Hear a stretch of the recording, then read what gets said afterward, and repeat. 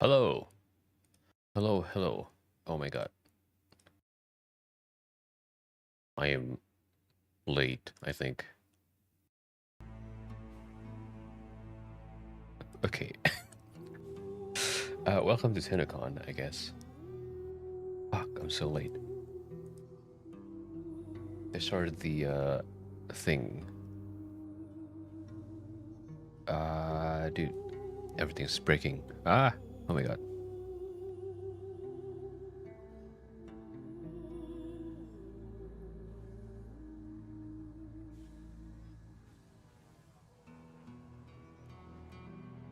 Anyway, welcome. Yeah. If you notice, I am still kind of sick. Not really, but I'm better, but there's still some stuff in my nose that is making my voice is nasally. But oh my god.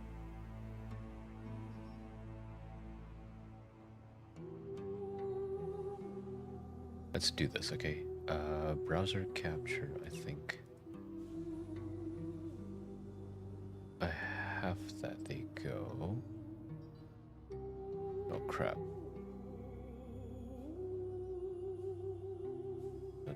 How's that?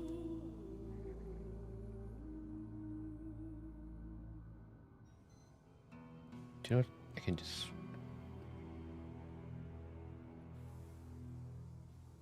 Okay, this should be better.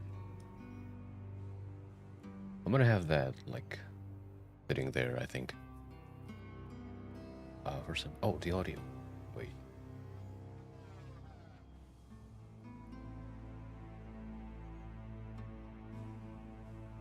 To all of us. At London Cares, we're part of a community-wide organization. We help everyone together because we know we can't do this work alone. Our outreach programs, our housing programs, and our day spaces treat people with trust and respect so that we can walk together towards housing. Today, your generosity goes so far, and together we will come together and we will all lift together. Hey, nice. Oh wait, I should add like the drop thing. You know that we are so fortunate and thrilled to be able to announce a donation each year, and we're so happy to be donating $100,000 to London Cares. Yeah, thank you. Thank you so much. And thank you for everything you do, Chris. If you'd like to join us in donating, if you're watching online, you can type in chat !LC to donate to London Cares. Thank you. You did great. It was beautiful. Bye-bye. Say bye, everyone. Bye. Enjoy TENNOCON. Thank you. All right. I know we're looking pretty dapper up here. Okay. Speak for myself. That's right. But we have some even more incredible looks. Yes. Last night we had the cosplay contest. Amazing. Mind-blowing. Blew my mind, yep. Blew our minds. Blew Reb's mind as well. That's she was right. watching. She did one eye watch. open. Yep, one eye open. Groggy. But we do have a little update on the cosplay situation because someone's cosplay came at 2 a.m. this morning. Oh. It was stuck in customs, but it finally made it. Please, Should we see it? should we see it? Yeah. Let's Please welcome Hoku Props as Leon, Blink as Rose, and Arboreal Key as Marie. Oh, this is the Oh my god. Should I make this bigger? I think like I should. There they are, the Devil's Triad.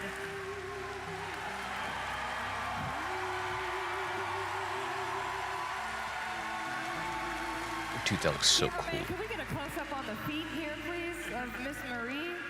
Get a real good close-up on those feet. Looking incredible. Impressive. You want to grab that mic for me? Thank you. Appreciate you.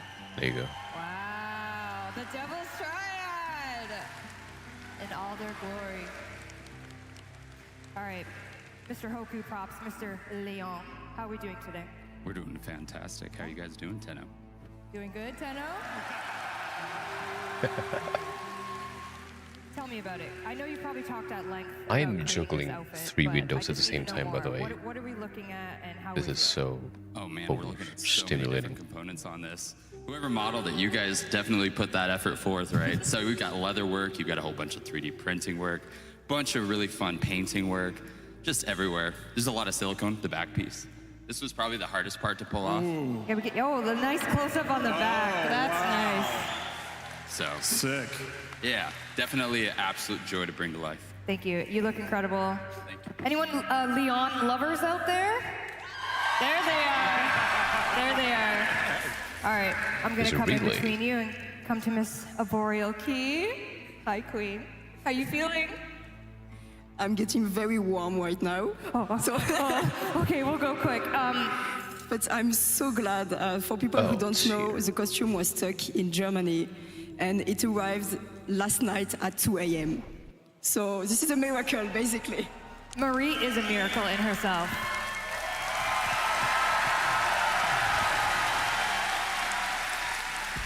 I do have to ask about the feet, though. I know you made a video, but for the people out there, talk to me about what we're looking at. How can you achieve this? So I worked with a stunt driver for the feat. So a guy who breaks cars for a living. I went to him and said, I have to stand like this.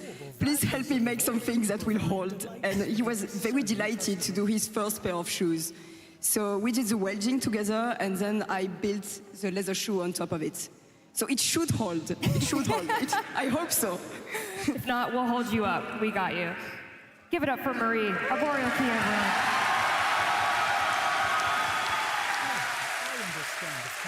My. Look who it is. The blue man himself. Roth is here to grace. If Reb was here, she'd be going feral. She'd be going feral. Talk to me about the outfit. It's stunning. It's amazing. How are we feeling? Oh, I feel hot, obviously. Oh my God. Be a fan up here.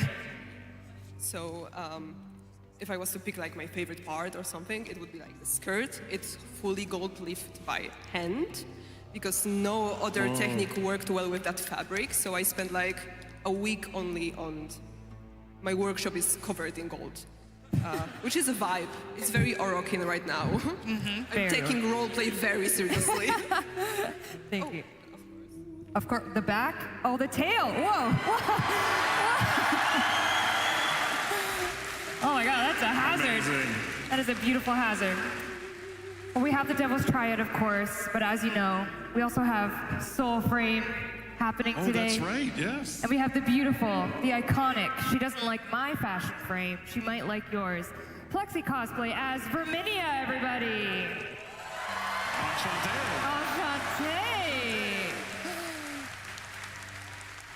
Hi, gorgeous girl. With It a is you. puppet. A Lovely floppet puppets. and a poppet. Plexi, gorgeous, my bad. incredible. Hold on, I'm gonna come over that way. I do see your feet are out though. Always. up? It's stylish. Why did we design her with her dogs out? That's a Jeff question. Jeff? Yeah, Jeff? Perhaps some fever dreams? Okay, we'll ask him on the dev stream. talk to me about it. How many rats did you make in total? Over 30, but I also have an additional 200 floppets to hand out today for anyone who needs a little help with their aura. Oh, I need help with mine. I have 0.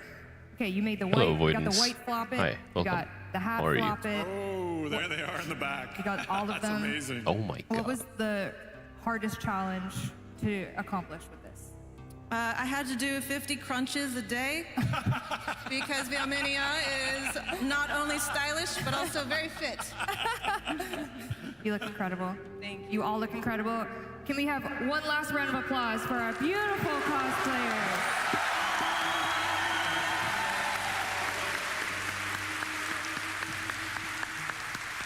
They will, of course, be around all day for floppets, pictures. Maybe you can do some Kim limes with them. Who knows? The world is your oyster. Thank you so much. Thank you. Bye-bye.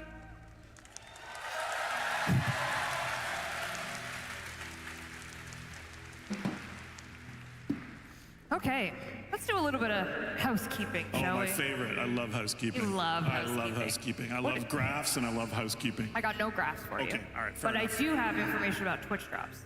Let's go. The fact is, hopefully they're working. Does Twitch chat say they're working?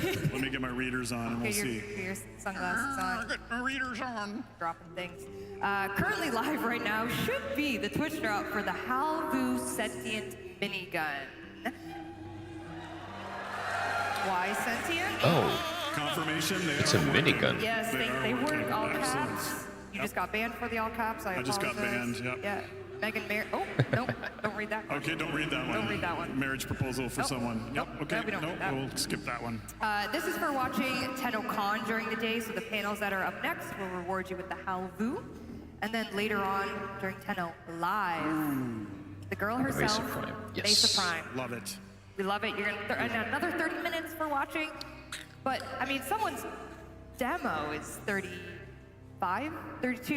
You talking about Warframe? No, I'm talking about Soulframe's live demo. Wow, we got a lot of stuff to show today. You do. Yeah, it's going to be a big day for DE and a big day for the Tenno and some envoys as well. That's right. A lot of stuff both. coming at you. Yep. I haven't played Soulframe TENNOCON yet. Digital Pack is still available. In a long time, I Perhaps guess. you're I've watching played that. and you have no idea what Warframe is or anything like that, and you're like, you know what? I'm intrigued. What the heck are they doing over there? You can still partake of the digital pack. Of course, it comes with the Barrow Katir relay. Everything is ever sold. So if you need to, get your mods, your Prime mods, and things like that. He is available until July 25th. Amazing. Thank you for supporting us for all these years. I can't believe that this is my life and I still get to do this with all of you. What an honor. Absolutely. What an honor. And as well for Barrow, just an FYI, he does come with Void Surplus. So if you need that legendary core, everyone just opened their phones. They're getting Warframe out on their phone. They're getting that Void Surplus. Something exciting went live today on the build. We had a hotfix earlier in the morning. And Sneaky. It was sneaky. And it brought Mesa Heirloom. She's live. She's live right now. Oh, really? On all platforms, Mesa Heirloom. Are you Team Duster or Team No Duster? I'm respectfully looking no duster mode. No Duster. Oh, there you go. Respectfully. Yeah, she's Who here. else is Team No Duster? Team no duster! Oh, you're freaks. You're a bunch of freaks. The option is up to you. You got your Cowboy Signa or your Duster. She's live in games, all platforms. A beautiful Liger design. Incredible. Liger crushes it every single time. And then just a healthy reminder. Later on, there will be a in-game relay experience. That's right. If you go to Saturn, not right now, but on Saturn, It's there a will be a Signa? TENNOCON specific Whoa. relay. Here you will go. A little hint, go to the dry dock, perhaps. Okay, hang on to the dry dock. Got Maybe it. go to the right side of the dry dock. Okay, You didn't hear that from me. Not subtle. Okay. Not subtle at all. But this will go live later when Tenno Live starts. And for our Tenno at home, you will experience a Nice. once-in-a-lifetime moment as we do the Warframe demo live. We'll Wicked. call it out. We'll make sure everyone's ready, give you a heads up. But if you are at home, you want to participate, you can get in that relay very soon. Okay, we do have some online giveaways that I did want to highlight. And the main reason I brought you up, because you're going to be our Vanna White of this evening. Okay, do I have to, are we doing this now? We're doing this now. Okay, which one do you want to start with? Let's see. Well, first, let's talk about HyperX. You see Excalibur over there? Oh, I do see him. Can you lift him up With headphones on? with headphones on? Give me Because those headphones. he's got to get them on here. You've got the Ortis attachment. Oh, there it is. Please walk across the stage. What do we think? What do we think? Oh, I want to put him right here. It's not really that. amazing. We have a Excalibur prop. It does come with Excalibur head, which can be used for many things. I won't judge you. The Warframe headphones. What? Hey, relax. The Ortis attachment as well, all from HyperX. This is a clean giveaway online, so if you want to partake in that, you could be a lucky winner. Thank you, Steve. As well, we do have a Omen Gaming Hub. Now, can Steve lift the Omen Gaming Hub? Okay, there you go. Hi, Kiso. Hello. Welcome. Oh my God. How's the TENNOCON going? Just started, actually. Interesting art we have on the front. At least just started for me. The online stuff. Later, perhaps. Well, that's some good showmanship right there. Great job. And then as well, we do have a giveaway of a champion. I'm gonna put the browser there. Okay. Hello, welcome. Yes, thank you. I've been well. We are at TENNOCON right now. It is a yearly convention of Warframe. Pool floating did not make it to TENNOCON, but it is online. Are you devastated about Held that? up by customs again. Like, They're doing their intro right now. oh boy. It's like a 6-hour event, at least the online one. It is online and available. Obviously, if you I'm waited in going the to first stream line the whole here, thing. Thank you so much. Thank you. Apologies for maybe how long it was. I see some So, soccer shirts actually. yeah, There's one. this will be a 6-hour stream. You guys look great. There's a, yeah, incredible. So you can partake in that if you would WARFRAME's like. Twitch drops. Yeah, All right. it has dropped. Time for us to get out of here. Actually, if you're streaming, you don't have to do What is happening, lurking. for the rest of the day. Here You on can this just stage stream it at Canada normally. Life Place, obviously, you know, we're in the welcome to TENNOCON phase. Are we hanging out? Yeah, yeah. I'm able. Okay, I am. Yep. Excellent. I think it's like a 1-hour event and 1-hour break, 1-hour event, 1-hour break. Young as a daisy. Until like the last hour where they showcase like everything. So that's what I'm looking forward to. Yeah, we're gonna show new systems. We're gonna talk about the tempers. We're gonna talk about. Oh, there you go, there you go. We're trying not to That's it, spoil that's it. Because we are gonna intrude on Tenno Live a bit and show you the Fable demo there. I'm juggling between But we have a lot of 4 cool different stuff to talk about, browser. riding and There you go. new games things and yeah. Tune in, please, please. Please watch. Yep. Yeah. Oh, I missed it. And then soon after that at 1, we have Sounds of the System, hosted by Zach McCone. I can see him front row right there. Hi, Zach. Hi, Zach. Joined by some amazing DE members as well as some voice actors. We have Elsa, the voice of Marie herself. Yes, amazing. They will be Voice of giving some Marie. sneak peeks a little bit. Are they giving away things, like spoiling things? Zach has some spoilers. Oh, Yeah. what the- He's got some spoilers ready. Ah, don't say foo. And You then don't after want to miss that. I think Matt's going to be there, Matt Chalmers as Matt well. Chal- I mean, oh my the God. composer The conductor himself. / composer. No big deal. My goodness. Yep. he said he was Yep. just up there doing a dance and he was having a good Okay, time. I see, so I see. he's a man of many talents. Yep. And then after at 2 p.m., we have the art and animation of Warframe hosted by Danny. I don't know if you hear Danny, I can't see anything. But this is going to be quite the spoiler heavy one. I will say. No, really? In a good way. Okay. In a good way. Okay. Maybe the next Prime. Ooh, okay. You want to tune in for that then, for sure. And other things. Giggles, okay. Giggles. And a couple other things as well. So definitely tune into that one. We also have the narrative of Warframe. It's back for round 2. Corey, as you just met, is hosting it with our lovely narrative writers and Ben Starr, the voice of Arthur Nightingale. And Renee Zager, the voice of Roth himself. Holy. This is star-studded, isn't it? This is incredible. I think Reb said it, but this is the TENNOCON she should have been at. And isn't this incredible that the whole day is just a celebration of art made by people, humans for humans? Isn't that incredible? Isn't that Soulframe Death Stream or Time in something. the world is when we need to celebrate this. So thank you for being a part of that. right? That's right. We do it for you.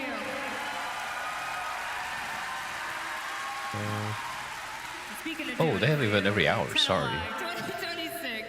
As you said, we're Damn, going to have okay. 2 demos during TENNO Live 2026. We're going to right. have the Soulframe demo. Yep. You guys It's a are gonna- double feature. It's a double feature, Get so your popcorn. get comfy. Yep, get comfy. It's a double feature. Yeah, I think we're going to hopefully surprise you with things that are happening in both of our games. There's a lot of Ben stunning Starr's voicing someone in developments Warframe. that, Yes, you'll be Ben Starr seeing, has. and, I think the one thing I want to address also is that Think, Soulframe is a sister project, and I appreciate everyone being able to support it as well. I know Actually, this is can I cold go? Tenno Live, but obviously this is for D to grow stronger and to make Warframe even bigger as well. So yeah, we are going to intrude a little bit and show you a few things from Soulframe as well. I can That's show him okay. to you. That's okay. Okay. Thank you. Appreciate that. All right. We are going to let you get some hydration, stretch those legs, because Soulframe is up next at Okay. 12 p.m. Eastern Time to show you the next little tidbit of Soulframe. A little bit, yeah. Okay, we'll see you at 12. Thank you so much. 12 p.m. Okay. See you See soon. you soon. Bye-bye.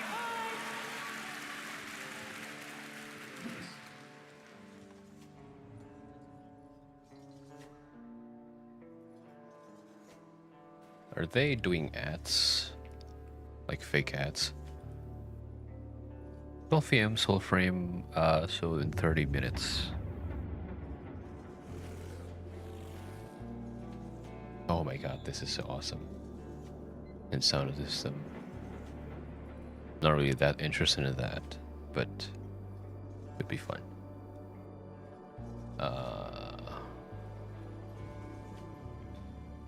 The art and animation. TENNOCON, day 2.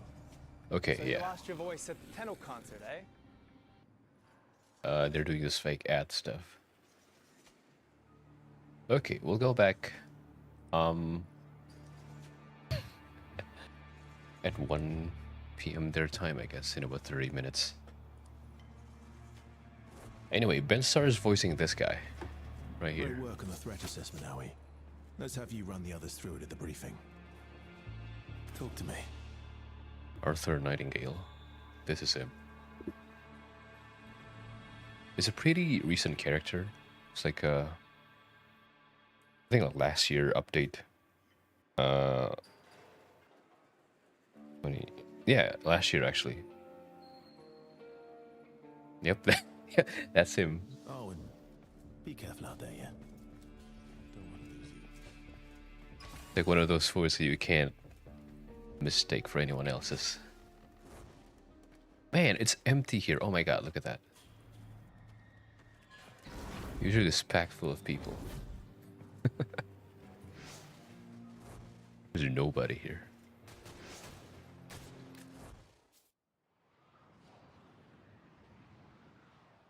They have a lot of voice actor in this on this con. Like I think they did an interview like yesterday for the others.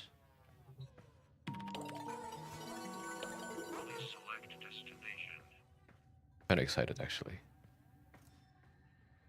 Are there any other interviews?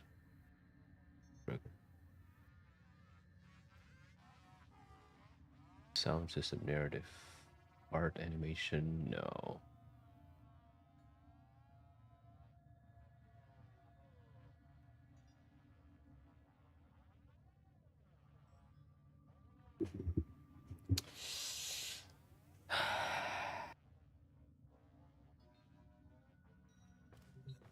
And the last event is like 3 a.m. for me, so hopefully I can stay awake until then.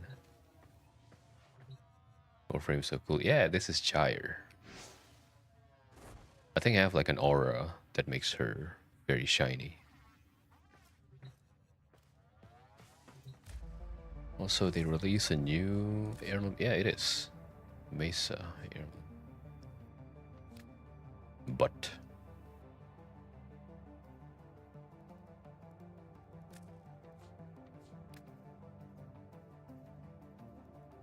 I don't play Mesa that much. Actually.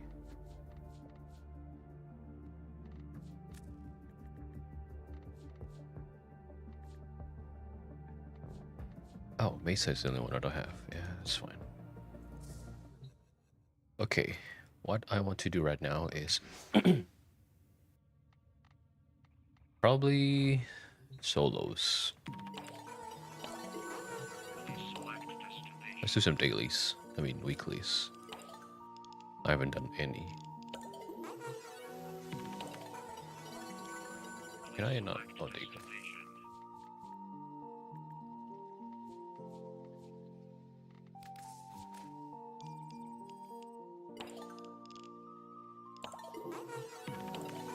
Progress melee.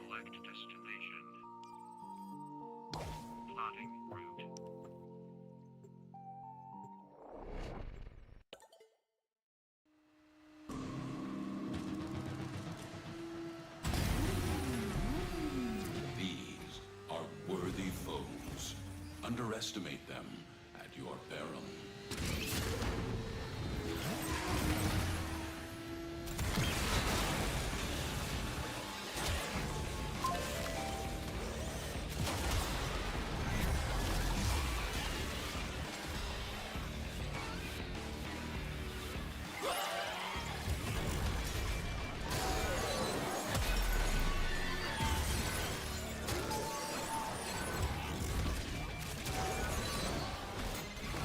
why they call them hell scrubbers?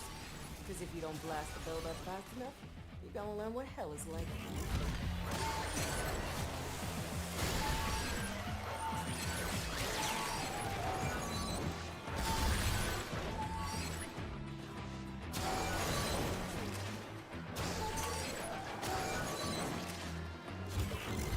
Need you to stay on top of those scrubbers. You see growth? Shoot it.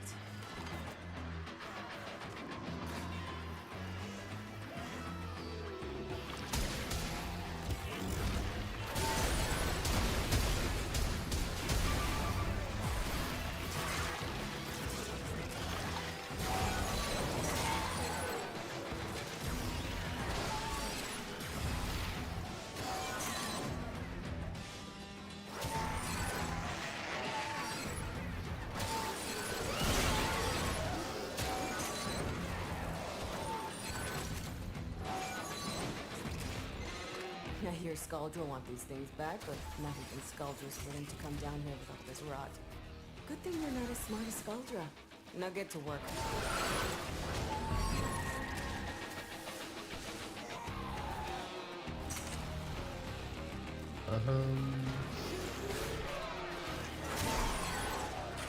Which one?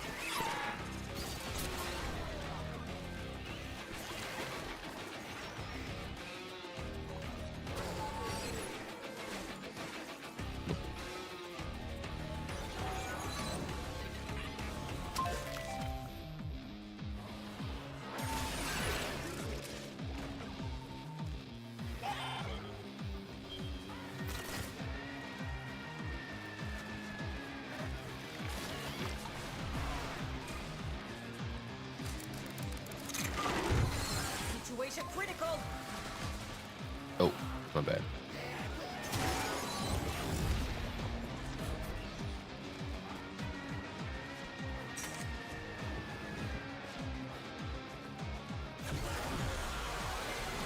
Now you get to do things the hard way. Spore contamination is getting out of hand. Start holding your breath.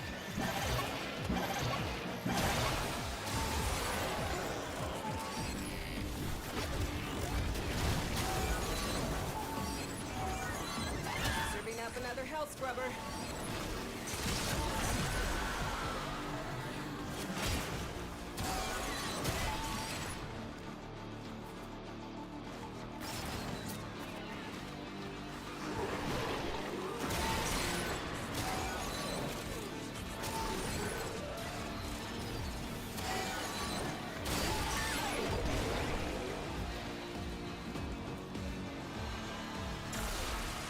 Oh my god. Oh my god.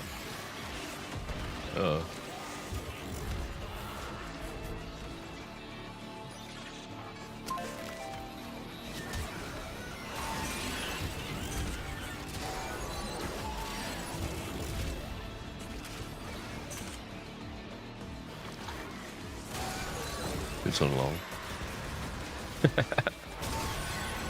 When's the last time you played Kiso? Because yeah, this is like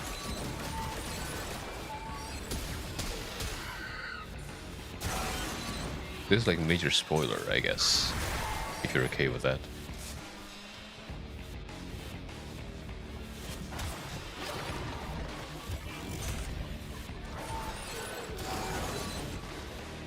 Years ago,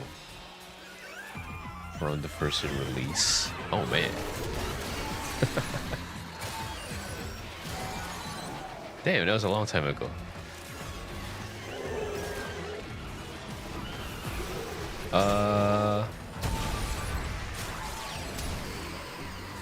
If you played like from the very beginning, then I think they don't have like cinematic quest yet. They started the cinematic quest in like 2015, I think.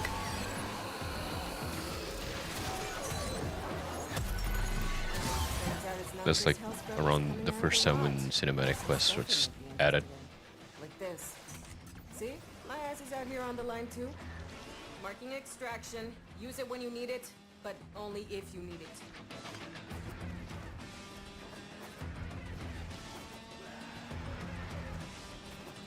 You know, the story is kind of confusing though if you don't It's like Dark Souls, right? Story is just, you don't get that from... There's like a lot of side stuff that you have to pick up if you want to know the full story, and maybe sometimes explanation from essay videos, because they don't just tell you straight up. But I like this. I like this game. I like the story. I like the story where it is. I like the story where it's going, you know.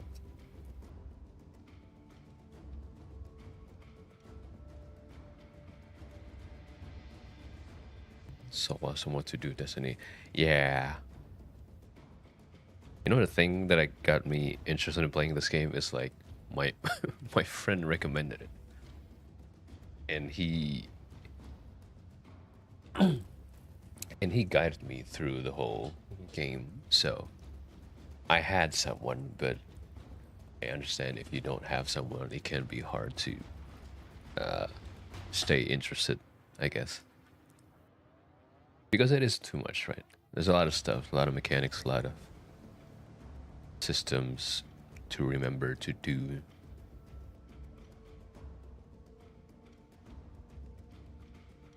You can definitely get overwhelmed. I tried Destiny 2 actually, alone, and got the same results as you. Shame that Destiny is not alive anymore.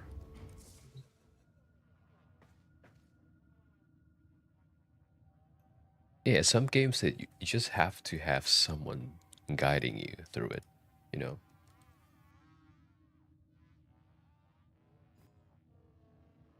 Otherwise, it's too much.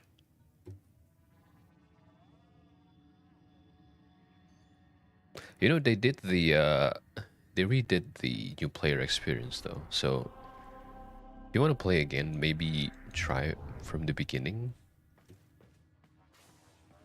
Because they add a lot of systems to help with new players.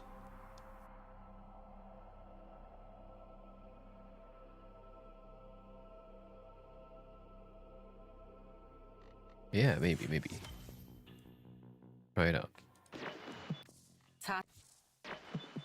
Nora is all about incentivizing.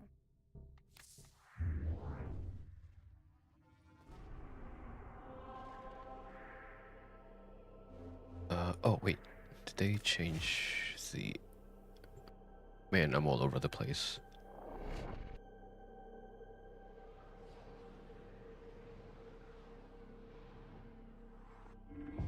Was that... Better call the Undertaker, because Mesa Heirloom just sauntered into town. I'm not a WWE guy. Kevlar. I thought loading myself with a pinch of the void and any weapon. Nope. Not feeling it.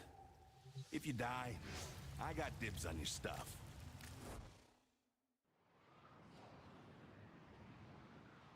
Man, this is a lot. I'm juggling between 3 different browsers. Oh my god.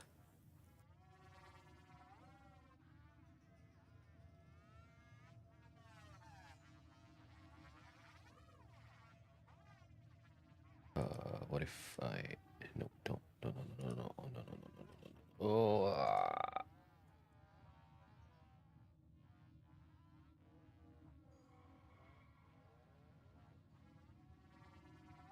okay, that happens.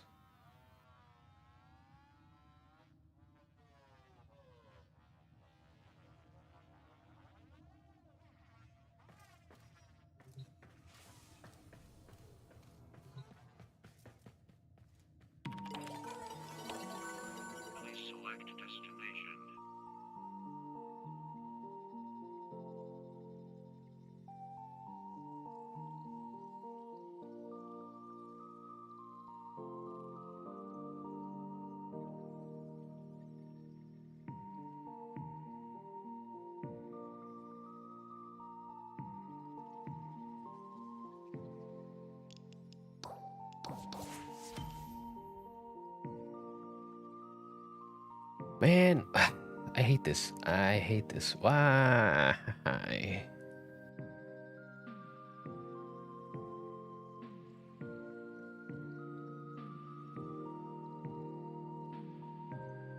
Why is it like it so much?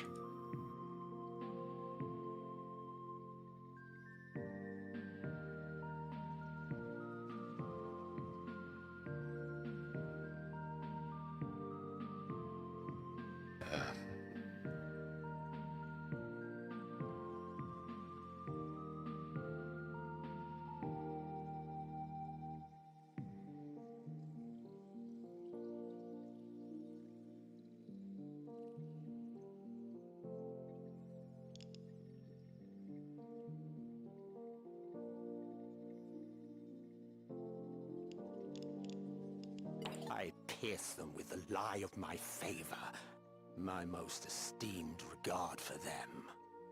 Alone, in private, I turn that weapon on myself. Oh, how I bled!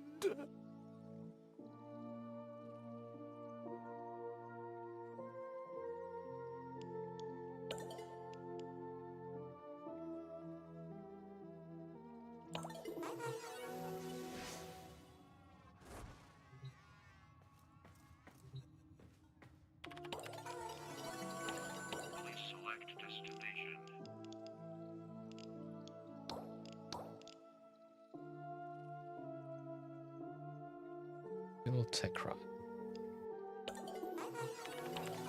That's another one. Please select destination.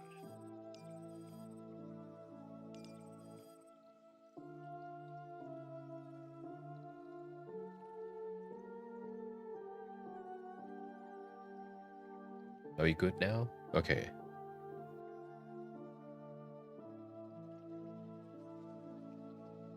Ugh, I don't know. Why is this happening to me? Let's see.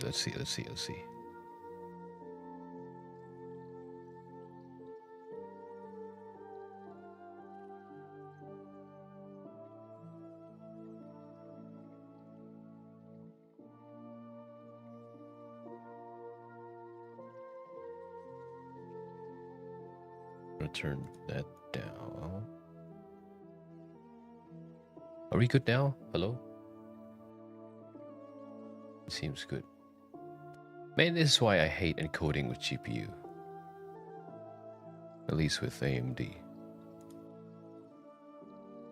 It sucks ass.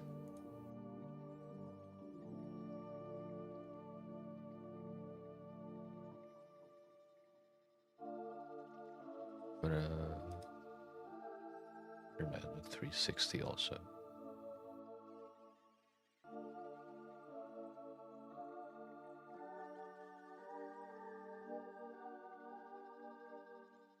And then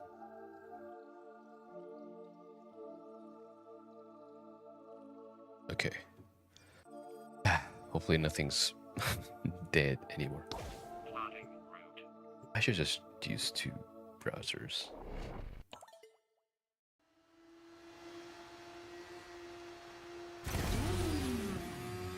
Each enemy is more powerful than before. Oh, maybe this is what's happening.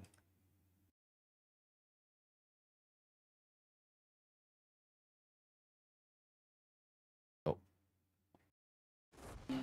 Only with true mastery of the Tenno arsenal will you succeed. Okay, hopefully that's lighter.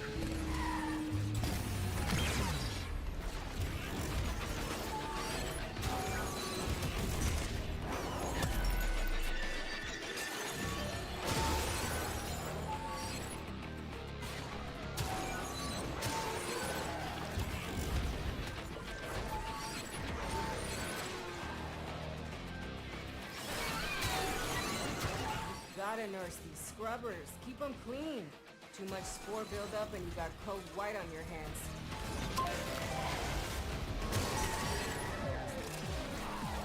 Oh, wow. There's 3 up there.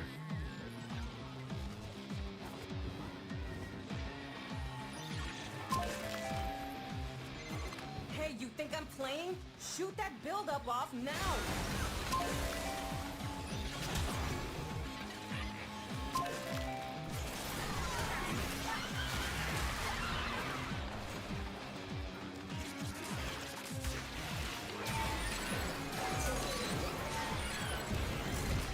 Situation critical.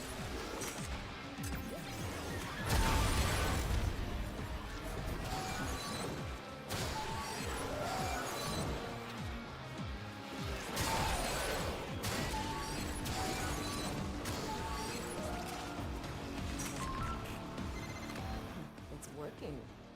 Hell scrubbers are starting to emerge. I gotta hand it to the little guy. He knows how to talk to the appliances.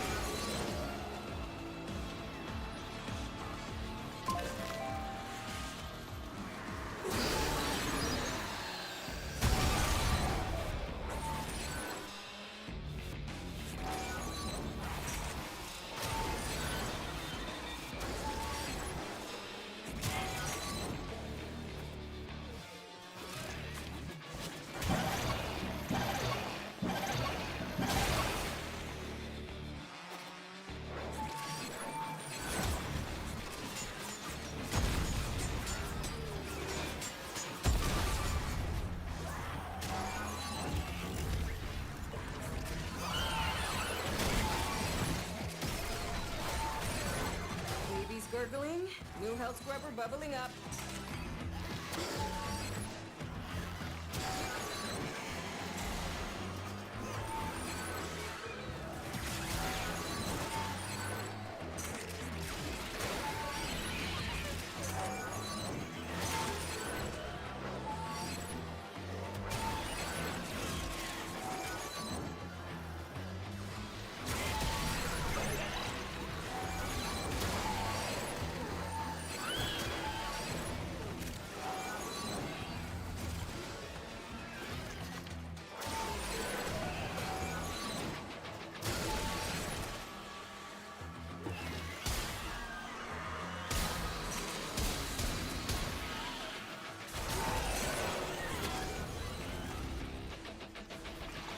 Oh boy.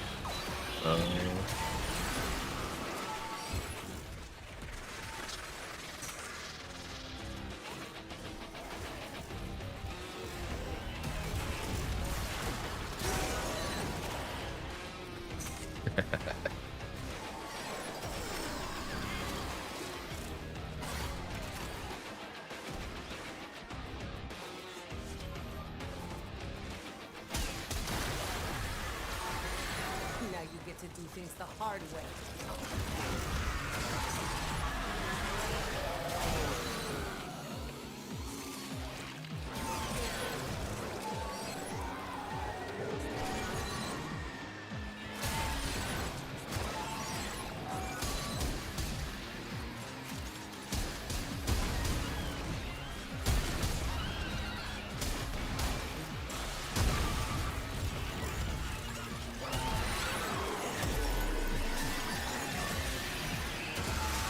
It's not just hell scrubbers coming out of the rot.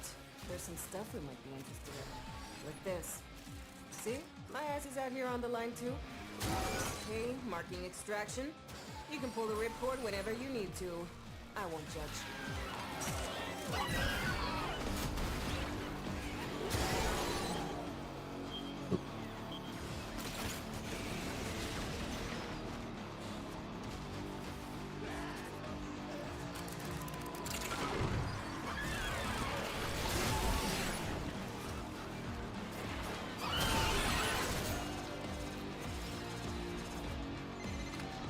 Seconds to critical.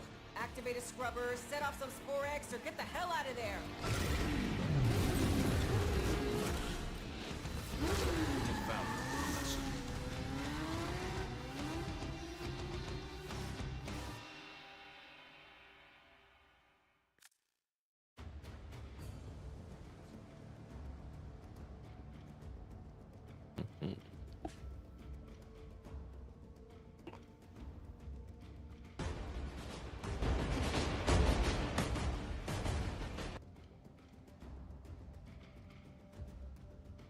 And there's nothing. Okay.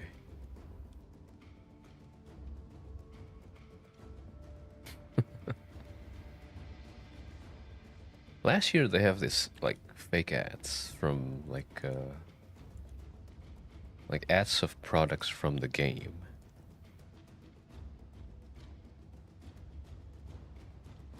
There's nothing this year, just a loading screen.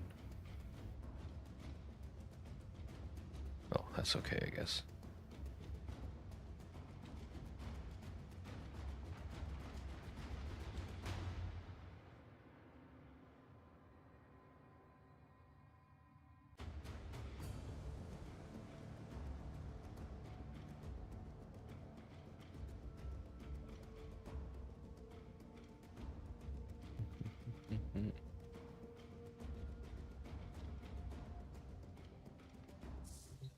Okay. I would like phosphor, please. That's whatever abilities. That's what I want. Probably some form.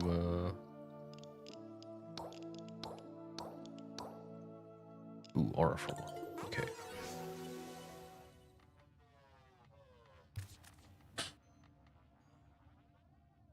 Hopefully this doesn't break the computer, but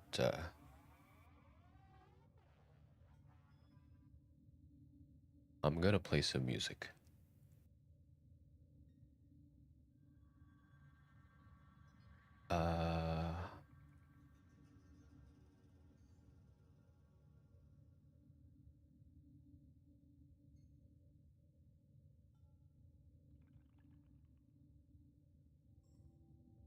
How do you do this?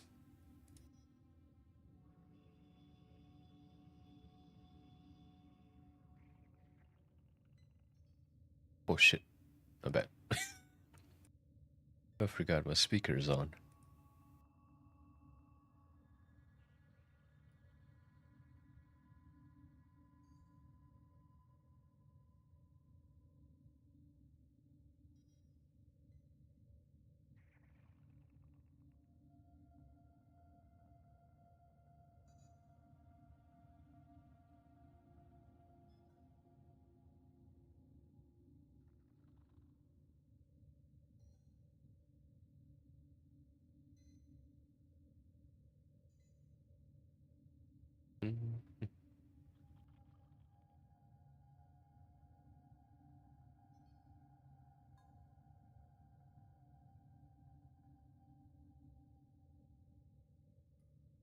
Okay, here it is.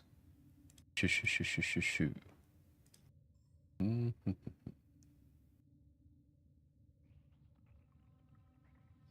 This now this should play on stream on Twitch, but not on YouTube.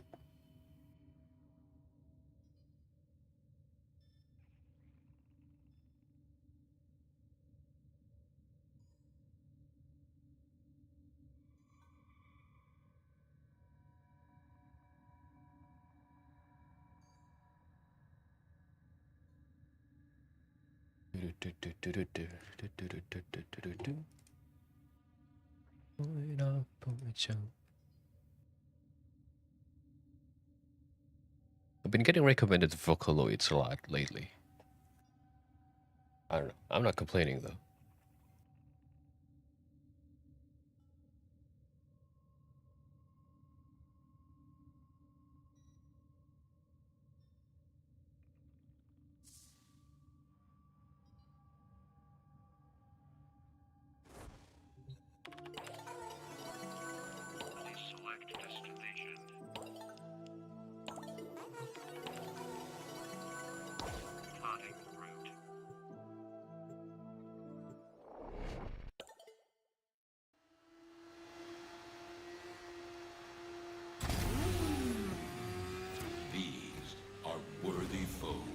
There it is. Yeah.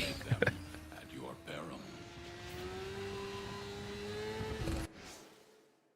You know what? I would like to apologize for my music tastes in advance.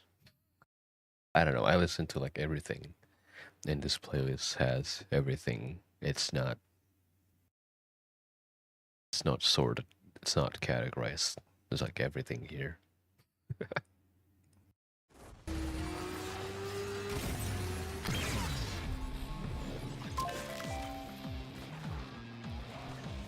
Oh wait.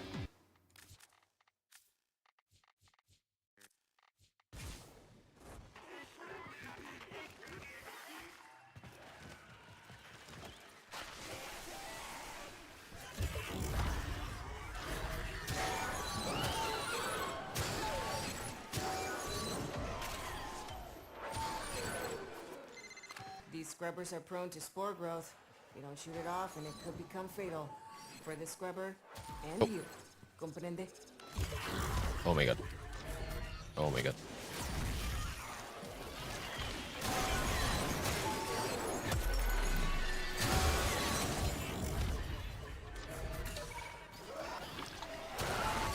Hey, you think I'm playing? Shoot that buildup off now!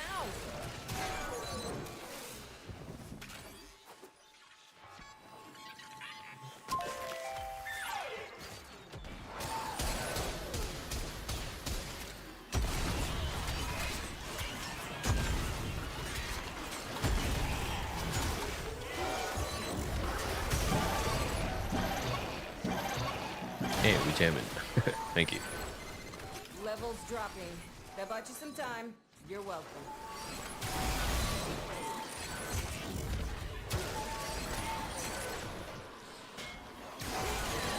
It's working. Hell scrubbers are starting to emerge. Yeah, I gotta hand it to the little guy.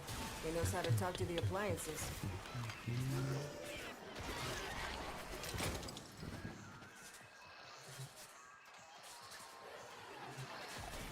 Oh, did I? Oh.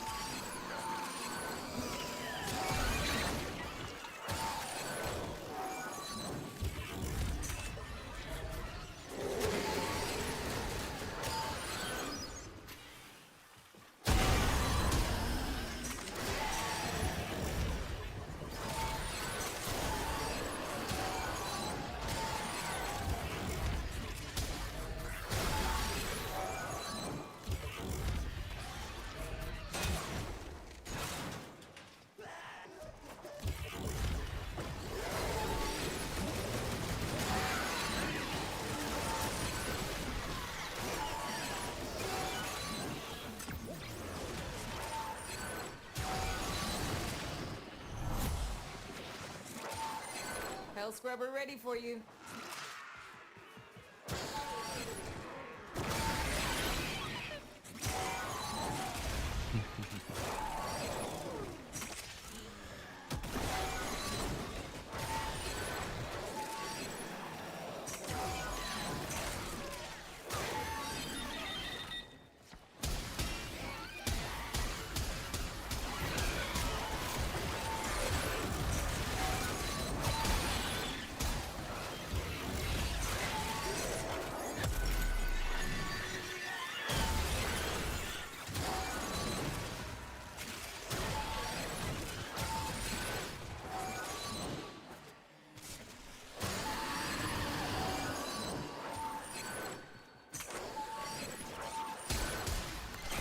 Hey, I need 20 cc's of fix your damn shit.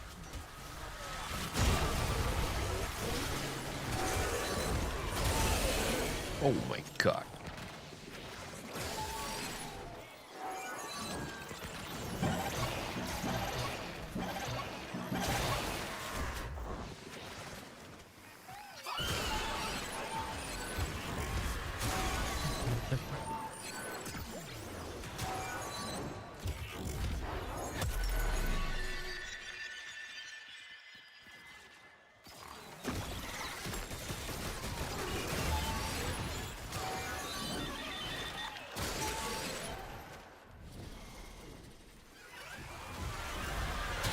Now you get to do things the hard way.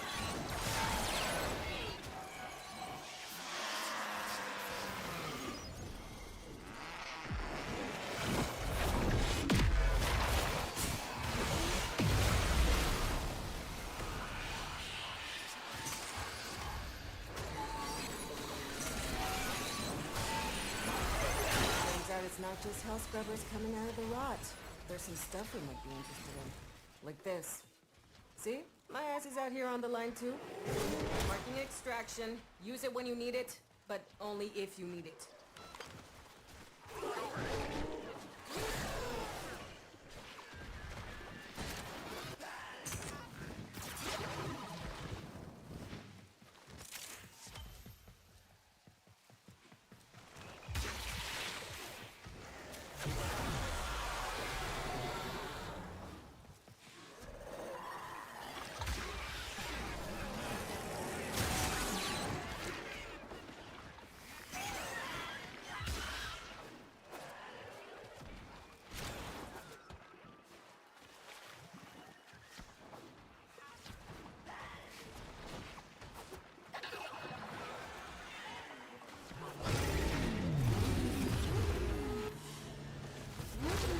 So we learn the importance of clarity and purpose.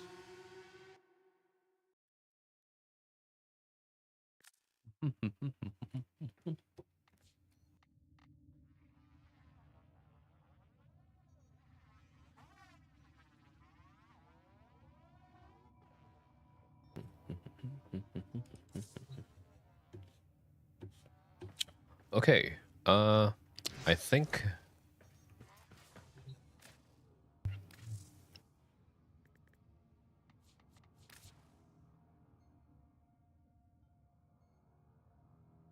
oh my god, I'm late.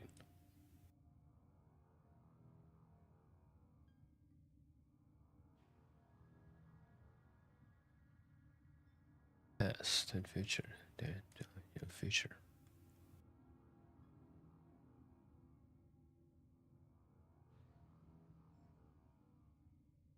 Okay, I waited for that to end.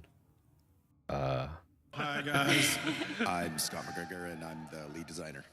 The movements the game so clean. Yeah, I'm dude. the audio director. Can you believe they came from a bug? There was like a bug in the game, like that makes. I think the history behind the movement in Warframe is Warframe was like any other third-person shooter, right? It's like walk, run, shoot, sprint. They have stamina. But I think there was a bug a player found, and then that made like you jump really high. And instead of fixing it, they made a new whole movement system. So if you've ever signed up, you're in. It's awesome. Scary. So that was cool. No, I'm just finding out about this now. Well, Sarah, CEO. Okay, anyway, let's watch this. Invitations will be sent by next week. So, yeah, if you haven't signed up and you've been interested, wanting to try out the game, soulframe.com right now. Excellent. The first time, Soulframe Preludes is our pre-alpha state. For the last few years, we have been building this game alongside of you. And you have broken our game with some pretty hilarious bugs. This is Soulframe. The developer, DE, made a new game, Soulframe. So throughout I think the past two TENNOCON, they have been adding like a tiny bit of Soulframe update in their con. So this is it. Or maybe you survived a Virtue rework, and then another one, and then kind of another one, all in this span Yeah, of a so couple this is a new months. game. But it's also exciting. We're gonna do one more too, aren't we? Sorry. Sorry. We got more. One more. What has it been like, guys, building Soulframe out in the open like this? It's been very special. I think we're...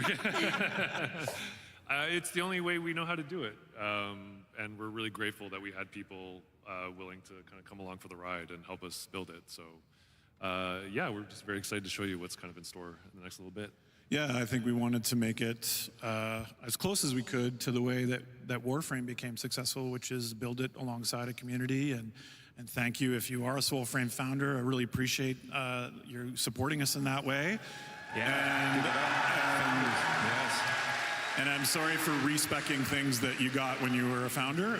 We'll make it right. It was my fault. But yeah, this is a very important thing. I think all of us in the room know keenly how the game industry is going these days. And we still feel it's very, very important that the game has to kind of be in contact with the players at all time through its development in order for it to be successful. Because I think we can all think of many, many cases where you develop in a vacuum for 6 years and release it, and it just doesn't work, and it's just a catastrophic loss to people's careers. And so we have to build it with you, with the bumps and bruises.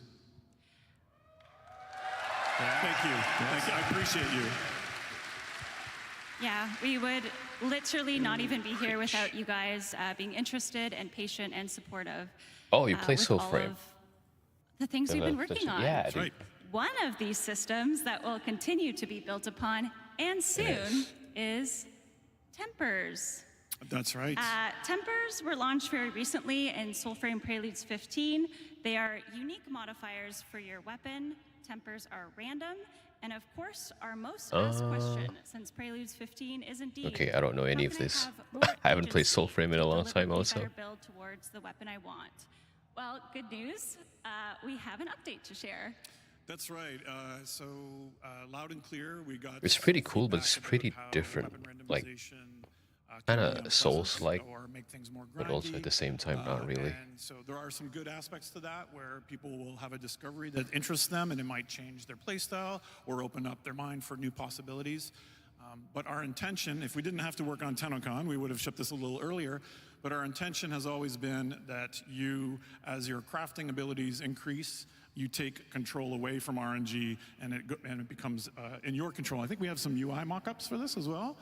Yeah, so this is, again, as Tuvokane becomes more confident in herself, she will be able to extract tempers, and you'll be able to kind of build exactly the kind of legendary weapon that you deserve.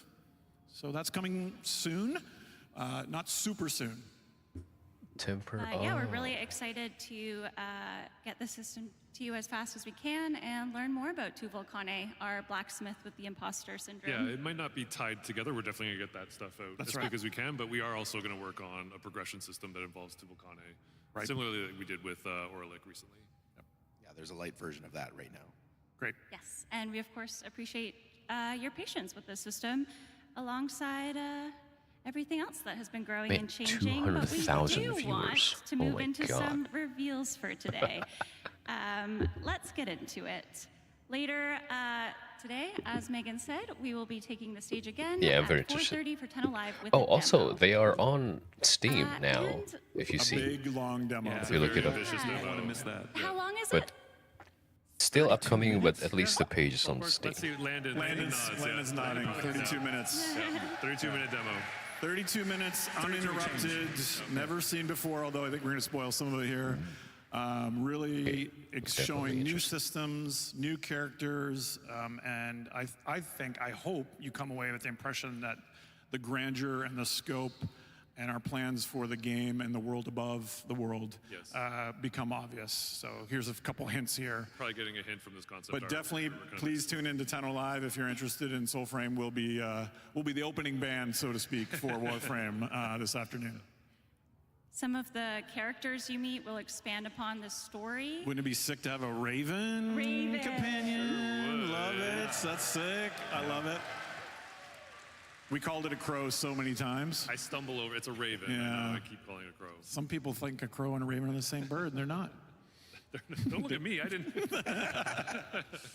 The fable you will see later will also expand on who you are as an envoy. We'll go back. Oh. Yeah, they'll go back. Go back. That's pretty crazy. Oh yeah, here we go. Some crazy weaponry. So this is very tuned into a certain nemesis we're going to be introducing later on. And yeah, some kind of advanced ode weaponry that we'd be playing a part in. It's a very cool animation. Playing Soulframe is kind of yeah, there's a like bit of playing lore behind the Warframe as a progression new of this. player. Like You don't know shit. And they don't tell you also, so Old Soul Calibur fans. it's kind of Blades, let's go. Yeah, not the outfit that usually goes along with that not the character, outfit. but confusing as well. the weaponry inspired. And then, yeah, I think we need a pack to kind of This pack match makes the weapon me so type. uncomfortable. It looks so amazing in game. This. Maybe we'll show them the pack. We might give you a show. Holy, we're blasting. Sorry. Okay. And then, yeah, this is more content that's going to fill the story kind of that we're showing later. But like everything that we put in, of course, this will be accessible to players as cosmetic options as well. So these are kind of Dendrit clan warriors. Jeff, I only hope I can survive your fashion critiques in these. I feel like I'm being set up. Uh-oh. You are, after all, famously judgmental of fashion. Not me. No. Not me. Not as much as a certain rat witch I may have seen earlier. Enchanté? Jeff of House Cooks. Oh no. Your aura is the drabbest I have smelt in all my afterlife. Oh no. Your cross is as thin and gray as the veil. Your greaves grieve me. And khakis? Really? Oh no. Sorry, Jeff. The burn. Yeah. Sorry, Yeah, Jeff. I like. Me too, man. I like the design in Soulframe. It's kind of like fantasy, but at the same time, there are still Somewhere I feel like Megan is like super vindicated. technological stuff mixed inside. Herminia will be sniffing around all day. Kind of mix so between definitely fantasy and go, futuristic. Say hi to her. Thanks, Plexi Cosplay, for your... With a ton of puppets. Yes. It's neat. Also, nature. Like I was saying, our demo at Tenno Live today will unveil more of our envoy that we have ever seen before. Perhaps you will see some of our origins, and maybe everything will start to make a little more sense. Oh, that'd be nice. And I have a little bit of a spoiler because I do want you to keep special eyes peeled for Tempest Bayer. Voiced by the man that will do anything for money, Ben Starr. Ben Starr, there you go. Yeah, he turned out so great, so happy with the voice. It just It's incredible. knocked it out of the park. Yeah, it's fantastic. And there's a little special something with him in it a little later on, Yeah, I too. really hope With people here. pay attention later on in the demo. It's really, really incredible what he did for us. So tune in for that later today, as I've said a million times, but we do want to show you something really exciting right now. And let us begin with our most asked question. Uh-oh. Mounts when? Mounts when? And the answer to that shall be revealed right now. What the hell?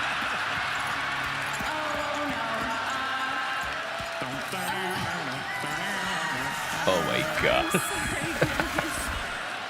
I'm so sorry, guys. I must have sent them the wrong video. I'm sorry. What on earth was that? Do you think, could we just show it live? The joys. Okay, maybe we show it live Can then. we show it live? Okay, please. Landon. Less broken. Anything better than that? Sorry, I know you're practicing for the demo, but can we show it live? All right.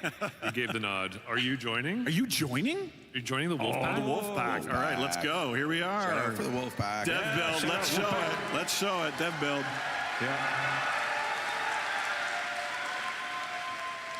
Dev build, dev build, dev build. What's going to happen here? Okay. I don't know. Oh, with the N on the other line. Excellent. Yeah, here we go. Yeah, at last.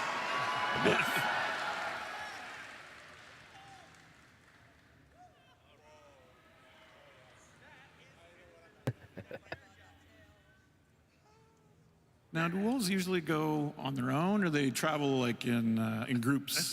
I think it's called a pack. Oh, really? Is that what it's called? What's going on here? Ooh. It's very. Pretty sweet. Let's go. Yeah, that was pretty cursed. Yeah, so, okay, the PC's muted. Anyway, imagine woof, woof, woof sounds and sounds. Yeah, so sometime after TennoCon, we'll be putting in the wolf riding.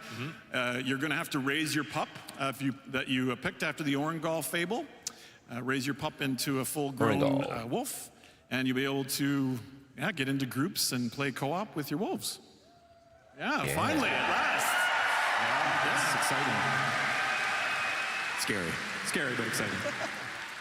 And hopefully you never see that cursed abomination that we saw before this. Oh yeah. That was terrifying. My favorite The map thing is was, so was an big. This is underwear as definitely a well. nice I addition promise to the it game. is a lot cooler with sound. Okay. I know. What the heck? Poor George. I guess you'll have to watch the demo later. But we do have something else to reveal right Is there now. something Landon's wearing right now that maybe Yeah, I He's think there looking might be. very fancy.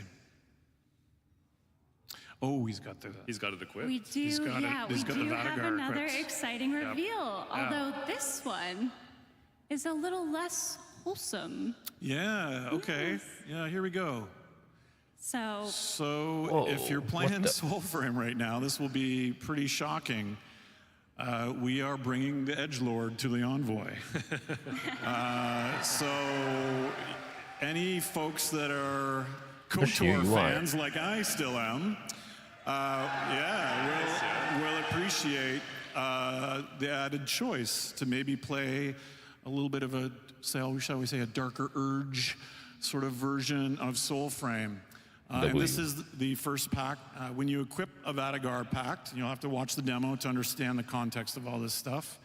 But if you're paying attention, you'll notice that it unlocks a new virtue system, and these are the pantheon of the Ode. So this is, I don't know, this is kind of our edgelord aspect here. Our anti-envoy. Our anti-envoy. It's a darker path for sure. Yep. can we show them some Dude, this UI is so Vatigar in cool. action? Oh my Are god. we going to do that? Are we going to show it? Oh, okay. Okay. Damn. Yeah, is it muted? Maybe Yeah, is it I'm just not- the PC? I'm not sure. We might have some live tech support for We might- Rue to we might come do out some and- live tech You support. might get to see Rue though. We as get to a- see as a Rue bonus, come out and like check out tech the this. So Vatigar, Scott, is our new pact, as Steve described. Virtues twisting and corrupting into something a bit stranger. Can you tell us a bit about the three new arcanics that come along with Are we going to Vatigar? demo them, or are we going to wait Well, for I audio? have the names Okay, from cool. our lovely narrative 'Cause team. I never know the names. Vault's Arc, Yeah. guided by Visitor's Hand. Throw Ichor boomerangs that damage foes. So I don't think Activate once more to cause the boomerangs to explode. Some people might recognize this. Where's that Dark Sector fan? Yeah, where's right where's there. that one? There, right there. Dark Sector. Look at that. Look at that. It's not a That's D for game you. without a glaive. Yep. The glaive. And it We was can't let it so go. cool you can't see it anymore. It was okay. We pause for this intermission. Everyone give a shout out to Rue. Okay, Rue's got the. So, yeah, Scott, can you tell us a little bit about the other packs, arcanics they will see? Yeah, so there's the second ability is Zephyr's Grasp.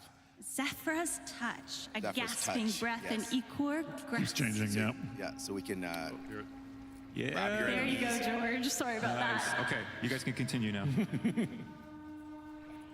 Yeah, so you can grab your enemies and debuff them and set them up nicely for use with your arc ability at your first. The third ability, I'm not really sure what the name of that was. Osaraxia's Stampede. He doesn't want to pronounce The it. waiting herd. Yeah, so it's like a crowd control ability that you can like summon a bunch of demon horses to like trample your enemies to death. Who doesn't want a demon horse? Yeah. Lots of them. Come on. Landon, can you show us some in action? Let's take a look.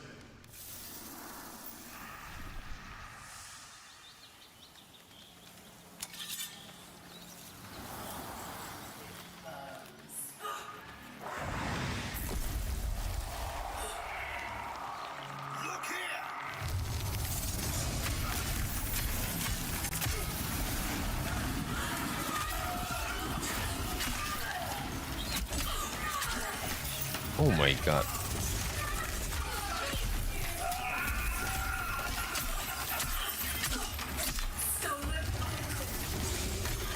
It is a glaive.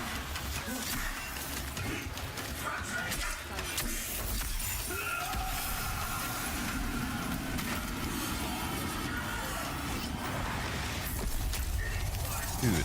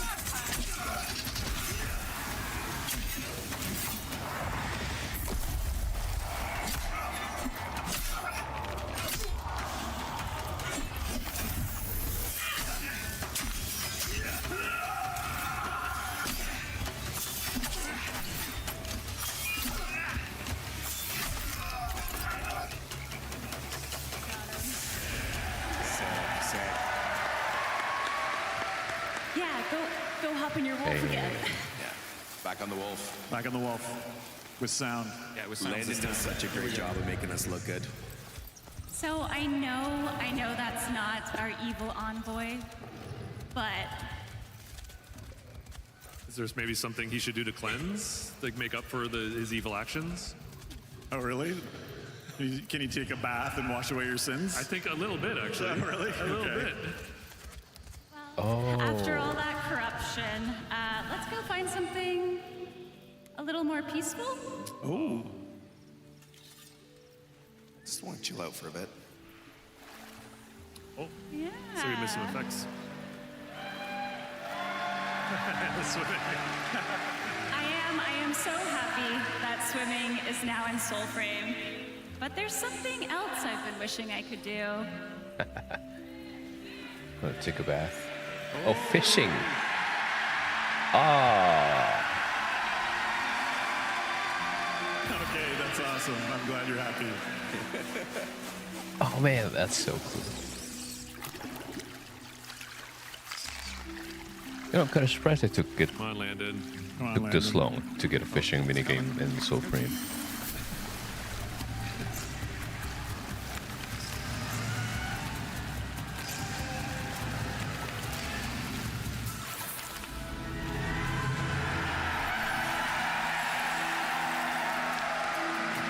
Oh, you purify them also. Nice. Catch and release. Catch and release. It's the world's first ever vegan fishing minigame. Thank you to those who laughed. Yeah, so fishing is coming. Very exciting. And what a lovely day in Alka. I don't know, I kind of wish it was maybe gloomy and raining. It's a little too hot, a little too warm. Yeah, maybe? I kind of wish it was weather tragically system. lightning and thunder. Oh. Yeah, that reminds me. We have weather changes. That's right. So we have a whole weather system coming to the Yay. game, which is so cool. The most amazing part for me at playing this, I played like an hour just in all the familiar places that changed so much just because the weather became so dramatic. So I think this is going to be a really exciting and welcome change to the game. Part of the systems that we're adding. Yeah, I think we're gonna look at having specific animals maybe go and hide during different weather periods. Maybe the enemies will change up a bit, so there'll be some interesting things we can tie to the weather systems of the game. No birds in the trees at night. Yeah. Stuff. But better fish to catch. Maybe. All right, that's enough gameplay for now. Aww. Sorry, tune into 10 Alive. Yeah, shout out to Landon, Gavin, Sam. Thank you, Wolfpack. Thank you. Nice.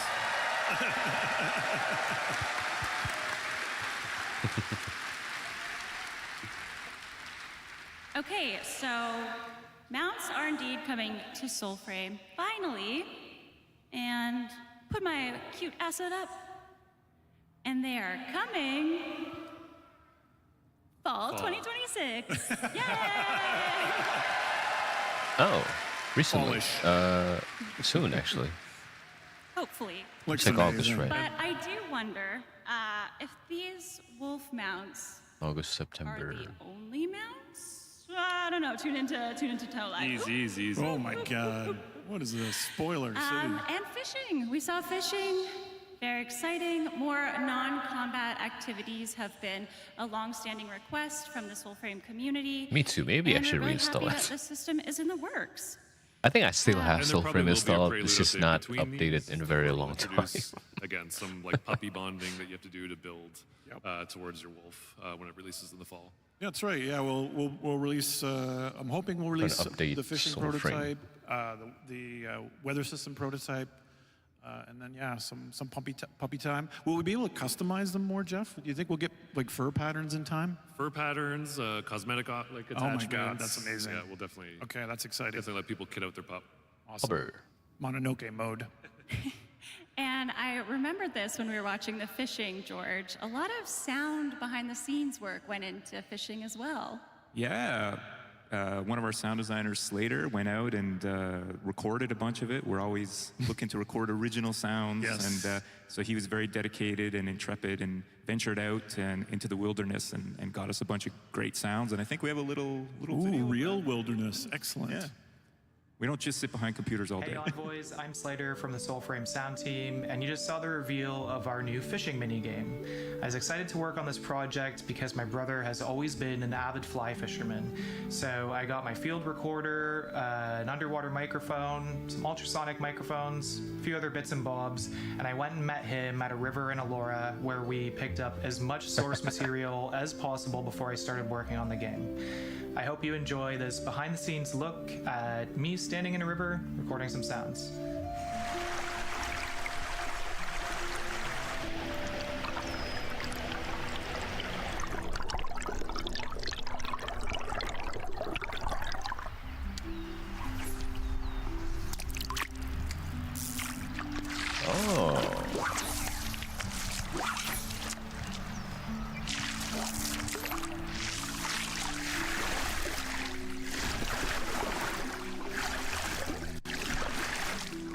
Thanks for watching, and we'll see you at Tenno Live for our new demo with all new sounds and music.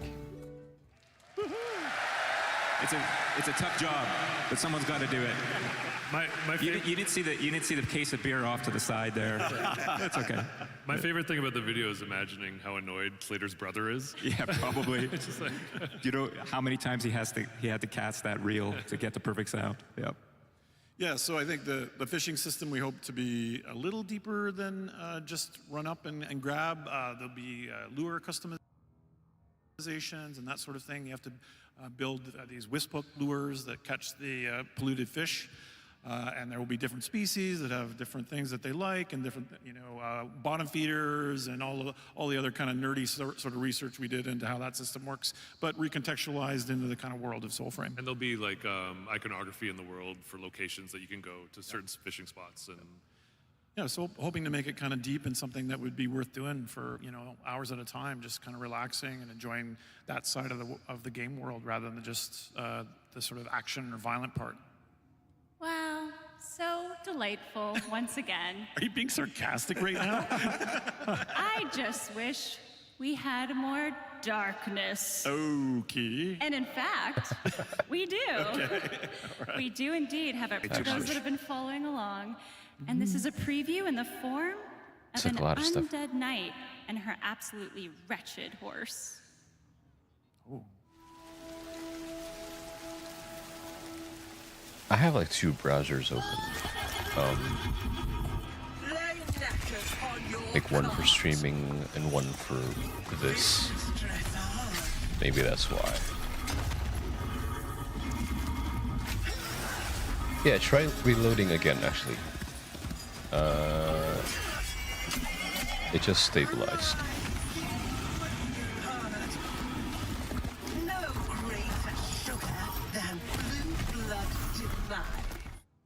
Maybe cunt. Yeah. Rainbreaker! Rainbreaker. Mendicant Rainbreaker. So yeah, this is one of our newer corrupt enemy encounters coming to Soulframe. She's obsessed with her steed, and in her mind, all the living are guilty for every cruelty ever done to horses in Alka. No one is safe, especially those playing Soulframe right now. Because, yes, as I speak, our Mendicant Rainbreaker has just went live. Now? Yay! Nice. No. I love how everyone's cheering and they can't play, but that's awesome. Thank you for cheering. I'm getting a last minute note here that I think maybe a bit of an issue. Oh, thank you. Welcome back. The stable? Let me just Yeah, let me just see. Come on, hamster servers. Come on. You guys close go to find school. her at home and let us know. I'm not old. But she will be going live today. Let me just check here. Excellent. And yeah, if you're not in Soulframe, like I said. So it's not a showstopper, but there might be a host migration Okay. situation, but I think can we're going live ahead. with that. No updates complete with one of those. Yeah, so go find her. Excellent. In the wastes. Okay, guys. Retuning tempers is coming soon. Mounts are coming. Fishing is coming. Weather changes. Mendicant Rainbreaker may be or not be live in game. And we have a sick new Fable being demoed later today. That's right. But within that demo, We are going ahead, actually. I just got note. We're going ahead with it, so we're good. Okay, hell yeah. nice. All right. Yep. Go find that wretched horse. My heart. All right. But within our demo later today, we also get to learn more about a rather elusive character up until this point, one we may have not actually seen too much of so And she's kind of far. already a fan favorite, I think. Yeah. I think she might be. The Empress of Eldvale, Alora, will also be seen, and she is, of course, voiced by no other than the one and only Jennifer English, who we would like to welcome to the stage. Yeah.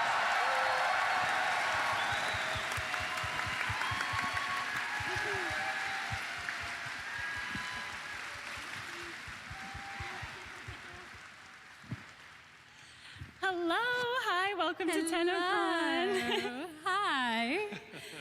Is this your first TENNOCON, Jennifer? And have you met any Tenno Jennifer or envoys English. yet? I can't hear a word you're saying. Hang on. Where have I heard No, that? met several envoys, and this is my first time in Canada, let alone my first time. Okay, welcome. Awesome. You're all really lovely. Well done. Oh, Baldur's Gate 3. Well, there you we're go. so happy to have you here. Both you and Ben add so much to our fable, which we'll be seeing later today. Jennifer English, and no of course, wonder. I'd love to ask, when you first met the Empress on the page, what did she Shadowheart. Wow, okay. I'm not allowed to say the C word, am I? But C-wordy. Look at her. This design is incredible. I would wear this outfit. And no, I absolutely loved her. But the thing is, the writing was just, as soon as I read the script, I was like, I have to play this character. She's incredible. And every session I have, I just go, this is the best job. I love it. One of Wonderful. the things I find so interesting about the Empress is that she can be playful and yet deeply unsettling in the same breath. How does it feel to take on a character like that? And as a performer, how do you capture that? Well, I think the best note I got for her was that she has the morals of nature itself. And yeah, she, just like nature, she can be enormously cruel and fair and unfair, and she's so fun to play, and yeah. Yeah. It's great. There's so much presence in the demo, yeah. I wasn't sure you were going to say something, and I was like, yes, go on. You're too far away. Yeah. We also have a never-before-heard Alora line Uh-oh. Oh, wow. that I would love for you to read if you would like to. See if I remember it. Oh, no, on the spot? From courage comes wrath, from graces a doom, from spirit raised death in this Icarus womb. That's just Shadowheart. Wow, what a gift. What a gift. That's actually just And Shadowheart. yeah, I think you're right about the Empress. What's amazing about the folklore of Fae is just how dangerous and whimsical and arbitrary their choices are and how they interact with humankind, and we wanted to try to capture that with this character. Oh, that is from quite dangerous, and you're going to see a lot more at Tenno Live. Terrifying, Yeah. so scary. Thank you, thank you. And for the record, you can say whatever you want, girl. Cunty, cunty, swear.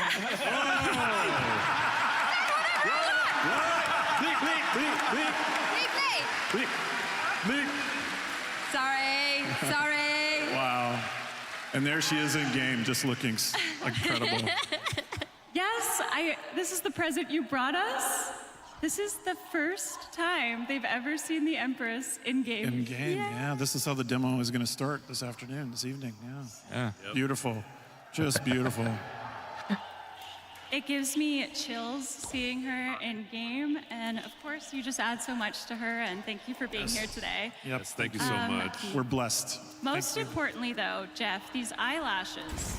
I've been hearing so Right? much about the eyelashes. When can we get them for our envoys? I don't know if she doesn't seem like the type that's willing to share, so I think you really have to, you really got to impress her to get access. Speaking of that, though, Tammy, Sarah Loves Archery, and I would all like to know.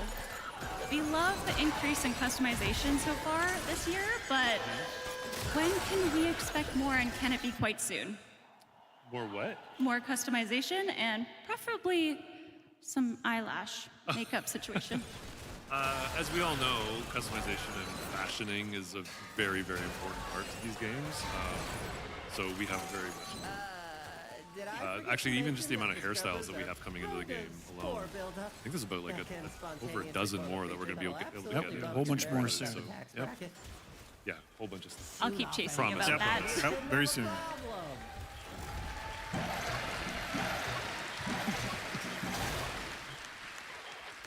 Okay, I just wanted to say before we start to kind of wrap up here that Soulframe has been growing in public for a while now. Some of you, again, have been with us since the very first Preludes invite. Some of you have joined more recently. And some of you are waiting for the moment Soulframe feels more finished. And we are still building and listening and changing things, but everything you've played, broken, questioned, loved, challenged, it has helped us build this game. We're building. Oh my God. That's right. And yeah, it is with your courage, grace, and spirit to do so that has allowed us to build this game at all and hopefully continue to do so. Of course. So guys, is there anything you'd like to say to the players who have been a part of that process along the way? Well, I think because we're at TennoCon, I would first thank our Warframe players and our Warframe Tenno for letting us talk about this other game. I know some of you, it's not why you're tuning in, but again, this makes DE stronger for us to have this as well. And so I appreciate your patience as we talk about our sister project. And then, of course, I have to thank our envoys who became founders, who have been signed up for a very long time, and who have been with us through a lot of the upheaval.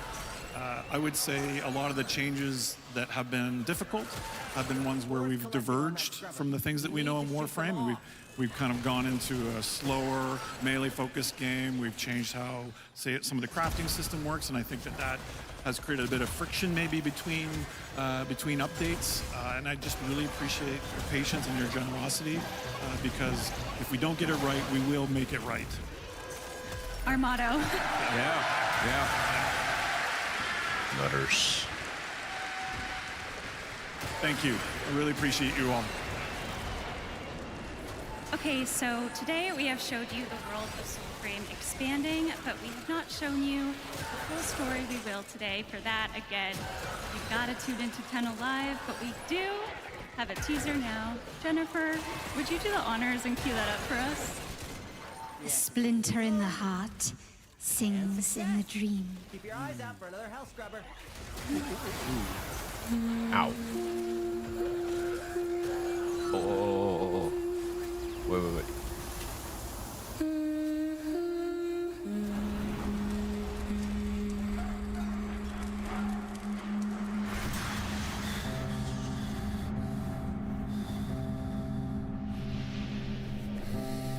Is that us? It is.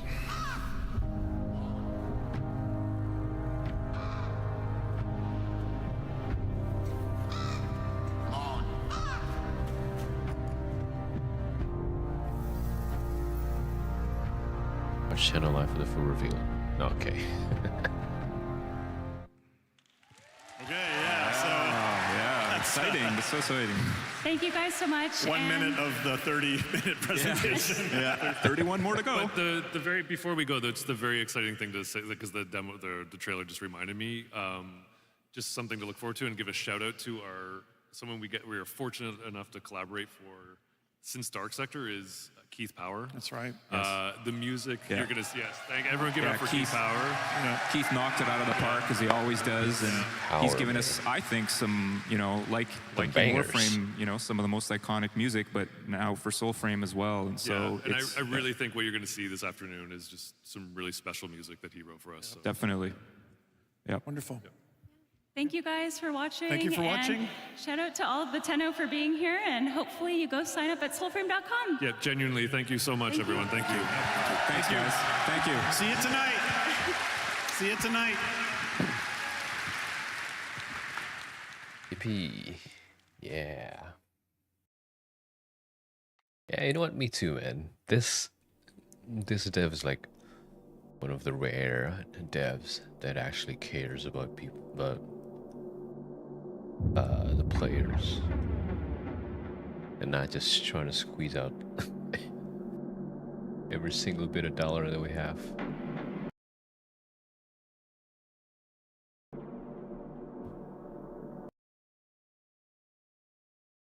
They're very sincere, very respectful, also transparent.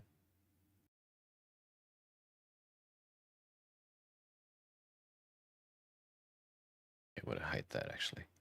Wait. Never mind.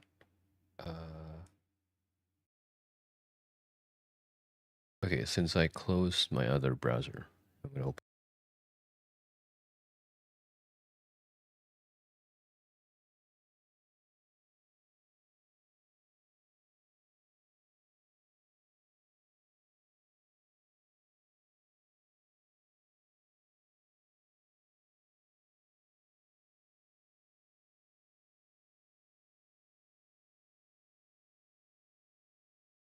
Oh, this sucks. I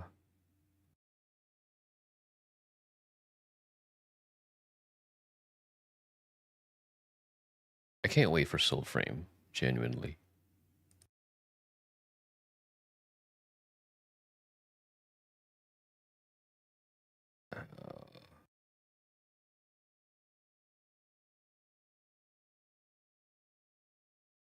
Live chat, change that to 240.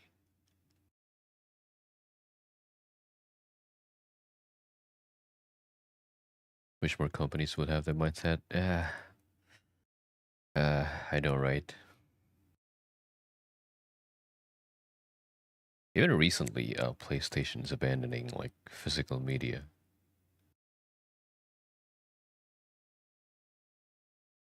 That's like slap on our wait. My brother's calling me. Hello, Naba.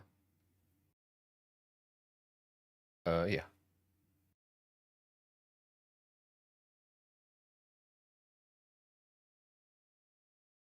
Oh, ya udah ntar bilang aja. Di mana sekarang? Oke. Iya.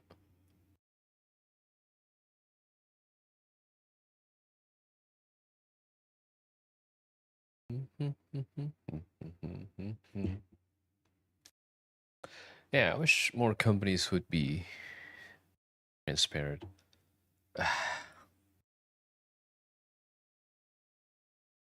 The state of gaming is too bleak now. That this should be like the norm, right? This should be common sense. And yet it is not. And now we're praising companies for having common sense. That is depressing, having common sense. Oh wait, that's my voice.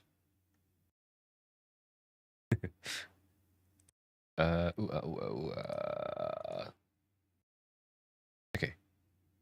Music. Where are my music?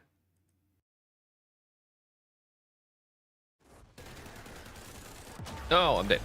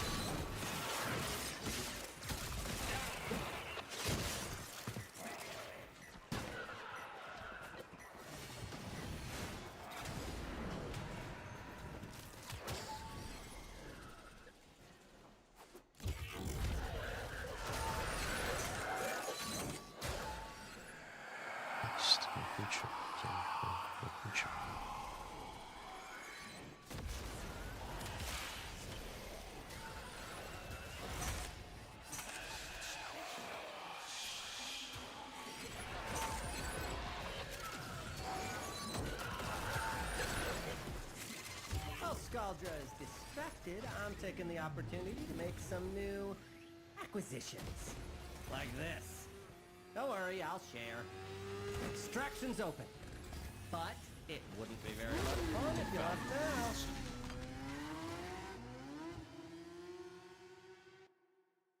now. When it just squeeze out everything. Yeah. You know what's the trend that I'm following lately? There's been a bunch of layoffs, right? And it's always layoff. And these upper management of the company just refuse to take a pay cut. Instead, they prefer to lay their staff off. And sometimes it doesn't make sense which one they lay off.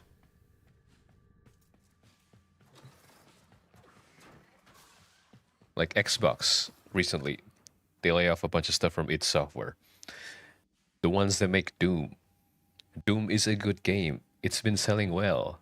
Why are you laying off studios from that game?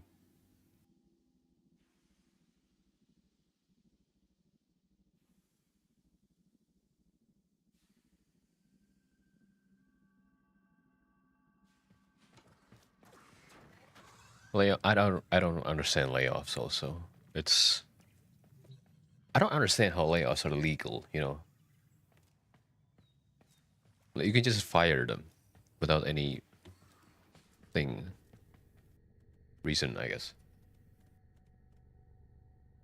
I don't know, I'm not a business guy. But maybe that's for the better.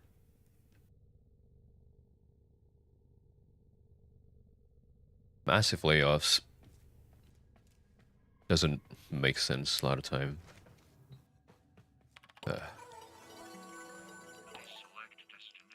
Seems like lately the only way to support the gaming is just support indie devs.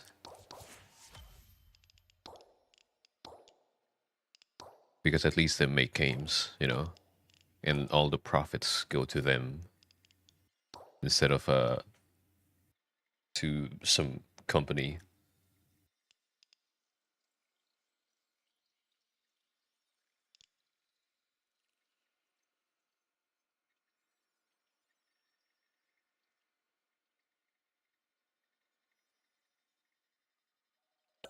I don't.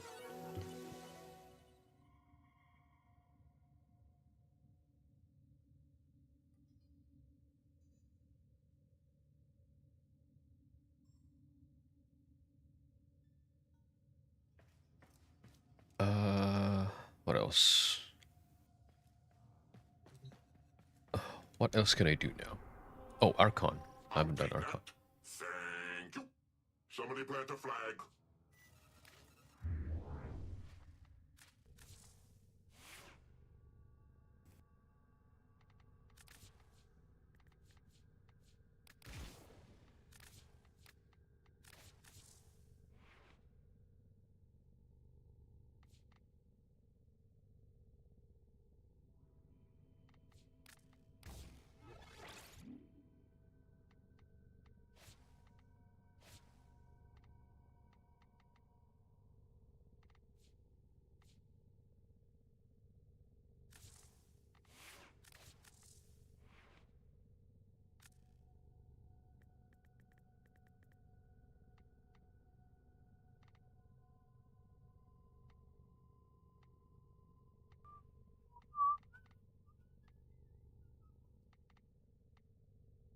Action corpus.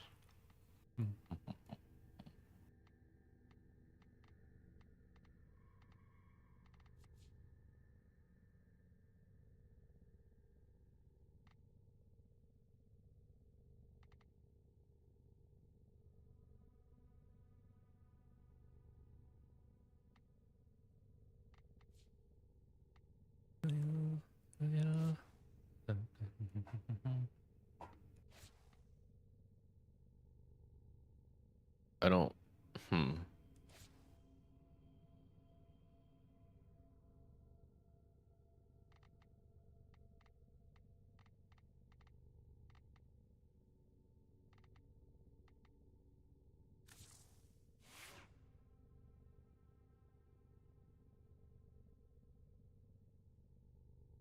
Focus on indie games. Yeah, indie devs make games for gamers because they are gamers. They are not corporations. Take a big swing to stand out. Yeah. Being an indie dev is hard. So I feel like anything that they make is, no matter how small it is, pretty impactful.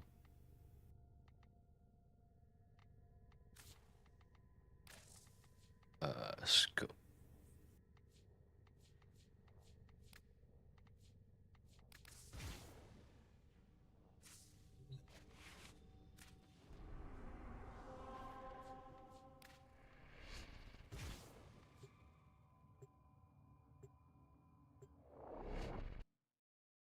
Anyway.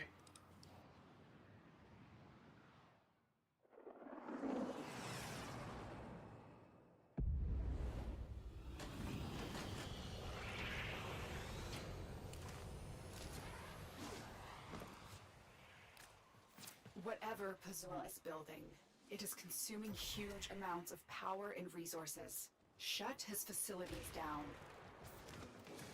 Tau trembles within you, just as it consumes me. Kill your pride and follow me, Nata.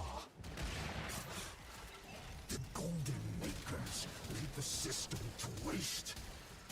Hang your heads in shame, children of abomination, filth-born chattels.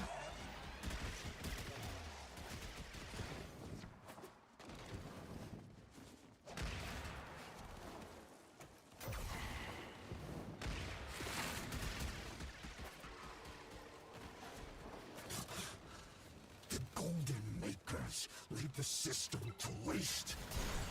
Hang your heads in shame, children of abomination, filth-born chattels. Objective achieved. Well done.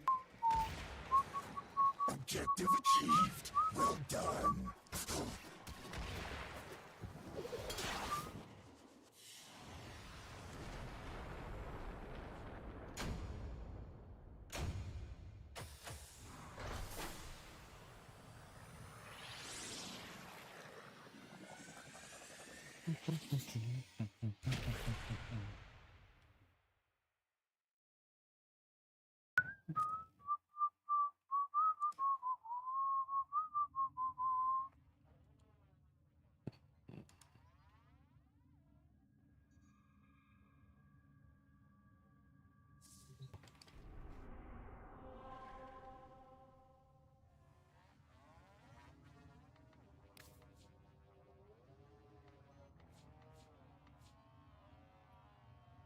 Disruption. Oh.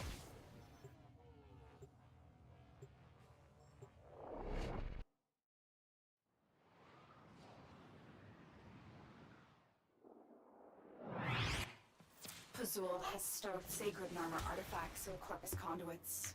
We need to ransack them. Little Duck will guide you. Alad V's selling the latest in asset security. Conduits. Put the key in and you can pull the shinies out. Trick is, you gotta wait to open. something happens to the conjure before you can pull the goods. You don't get the goods. Ever. Also, the bleeders Alad sold the tech to will try to kill ya.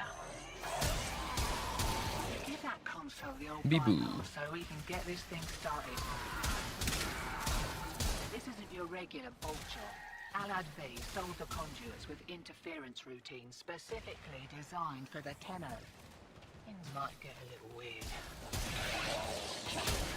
Conduit keys are carried by high-ranking muckety-mucks. Knock them down. See what they've got.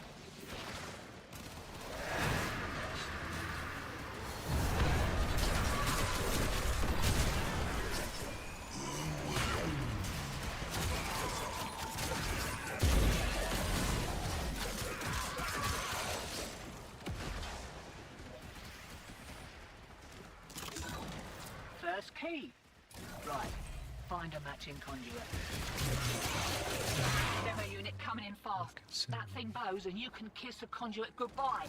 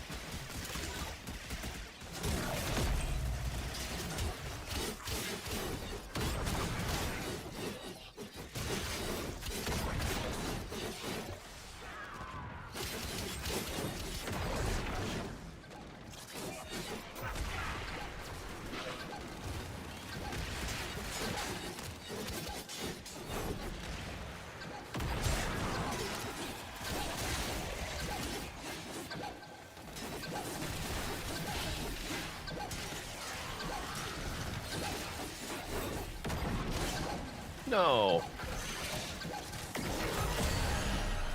No.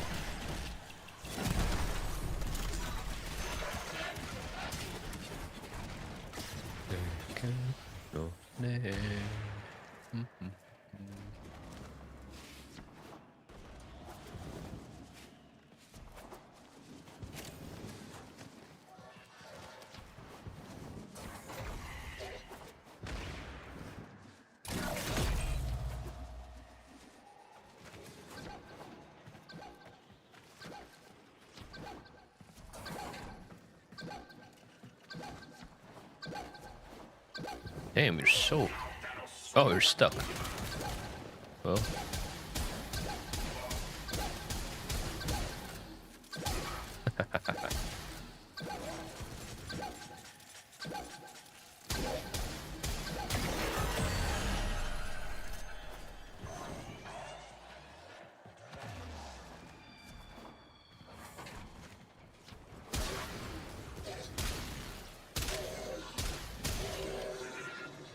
the new area in WoW yet? Oh no, I haven't. I haven't played the Segway yet, so I think I'm gonna play that first. But yeah, I bet, man. Oh.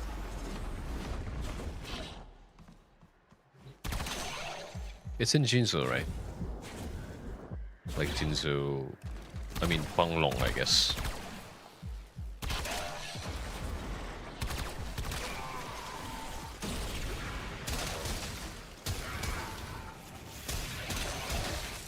It's like a region in Huanglong. I forgot the name, what, Mingzhou, I guess?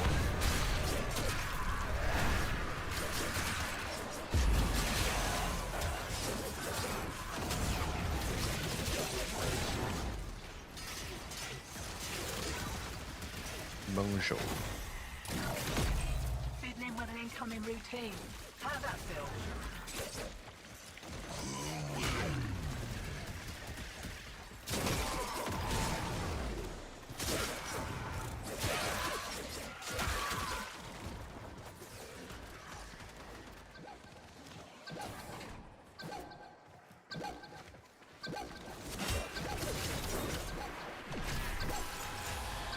Oh.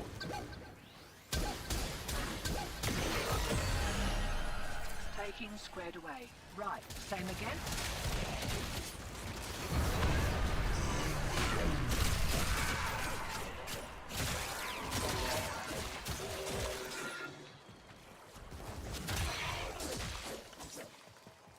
Return to Huanglong. Eyes open, sunshine. I can't wait, man. Here we go.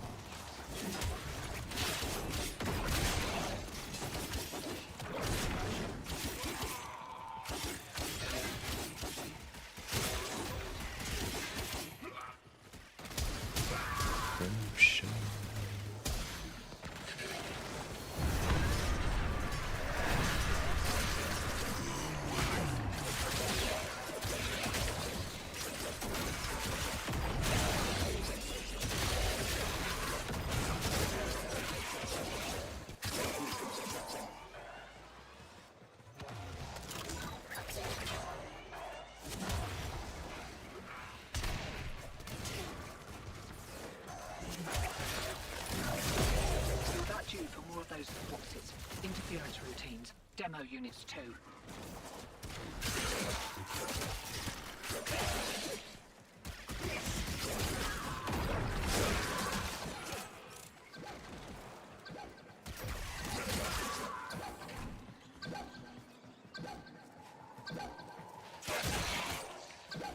Oh, it's the suck one.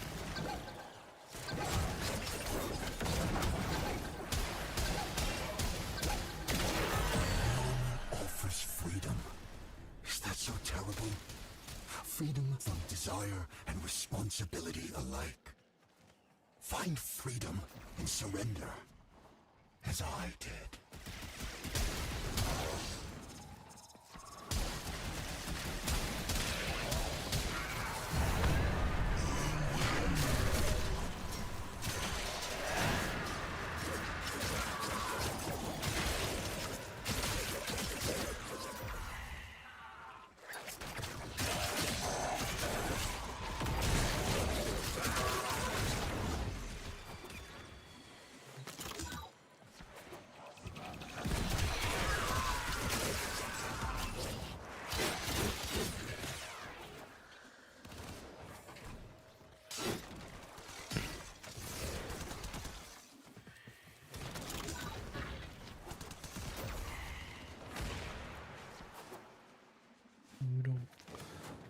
It's shady.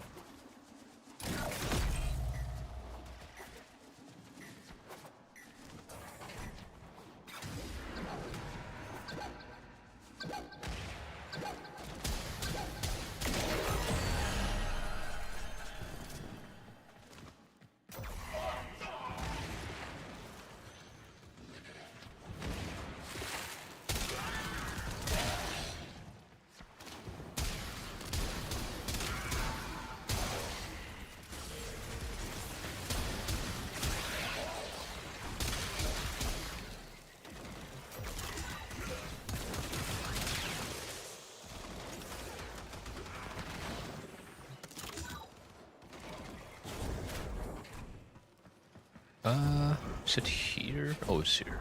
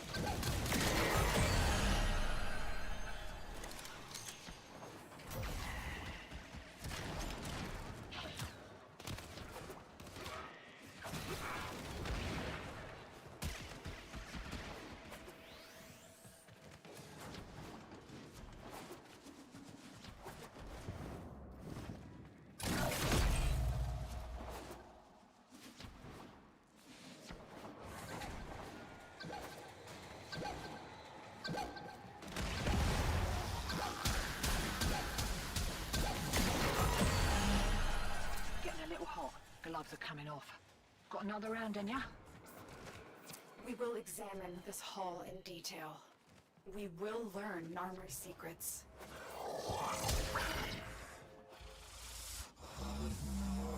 Examine your own heart, Netta. Peel back its blackened layers and look deep.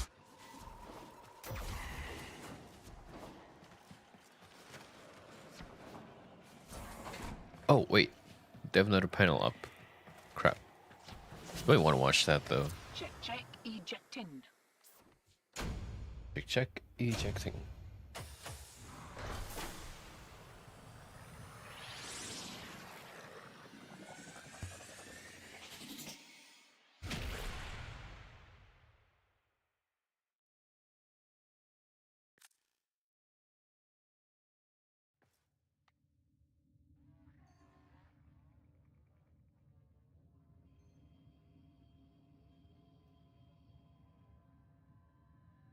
To it, but when you are right up next to it, you're like, oh my gosh, it's right there. I love it. It's my favorite boss out of the three, and you actually made a video showcasing your behind-the-scenes work, so let's take a look.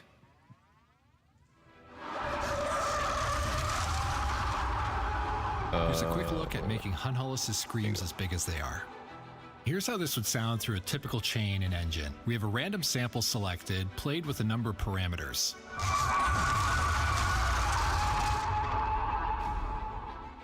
It sounds decent from up close, but we lose some volume from far away. So let's get rid of our spatialization node and play this without any spatial info. Oh, this is like... You'll hear from a short distance we lose our panning, and from further out it sounds the same. So let's try layering two sounds. This is our new reverb heavy layer that will work well from far away. That's going to be better, but now we've got a mismatch, so we're going to overcomplicate things with this setup, which will always play the same spatialized and non-spatialized pairing. Now we've got punchy screams from Hunhollis up close, luscious reverb when we're far away, and it's just right in the thick of it. Wow, give it up for Mark.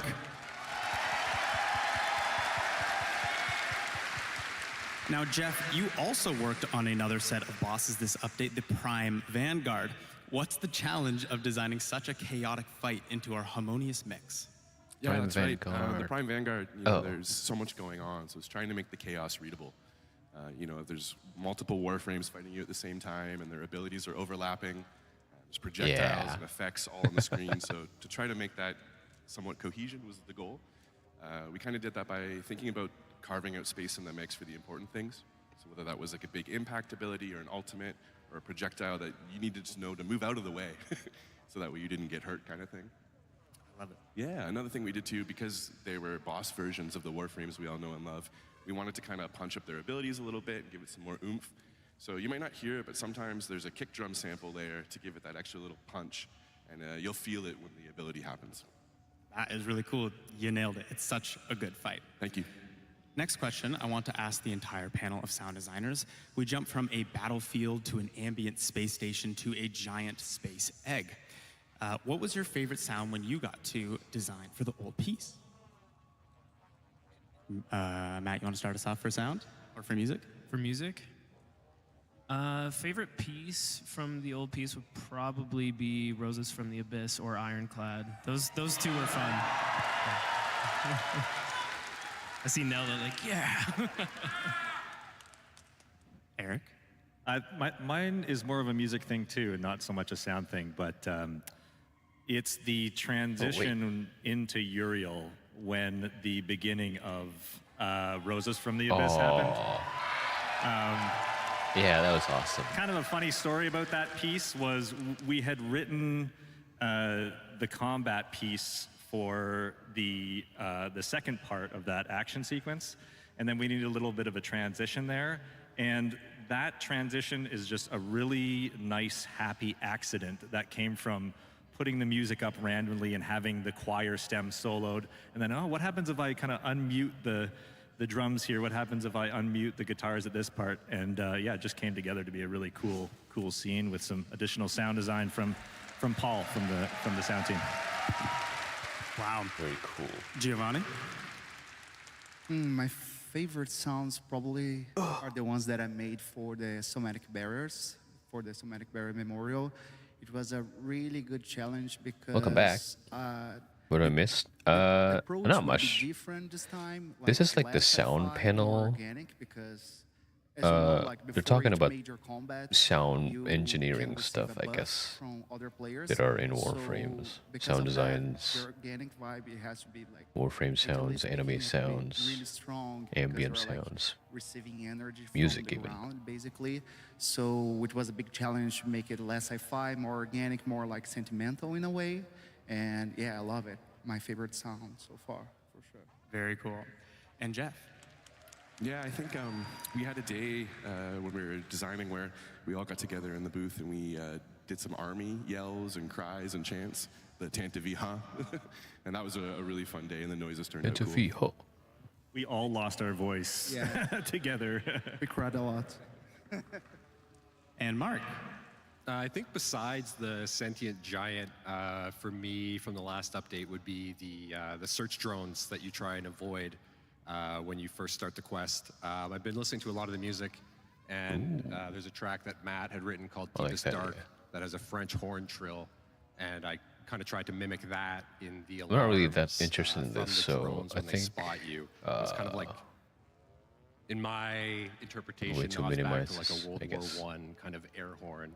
I put it in, and it worked, and it sounded good to me, and that's the best. Wow, that is super cool. And Elsa, do you have a favorite line of Marie? Yes. My favorite line would be to Roth when one of you is dating him and Mary's is not able to understand the attraction.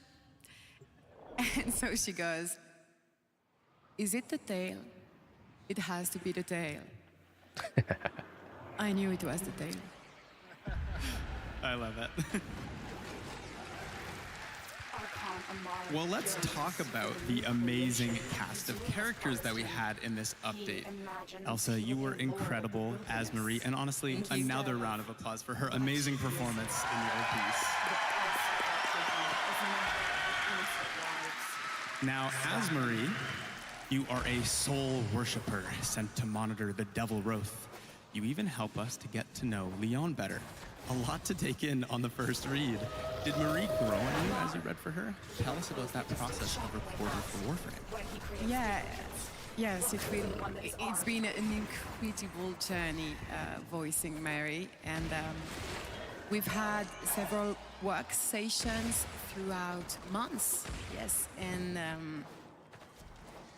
since I had never played the game before, the D team had to guide me through everything, the situations, the relationships, the lore, basically, and as you may have noticed, it is quite something. And the more we worked together, the more I understood and loved Mary very much. I mean, her loyalty, her kindness, the French outburst every time she gets emotional. Her cleanliness, she might probably iron her prayer books. And well, the fun point is that session after session, she started resembling me a little also, because I'm sure you already know Kat Kingsley. He's an amazing writer, and yeah. And as she got to know me, she started writing a little bit for me too, adding touches of humor sometimes, which I love. And I mean, how cool is that? That is really, really, really cool. Well done. Well done. Now, Eric, you're in the editing room when you receive these voice recordings. Tell us about that. Yeah, I mean, it's always a treat to get to receive all these incredible voice actors' files in the emails, basically. But it's nice to be able to work in an audio environment you know, with sound effects and music, and then once that final piece comes through of the dialogue, it's incredible how much it really brings it to life. And yeah, this was no different. We kind of, when we put the audio in engine, there's a long time where we're balancing how often voices play, and that's a great process where we really get to kind of learn what the characters are all about. And yeah, I mean, it's a treat for us to work with amazing voices like this. That's super cool. So that means quest missions and also romance, as we've seen in the latest update. I bet you many people in this room are dating Marie in game. Actually, let's hear it. Who is dating Marie? Yeah. So everyone. Is there anything you would like to say to these people? Yes, it made me a little bit sad. I'm a little bit sorry for all the Hex members that are not X's members. Oh. I love it. Thanks, Elsa. Now, you are also joined by the wonderful Elliot Cloud as Adis and Mike Weston as Master Itsam. Oh, wait. Eric, these are two characters that require a lot of processing effects after they do their raw recording. Tell us about going from that raw performance to what we hear. Right, or is it a new voice actor? Yeah, so there's always a little bit of exploration that needs to happen to try and find like what the correct processing is. For these two characters, it was a combination of a comb filter, which actually removes a lot of frequencies from the audio itself, and then taking another track on top of that and pitching it down just slightly, so you get this kind of like interesting phasing that happens between the two. And I tried some processing that was a little bit more extreme, but I found that having a good balance of a little bit of sci-fi and still hearing the essence of the voice come through was the right balance for these characters. Well, we actually have a short clip to demonstrate that process. Dating? Let's take a listen. Yeah. Kratos, they lead. Spoilers, I guess. You can date like one of the characters in this game. Kratos, they lead. They know orders from Galastra. Make them tell. It's like the newest When the feature. applications of Tauron are applied to Naramon's theories, what is the expected outcome? When the applications of Tauron are applied to Naramon's theories, what is the expected outcome? Fascinating. Well done. Now, regrettably, we are going to move on from the old piece, so please, one more round of applause for the amazing sound team here and all the sound team at DE. Yeah, the way that the dating works is through this, like this chatting system. Unknown, starting with the wonderful Valis Undermine. Oh, sorry. A wacky, weird Like if you see here, there's a lot of like people Who knew what was lurking you underneath can chat Fortuna like was some cheeked-up mushroom. every single one of them every day. Like it refreshes every day, and you can As you had a huge hand in talk to creating them. the sounds for Noko.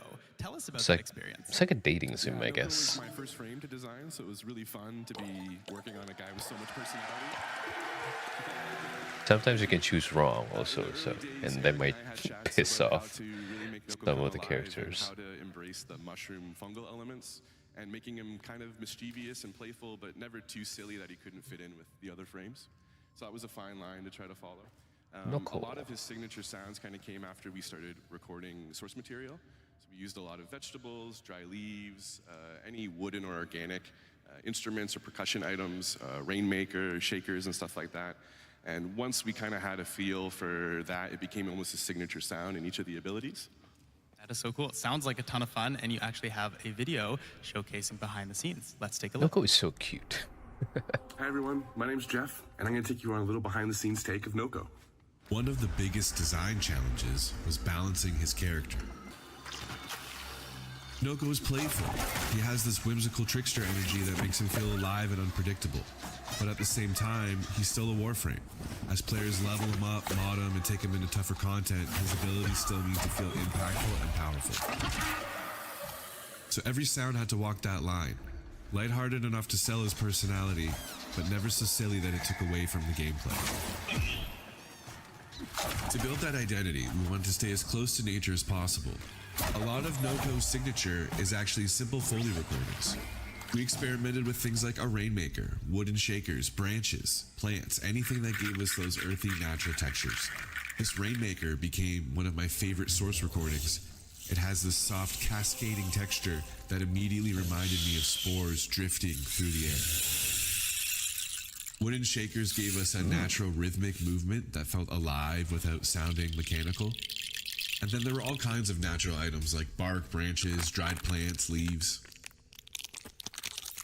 NOCO also has a little vocal personality. Believe it or not, that's actually my own voice. I recorded a bunch of playful quips, coughs, squeaks, little vocal performances, then manipulated them by pitching and layering them until they became something that felt less human and more like this curious little fungal creature. It's amazing how much personality can come from something as simple as a voice recording once you start transforming it. Once everything was recorded, the real fun started. Each of NOCO's abilities is built from several layers, with every layer serving a different purpose. First is the organic layer. This is where all those natural recordings live, giving the sound its earthy, fungal identity. Then we add our magical layer, which brings in that mysterious fantasy element that helps sell the spores into the environment. Next comes the impact layer, adding that punch and weight needed to make the abilities feel satisfying during combat.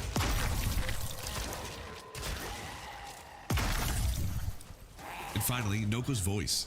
This layer gives them that little bit of personality and reinforces that playful, mischievous spirit.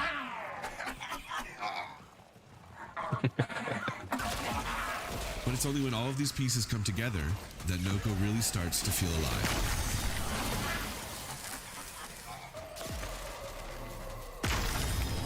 And that's a little look behind the scenes of how we brought NOCO to life.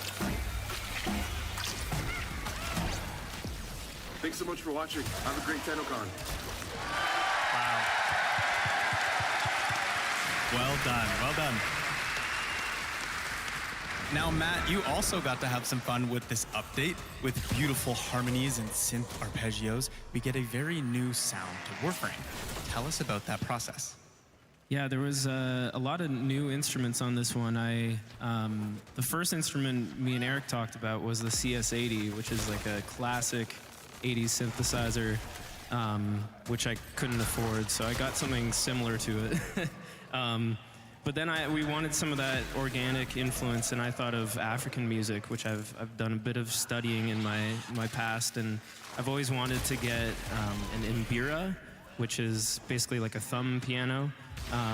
And so I found a maker in Zimbabwe on Etsy, and I bought a couple of them. And then that became sort of like this, and they're tuned slightly differently. They're not like Western harmonies, so the way they split up the octave is just slightly different, so it gives like some weird, microtones, and then the vocals ended up, I used auto-tune on them, so they sort of had like this really locked-in pitch, and then all the interesting melodies around them were sort of like all, had the analog synth detuned kind of sound along with the mbiras.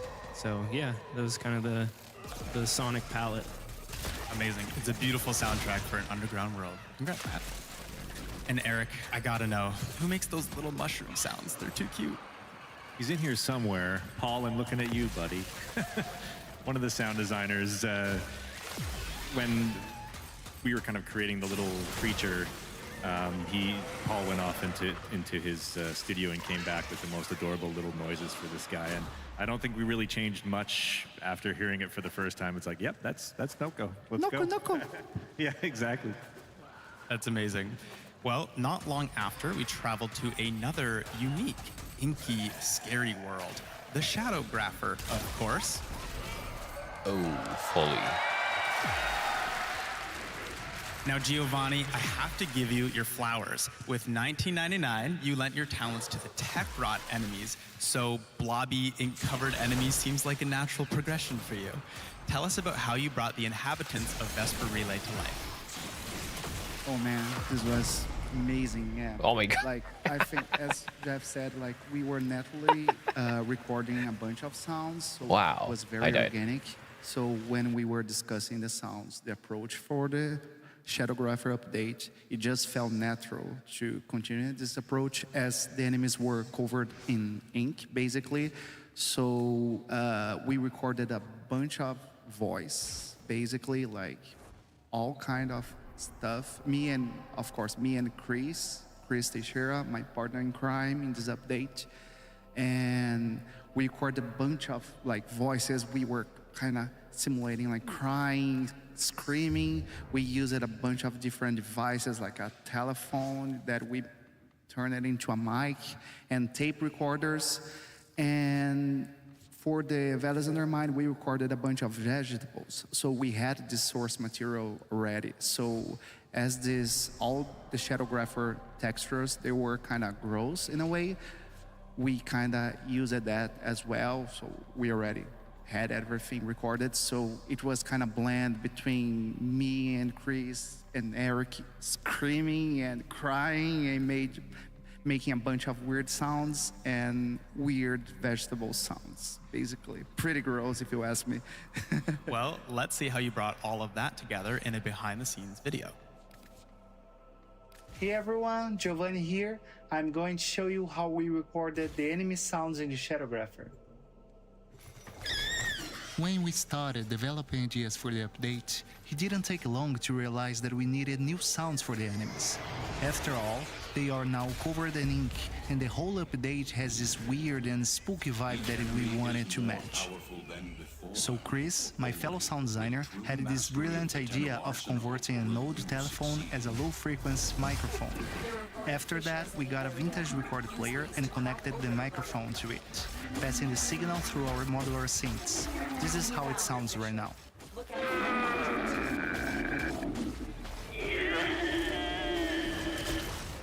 As you can see, there's two tracks. One is the telephone converted as a microphone, and the other one passed through the synths. Pretty weird if you ask me. After this recording session, I had plenty of material to work with, but I still felt the need for vocalizations. I really liked the idea of the enemies having baby sounds, so I decided to give it a try and recorded myself at home, acting like a big baby boy for a day. In the end, it turned out to be a strange little creature with a high-pitched voice, but I think it fits what we were looking for. Well, you be the judge.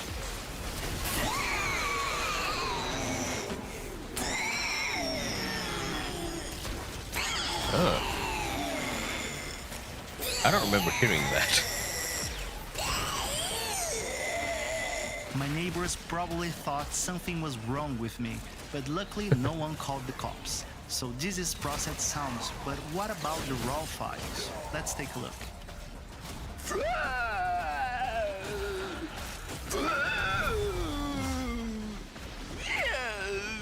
Okay, I know.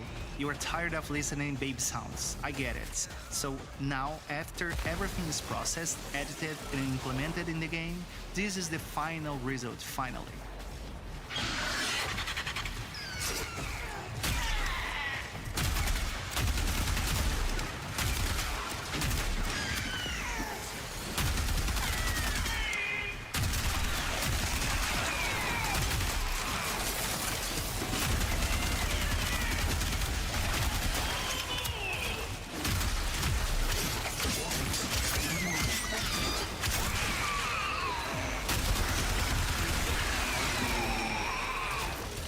So that's it. Thanks for watching and enjoy the rest of the show.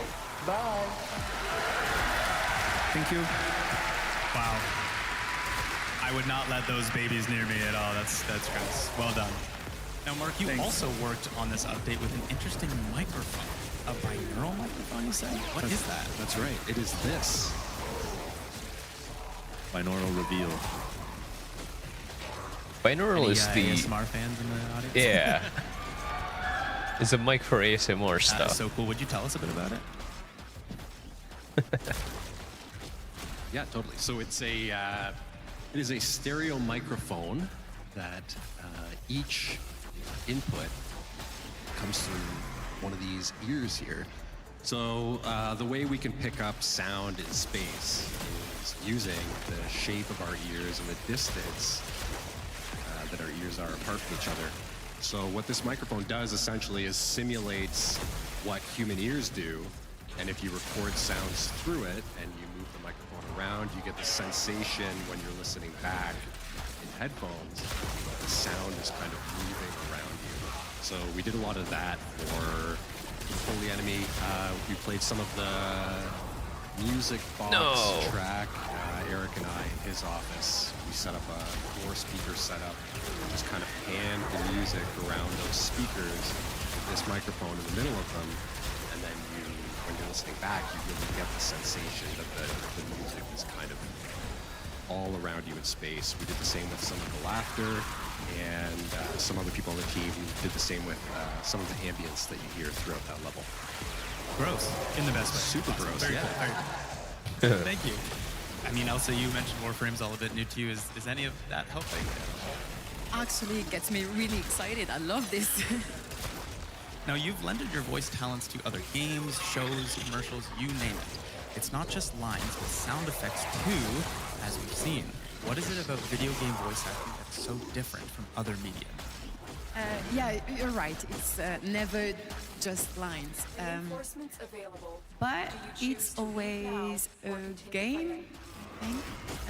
You know, like kids playing at pretending to be someone extraordinary, then actors playing at being someone extraordinary. I think no matter the discipline, I always try to come back to this joy of playing and doing voice work for video games. You're dying cat early. Is an incredible game of imagination.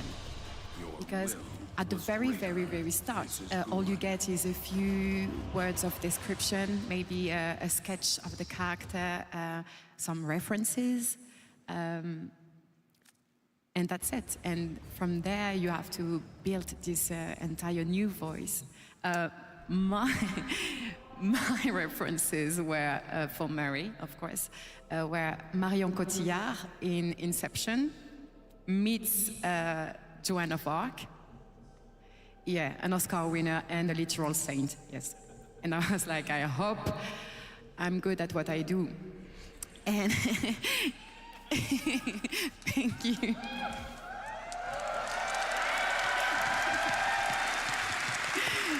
Thank you very much. And so, yeah, so that's it at the very beginning. So from there, every single line, you have to imagine the movement, the situation, the difference between what's being said and what's being thought, what's a new gun? which is never the same, and that's why it's interesting. And also in video games, of course, you have the battle cries, the running, the hits. So you already all know that it's physically demanding video games, but also I think technically, because nowadays cinematics are gorgeous. They are basically films, so you have to act like if you are in a movie to do them justice, because when it's done right, it's beautiful, and you guys can tell. Wow, thank you, Elsa. Thank you. Speaking of different, Matt, we gotta talk about Drip. What a fantastic song, and shout out to Francesca, our lovely vocalist, who you heard last night at the concert. But what inspirations did you have when working on the theme for this song? Well, we basically wanted to just make like a pop horror track. So just I was looking at a bunch of pop tracks and a bunch of like horror movie scores and seeing like, okay, what would be a cool way to approach this? And yeah, I think we have a little clip, right? We are gonna play a little clip to showcase this amazing song. Let's take a listen. Ready for a capsule.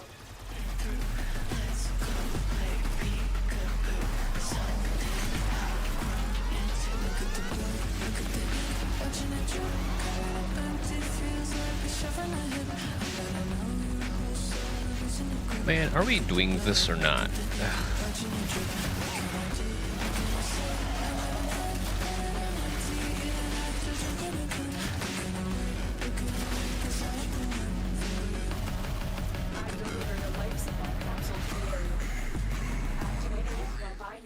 Ooh, so good. Love it.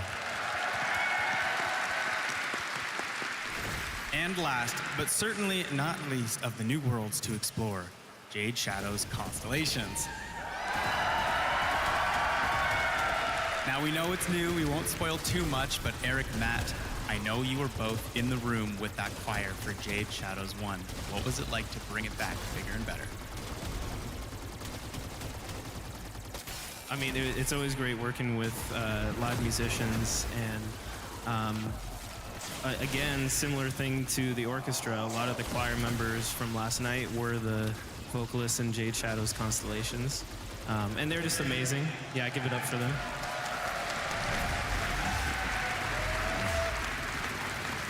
And yeah, it's always great to work with live musicians. You know, you picture what it will sound like, but then when there's 12 unique voices singing it, and it's not just me layering it a bunch or me and Fran layering it a bunch, it turns into something different. You know, it becomes a more collective thing. And you also record the sound of the room that they're in, and it's all happening live rather than multi-tracking.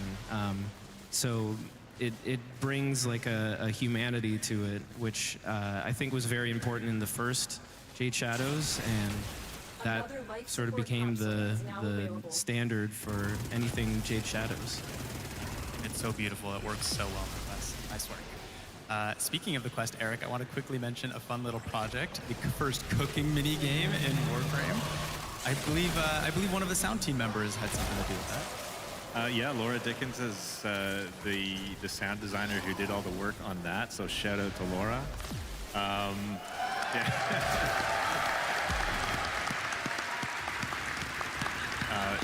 Yeah, it was a privilege to see that come together. I mean, I remember one of our early meetings was like, how far do we go with the amount of cooking sounds that we create here? And it was like, let's just go, let's go all the way. So yeah, she cooked.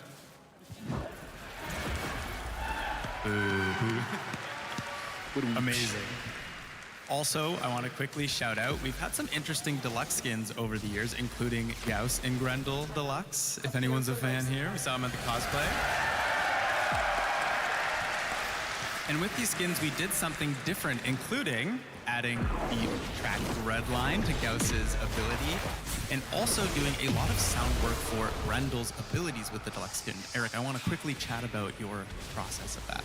Yeah, so that was a fun one. Grendel is very close to my heart. I did the sounds for the OG Grendel way back when. By the way, the uwu is not intentional. You heard it here first. Those sounds were all created using like throat singing as the main character layer. So when we went to update Grendel for the deluxe skin, it was kind of a fun challenge. The first version of it that I did was horrible. I was like, okay, let's just do some subtle glitching of the original sounds and see what we get. And yeah, it was not good. So ended up kind of rebuilding all of the sounds from scratch using bespoke mechanical layers, recording some synthesizers to replace the uwu with a more synthesizer-based uwu, and just collecting lots of really cool pieces. So yeah, all those sounds are basically like built from the ground up for that skin. It sounds amazing. Well done. Now we are nearing the end of the panel, and I'm so glad we had a chance to talk about just an ounce of the craftsmanship that everyone here pours into the work. But that's in the past. Let's talk about the future, shall we? Yeah? First off, maybe you've heard of this band before. Is anyone here an online fan? Yeah. Well, you'll love this, because coming in a future Nightwave update, the newest, oldest online signal running late. Oh. Now, as much as I wish we could show New you single. a little teaser, Wow. you'll just have to wait to hear it. Tune into the, I'm sorry. Tune into the narrative panel, though, to learn a little bit more about this Nightwave update. Oh my god, Okay, yes. This whole panel, there's been an elephant in the room. I'm sorry, guys, I have to say the word. Tau.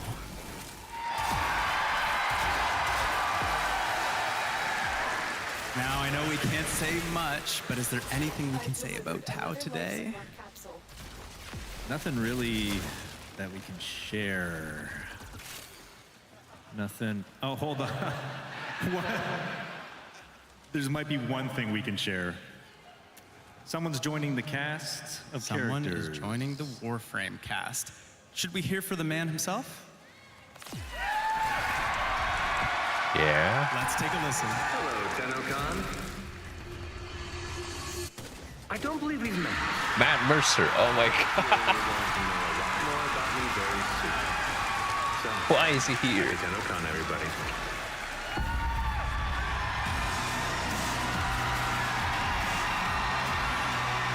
Matt Mercer is in Tau. Hell yeah. Oh my Yes, god. that is right. Matthew Mercer is joining the Warframe cast next. You're going to want to tune in to Tenno Live to learn who he plays. Okay. I'm stoked. That was awesome. Now, as you know, every year in the sound panel, we try to incorporate you guys, the players, into the next sound for Warframe. Now, we have a little idea, and let's just say where we're heading has some interesting weather. So we're going to create some rain today with your help. Eric here has got a microphone to record you, and all you have to do is follow my instructions. So listen first, and then we'll do it. We're going to start by rubbing our hands together. This will make our wind. Then we're going to do some light snapping. This will be our light rain. Then we're going to start smacking our legs with our open palms. This will be our heavy rain. Follow my hand from left to right and start. We're going to do wind, snaps, slaps, and then in reverse. Matt Mercer. Rub hands, and then some wind. Make sense? I guess All Matt right. Mercer is On the left side like of the room, start rubbing almost your every hands. game Yeah. also.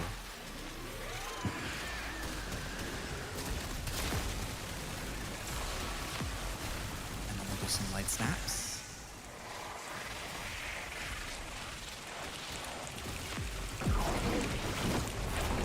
And then we'll do some slaps.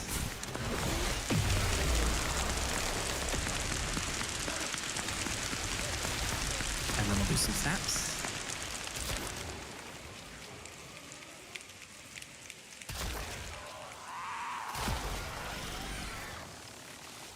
Did we get it, Eric? Amazing. Hey, Hell thank yeah. you.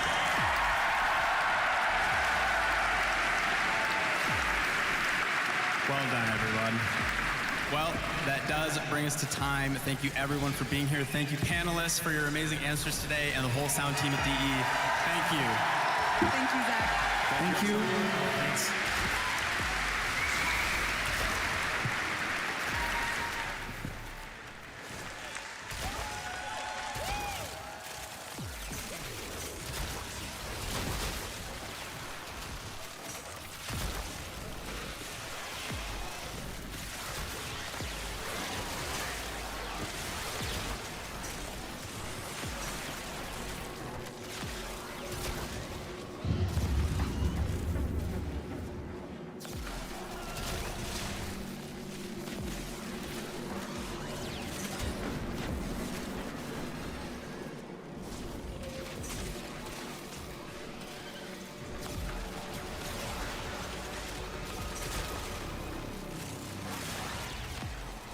TENNOCON, day 2.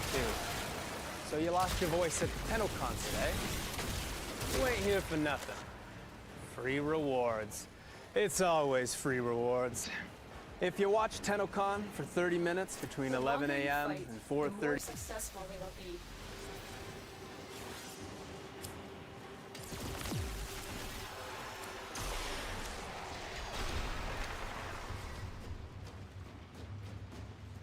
God damn. Good rat stocks.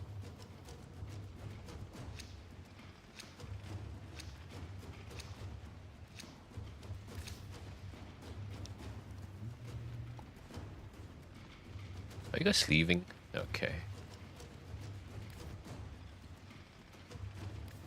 You know what? I'm still going.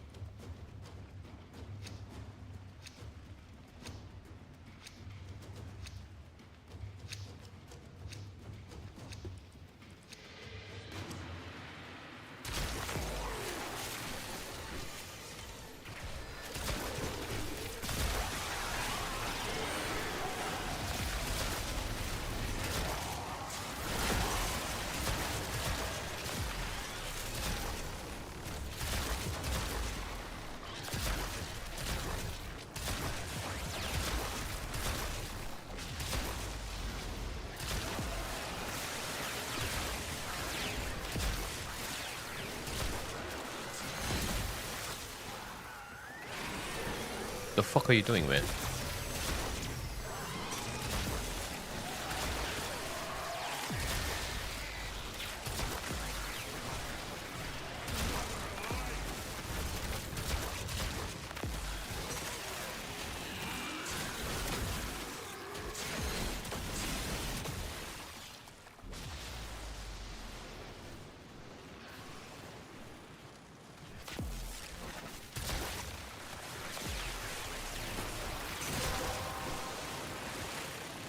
Well done, Your relic is open.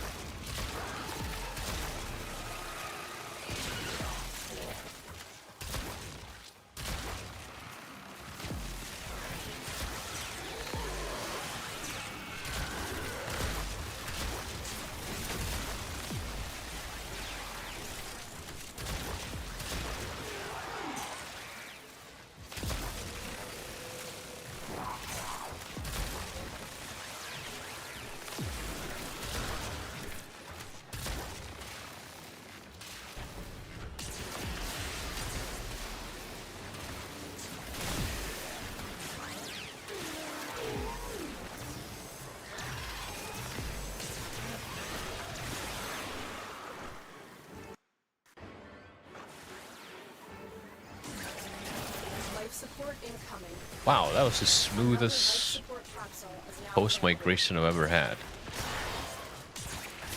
You found a fissure. Look out for reactant.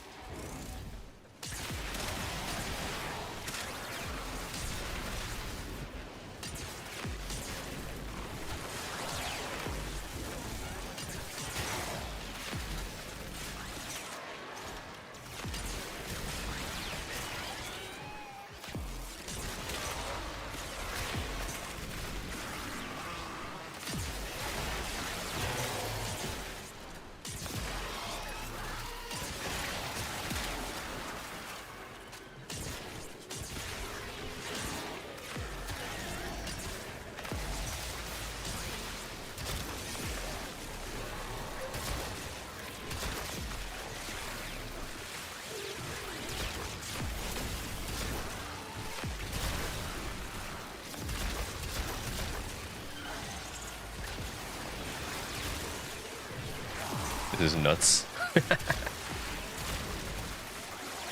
Yeah, when you get to a certain level in Warframe, it's just numbers. Red numbers, yellow numbers, orange numbers. You are going to need more reactors if you want to open that relic.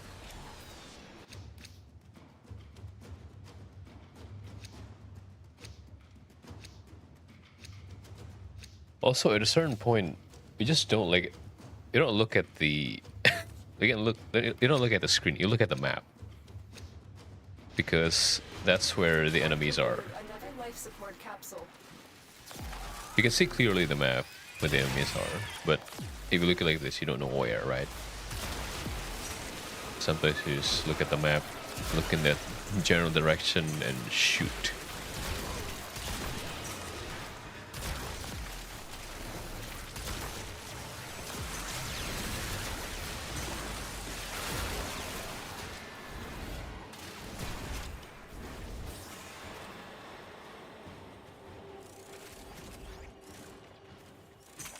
Okay, I've had enough.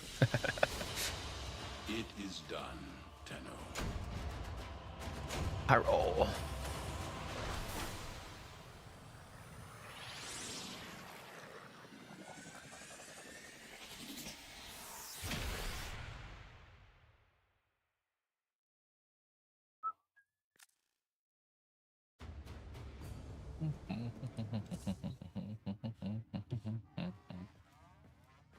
Okay, I'm gonna go tinkle real quick. I will be right back.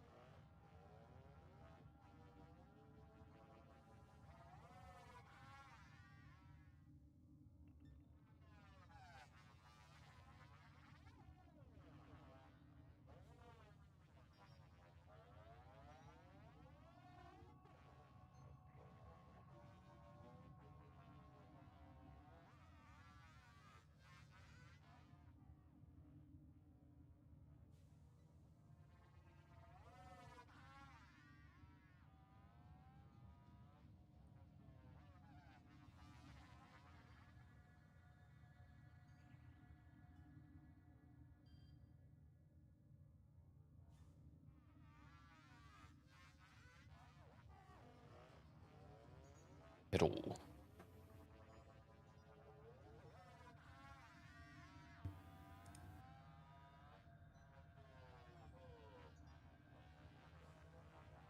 Man.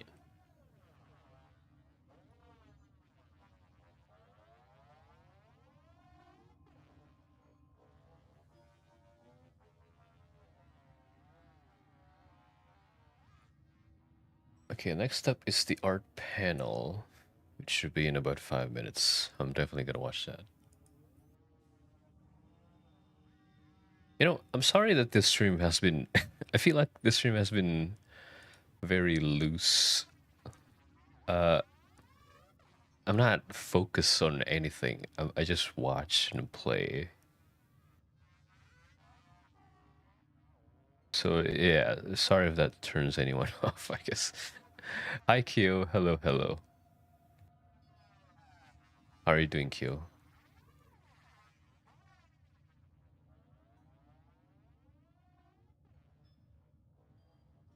We're doing like a long stream of TENNOCON today. for Warframe.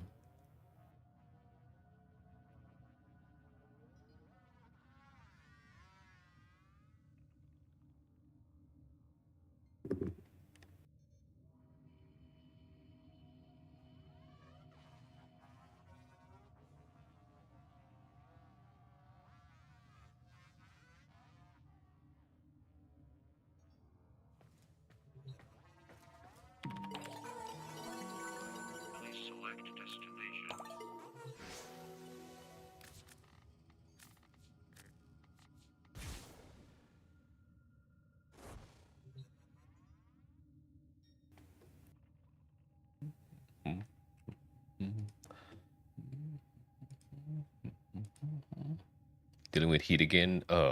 Yeah. No, right? It's also hot in here. So it was like, I am not sick anymore. I think. I was sick like last week, right? And it got worse. I think I had flu on Monday. I had flu on Monday, but I think I'm good now. It's just there's still some snot inside my nose, I guess. That my voice kind of sounds like this. It makes my voice sound like this. But I'm good. I don't have flu anymore, thankfully. Thank you for asking.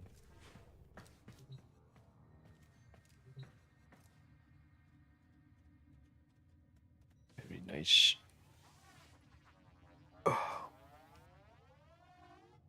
We're doing a long stream now, actually.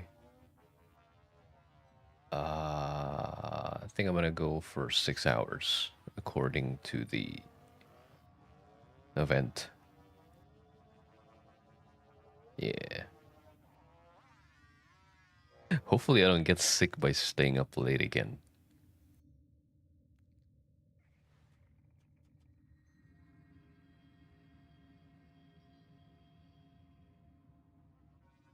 Sleeping in tomorrow? Yes.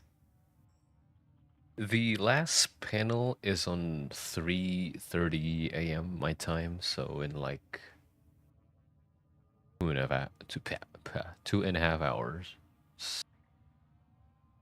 And usually that goes for like 1.5 hour or maybe 2. I don't know. Maybe 1.5. So 5 a.m. Probably be done at 5 a.m. my time. Yay, snot. Yay. Dude, Monday was really bad for me. I like snot all over. It's miserable.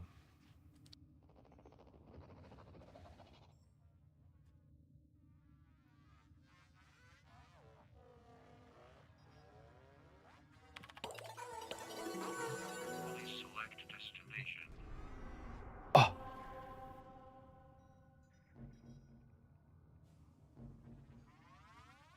Forgot to drink my protein. Crap. Oh my god. I'm so lazy, man.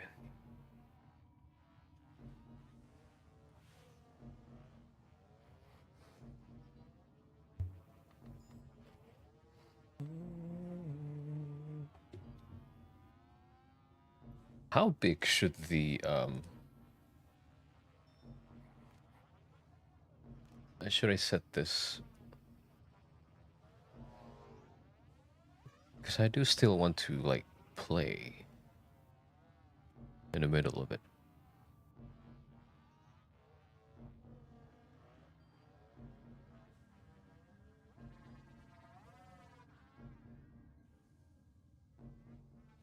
With this, I guess.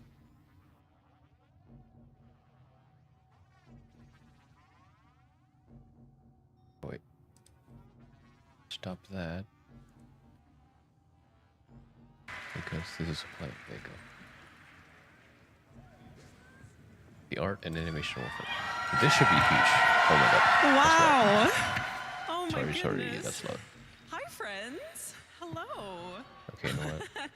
Welcome to the art and animation of Warframe. My name is Danielle Sokolowski. I'm the Principal Senior Community Manager on Warframe, and I'm joined by the incredible talent you see here on stage. They are here to represent their teams and talk about their work on Jade Shadow's Constellations, the old piece, and of course, stuff that's in the works, right? Right, we gotta reveal some things, right? Yeah. Yeah. So why don't we meet our panelists? We're gonna start over here with the lovely Elise. Hi, my name is Elise Geimer. I'm a principal animator. Yeah! I'm Tim Sorman. I'm a principal animator on Warframe and a mocap performer on both games. Okay, he's showing off now. Hi, I'm Mike Skyers. I'm a principal character artist on Warframe. Woohoo!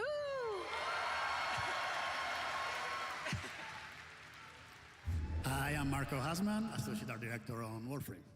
Yeah, Marco! Hi, I'm Gary Black. I'm the art director on Warframe. Hey, scary! And who is that we have on the end there? Detective? Detective Kaz? Hello. Hello. Kaz. I'm Kaz Adams. I'm the weapons art lead on Warframe. Woohoo! Oh, she's okay, a weapons. everyone. Let's get started talking about one of our Twitch drops for today, the Halvu. Yeah, hey, a free sentient weapon? Did I Free. get the Halvu Yes, if yet? you're watching from home, you'll be getting this weapon for free just by watching. For you, those who are in the audience, you're getting it in an email. Don't you worry, we got you. I did. For free, of course. Wait, where's the Now, weapon? this primary has an interesting origin, actually. It was, oh, let's see, my slide. Oh, there she is. Oh, so Oh, not man. so sentient in its origins. Now, Marco, what can you tell us about this concept? Well, as you can note, it was initially done as a TENNOCON, and it was more of an open task where we didn't have a precise slot where to publish it yet. So I wanted something that it was still working with our rifle animation, but I really like that kind of minigun vibe. So I really wanted that floating and rotating barrel, but tried to keep it in a compact design. So that's what it was at the beginning, and then yeah, a while later we have a slot for it, and we decided to give it a sentient twist, which I think having it be a sentient weapon made it such a more unique weapon at the end than it was initially, especially thanks to the work that the weapon team and the specialty team just kicked it out of the park, I think. Absolutely, absolutely. And Kaz, can you talk about giving the Halvu a bit of that sentient treatment? Well, it's already got a lot of the sentient sort of vibe to it to begin with. It's got these hook shapes, and the floating stuff really lends itself well to a bunch of weird ideas that we can put into it. If we change it into an alien thing, you can do whatever you want with it. Exactly. So, why not? Why not? Why not? We love weird stuff in Warframe, don't we? Yes. Now, yes, and those weird components really came in, and the team on the animation team made that a bit of a focal point in the alt fire, and actually kind of every animation aspect of this weapon, utilizing its many moving parts. So let's have a look at the animation work that went into that. And Tim, what were you thinking about going into this? Yeah, so what you can see here is me just kind of kicking the tires the first time I got my hands on the rig, just kind of grabbing everything and seeing what moves and what doesn't. And Kaz actually suggested maybe it would be nice if the separate barrels could all move individually to expand and contract a bit, because originally they were all just moving as one piece, like a minigun, where it would rotate and only the top one would fire. But once they freed up all the controls, that allowed me to do whatever I wanted with it. You guys like that? Yeah, it's pretty sick. So we went Warframe weird for sure. Just wait, we're gonna show you some of the final versions of this as well. It gets better. It gets better, believe it or not. But I know this is a team effort, Tim. The VFX team came in, the design team, our Lua scripters, our technical animators, to make this really Hi, Thea. sick Hello, sentient hello. weapon. Welcome. Now, just you wait, guys. Again, this is free. It's a free sentient weapon. Yes, that is the old. Welcome, welcome. Hi. Yes, Hello. And, just a little lesson for game development. How you Whenever guys make a doing? decision- It doesn't add to the work, it multiplies it, just so you know. So my apologies to the programmers and designers who all Wait, I think I have the complications of shout having out. all fly out like that, and figuring out how to do the math to have an auto aim and things like that. But it all came together in the end. Yep, they made it look incredible. Again, reminder, There you go. this is Dead the Space. for All today, right. And again, for those who How is the stream? Hello, everyone. Welcome. so you get this really cool weapon. My name is Akrifos. I am a variety streamer, and today we are doing TENNOCON. Coming later this year. Yeah, welcome, welcome. Hello, Infinite Collector. Hello, Thea. Hello, Corgi. Hello. And let's see who you can guess who for. Which Warframe? Bit of a scout, but gamer's really good. Did you finish the game? Introducing. By the way, you've been playing that for quite a while, right? Oh, what the hell is this? Stephalos Prime. Sorry. This is the art panel. To the next level, but with the Stephalos, which is such a big, grandiose weapon, I imagine that kind of presents some challenges sometimes. Yeah, sometimes we start Stephalos with is really Kullervo. enormous weapons No, on the Citrine. Okay, Nintendo it is Citrine, I fashion. guess. Yes, So finally. if you're going to make Nice. something enormous look more elegant and beautiful, you kind of need to slim it down a little bit. You need to Very get rid of nice. some of the surface Up on area Warframe. and just stretch it out and make it more elegant that way. So we stripped it back down and we made it longer and more elegant that way, and then came back in and added some touches of the gold rails. Beat the final boss in one try. The good. Nice. Beautiful Prime Dead weapon. Space 1. Now, Hmm. we can't have Prime access without also having Prime accessories. I don't remember Dead Space 1. Now, for our Mystery Prime, which you surely I don't remember guessed if I've what played on is it or yet. not. I don't know the bosses. We have Operator and Drifter But yeah, cosmetics. nice. Yes, ma'am. And Marco, I believe this is the first time we will be launching a Prime accessories kind of like face It pack. cracked. It's got the eyes, it's got the ears, it's got the face. So how did you guys approach that to kind of make it Bro fit is so beautifully cracked. on the Operator and the Drifter? Well, we generally wait until we are done with the actual Warframe design. Prime accessories are nothing for accessories, so we can steal some ideas. I wish you can buy Prime accessories with Aya. You can't, right? These accessories, and maybe you can guess. I mean regular Aya, not Regal Aya. No guarantees with void relics. Marco, do you Just wanna like tell them what it life. Yeah. Okay. Citrine Prime. Boo. Save your shot until you're sure. There you go, Citrine Prime. Oh my god. Did you guys guess? Did you get it? Yeah? Yes. Oh yeah, they released the Mesa Prime, by the way. Wait, you can't see this, but Treatment. Isn't she beautiful? yeah, they released Citrine Gorgeous. Mesa Heirloom. I guess Mesa Citrine Heirloom. already has a very kind of one-of-a-kind design. So how did you work with Corey to integrate those Prime elements?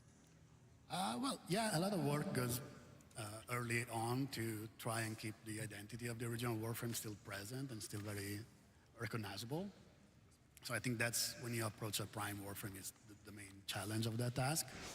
And then you tend to add on it and take maybe a couple of big elements to take the bigger swings at. Like in this case, we have the shoulders and we added a skirt on the back, but still always resonating with the main theme of the Warframe. Absolutely. And now, okay, so we have a very exciting future ahead of us with Citrine Prime Access. And now this isn't everything that's going to be in that Prime Access, of course, so you'll want to tune into some future dev streams. We'll share a little bit more, but how excited are you guys for Citrine Prime?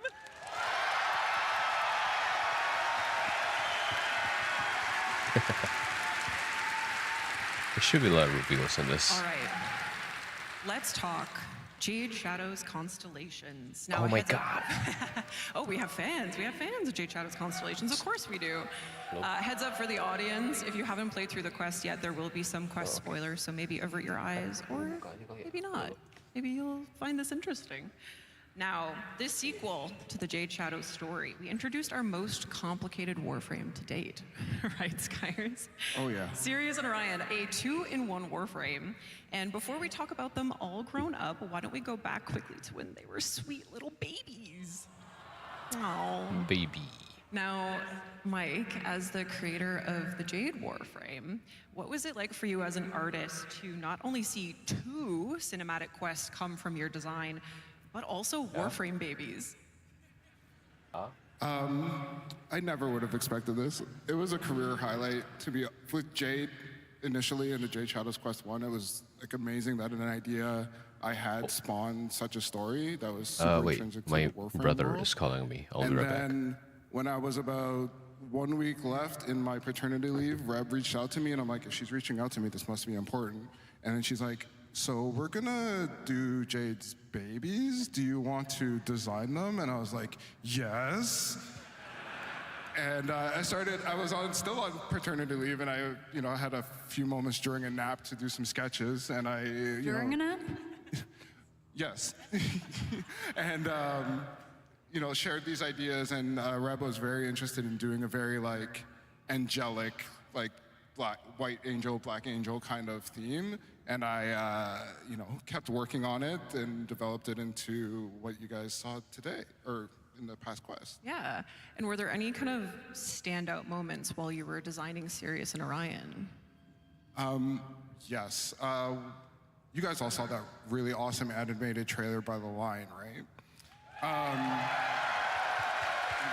We were still heavy into working on the 3D models for these, and these being 2 characters with a lot of complexities with like their helmet wings that open, and then they both have to be 2 parts of one whole.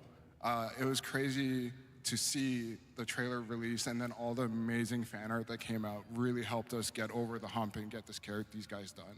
Yeah, and we love Sirius and Orion here, don't we? We do. Thank you, Mike. Thank you, Antonio. Look at our boys there, our sons, all grown up. They had a growth spurt. Now, Kaz, working off of Mike and Antonio's work with Sirius and Orion, you designed their signature heavy scythes, the Wrath and Pride. How did you want to approach the concept and the models for these? Because you did both. Yep, I did the whole thing on these ones. We knew we wanted to have something that represented both of the Warframes in one, and we were thinking about other types of weapons, like maybe the split dark sword kind of thing or something like that. But when I thought about just the theme of the scythes and stuff, and well, a heavy scythe has a blade on both sides. Why don't we just do one on each side that represents each character?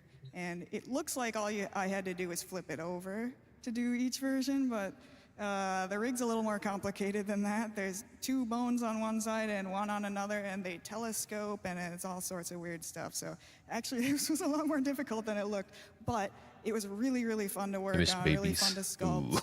It was really fun trying to bring in some of the elements for the characters into these pieces. Yeah, and you made them so beautifully complementary to our sons, so thank you for that. Now, we can't forget about Sirius and Orion's mentors, Ryoku and Vina. Yes, shout out to our character artist, Frederick and Adele. Yes, our newest proto frames. And now, with new proto frames, we need new Gemini emotes, don't we, Elise? And both you and Shaylee worked on Vina and Ryoku's, which we'll have a look at now. And I know you shared a fun story with me about Vina's Gemini emote. Yeah, here's some footage of me being really creepy. I should have probably just mocapped it, but no, this is hand-keyed. So the direction for Vina, I think Reb said, well, first off, she's hot as fudge, and she would like live in blood, drink blood. She's all about that blood. So I was like, well, I'm gonna have to have her like licking some of it at some point. So I'll do like something where she kills someone so she can lick the blood. And then Liger, who did the concept for it, he was saying, oh, it'd be really cool. She was like super unsettling, contortionist vibe, creepy movement, kind of like how like a tiger stalks its prey, or how like a chicken head is like gyroed. So my direction for this was basically sexy murder chicken. Sexy murder chicken. Hopefully I nailed it. Nailed it, absolutely. At least nailed it, right? Sexy murder chicken? Yeah. I'm kind of sad that Vina. Now, all these Vina's characters voice actress come together, like you know, Sirius and chose Orion, to Vina remain and Ryoku anonymous. in the Jade Shadows Constellations quest. Let's have a look at some of the mocap and early animation work that went into the cinematics for that. I think I was And reading Tim, what kind a of Reddit post inspirations on did you pull like from for these cinematics? someone that you asking can tell us? who And maybe a little bit of Vina's general voice about actor, you. right? Oh, God. Maybe you want to talk about that. It looks hilarious, but I mean, like, if anyone's like me when you were a kid and you had like action figures or Legos, or for me it was like Power Rangers toys, you kind of, you know, you're flying them around your room and they're just kind of standing like this. But in your head, what you're seeing is the line trailer, right? Epic action. So we actually, when you're animating, you can start like that with just stiff characters flying around, figure out your choreography, your camera movement, all the kind of gross overall movements, and then you get into the fine details, polish it all up, and try to get that like extra zazz that makes it look really cool. Very cool. And I know, at least you were telling me this, that animators are involved in like pretty much every single process, every single part of the creative process. So you're working with like direction and the narration team to kind of build these up, right? Yeah, so the amazing thing about digital streams is that all teams are kind of involved with everyone. Good ideas come from anywhere. But the cool thing about us is that we have a mocap studio on site. So me and Tim are animating these scenes, but we're also doing the motion capture. We're in the bodies, we're acting as the characters and talking with, you know, Jeff and Reb about what the narrative team are thinking for this and working with sound and everything. I want to buy Ash. It's one big collaboration, and out it's of really all nice that proto-frames.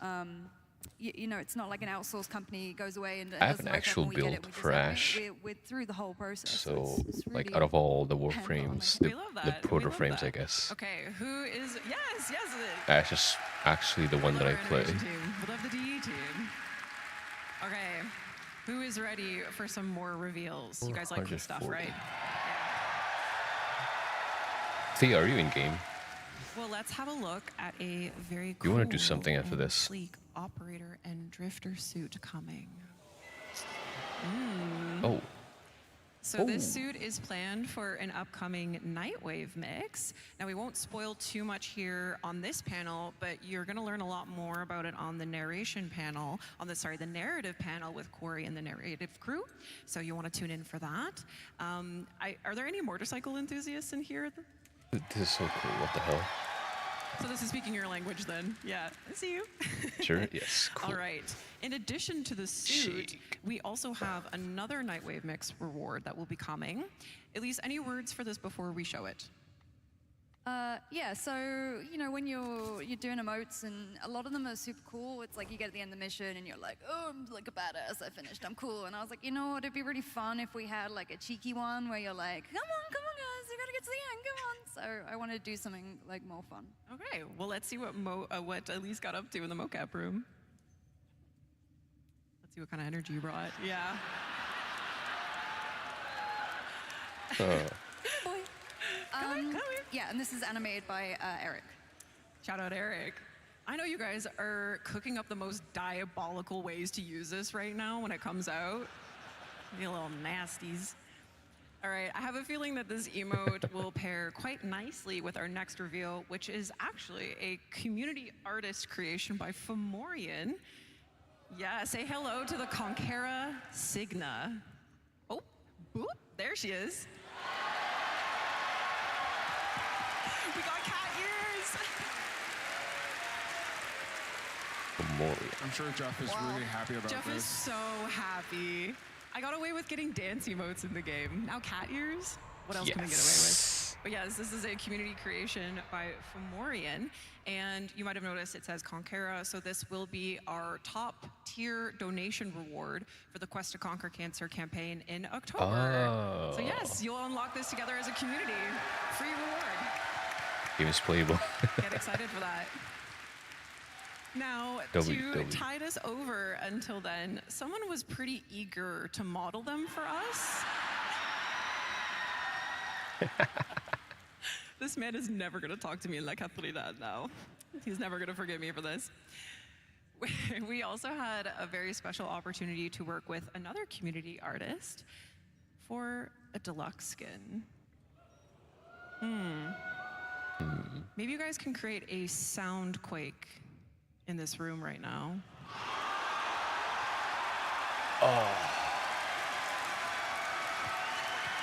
Yes. Banshee. Banshee Deluxe. She's finally getting a rework. She's real. And this is designed by the lovely Mishka, who's actually here at TennoCon. Mishka, where are you? Hi, Mishka! Hi! Please, yes. Beautiful, beautiful, on beautiful, Anime beautiful Expo, design by which is Mishka. like a few days And ago, yes, so this is they an upcoming deluxe confirmed skin like a rework for one female Now, frame. Kiri, we just saw That's what they two said. community artist creations. How Not how does it confirmed. feel? How cool is it to see It's years Banshee, and but, years of establishing Warframe's this art skin, and design it's probably come through Banshee. in community creations like this? It is very cool. Like the community artists are incredibly high skill these days, which is really fun to work with. And seeing some of the older frames get a new interpretation, like Banshee. Banshee's pretty hard to fashion. Been around for a actually. while now, and the deluxe skin has as well. So seeing a new interpretation, seeing something that gets kind of into some of the mythological theme, like there's a bit of scary monster that you wouldn't want to have screaming at you. Quality at the base of it is very interesting. And then some of our constraints and stuff, like you don't want a giant shoulder on your firing arm and everything else. There's a Yeah, lot dude, she's that goes on. So. severely Mike, you seem to unplayable be, right like, now. Musing here. Giant shoulders are often a problem. Life experience? Okay, well, we're very excited for Banshee Deluxe. You guys excited for Banshee Deluxe? Yes. Yeah. Yippee. Okay.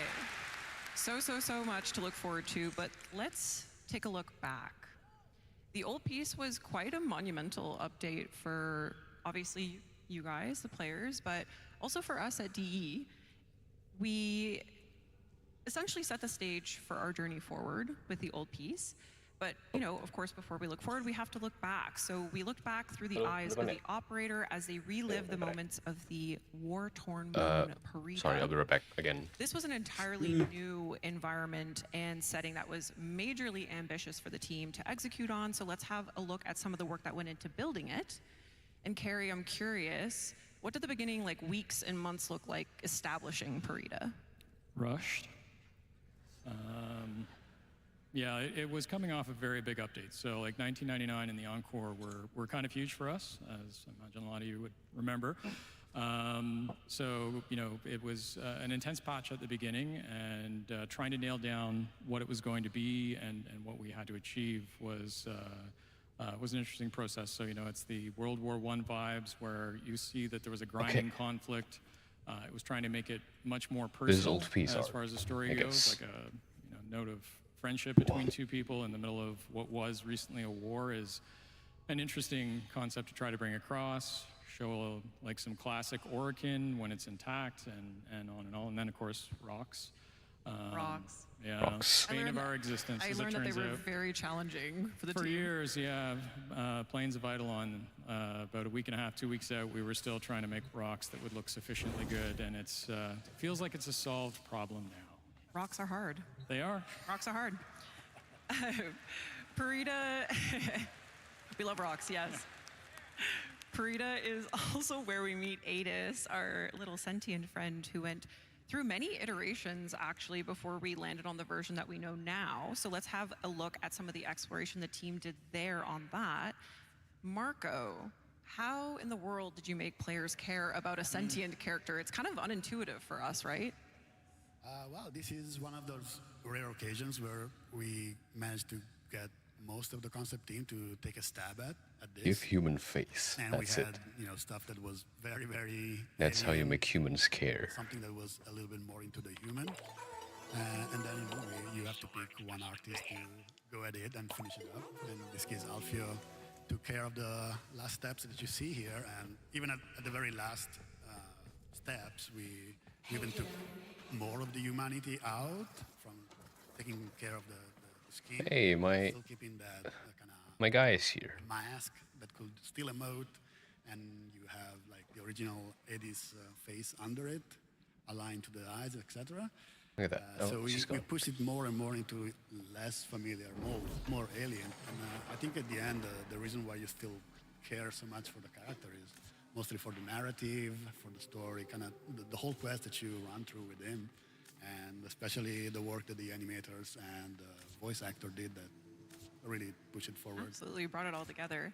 Now, if you've played the quest, you know that Adis has the ability to control what has got to be one of the biggest bosses in Warframe to date, the Hunhullus. Oh, Carrie, you might want to fact check me there. Is it the biggest to date? Are we including spaceships? Ooh, spaceship bosses? Maybe bipedal characters? Let's go Well, with that Jorda's category. Golem is probably the biggest. It's very big. Yeah, he's very big. Yeah. How did you guys go about tackling such a large-scale sentient?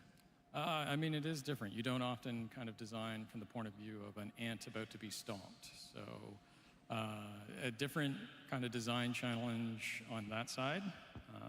And happily, we had the same person who did the vessels actually did the Hunhullus, and there's a lot of overlap in terms of scale and everything else that's involved with that. But, you know, it's a different point of view. You actually care quite a lot about a foot design. I know there is a lot of caring about foot designs in Warframe, but And just to see Jorda's next to Hunhullus. Carrie, we're trying to get through Jorda's is an actual ship, like it's a fetish. like a ship. Oh my god. There is that. So it's probably You huge. look up, so your silhouette at the top, everything else matters. So it is a bit of a different game. Like and it's so bloody huge. It is bloody huge. Shout out to Alberto for such phenomenal work on the Hunhullus. Now, if you want to see some really cool kind of like in-progress states of the Hunhullus model, we actually have like a bonus panel content article that will be posted over at warframe.com after this panel concludes, and it includes, you know, Alberto's kind of step-by-step on how the Hunhullus was created. So you'll definitely want to check that out. We also can't forget about the Dactylus in our lineup of sentient characters. And now, Mike, can you tell us a little bit about how it was collaborating with different departments to make the Dactylus? It's kind of a dynamic character in the boss fight. Before that, next time you guys are doing a big, giant robot, please let me know. I think we already did. Working on this guy was really I think Carrie told me to say fluid process. It is. There's a lot of interdepartmentals. Yes, yes. Often, sometimes or actually I should say, the question often is what comes first, chicken or the egg, and the answer at DE is generally yes. So working on this, we work with a bunch of departments, and Corey did a really cool design, and then having to make that in 3D and make it to the specs of the game designers for the boss fight was interesting. Like, I tried my best to split it up into different parts just in case if there was anything they needed to do, or if they changed their mind, they could do that. Ooh. And I think at one point he was really bulky and really like hulked out, and they were like, we have to feel sorry for him. So we had to, like, you know, make him a little bit frail. And I think when we saw the demo last year, it really hit when he got stabbed. Yeah. Well, I know that you wanted to make the players care about a sentient character, which, coming back to Adis, was a bit of a tricky thing. Was there anything that you took from Adis that you applied to the Dactylus? We literally took his eyes and put it in this character. I figured, you know, if it worked for Adis, it would work for this guy. So, you Absolutely, absolutely. All right, and credit to Frederic as well for giving it its texture polish as well to really drive it home. Okay, so another unique element to this update was the new faction, the Anarchs, our new enemy faction. And of course, they came fully equipped with Tau Dax weapons. And Kaz, I know you had a blast working on these with the weapons team. What were some of the highlights? Yeah, so I got to design all of them, which is always fun. The only one that we had to use for reference at this point was the Orpheus from Teshin. So, well, I can't make everything out of just arc shapes and stuff. He's got to start pulling in some other elements. So I started looking at Teshin's model as well and bringing in more of those like slightly bulbous like bell shapes and things like that. And then some parabolic kinds of shapes as well, especially for the bow. And yeah, just kind of tried to expand the style a little bit. But it always is hard to start with these sorts of things. With the blank page, you don't know what you're going to do. But by the end, the last one I did was the Grattler skin, and that one I'm really proud of. I think that one came out the best. Yeah, as you should be. It's incredible, right? Yeah.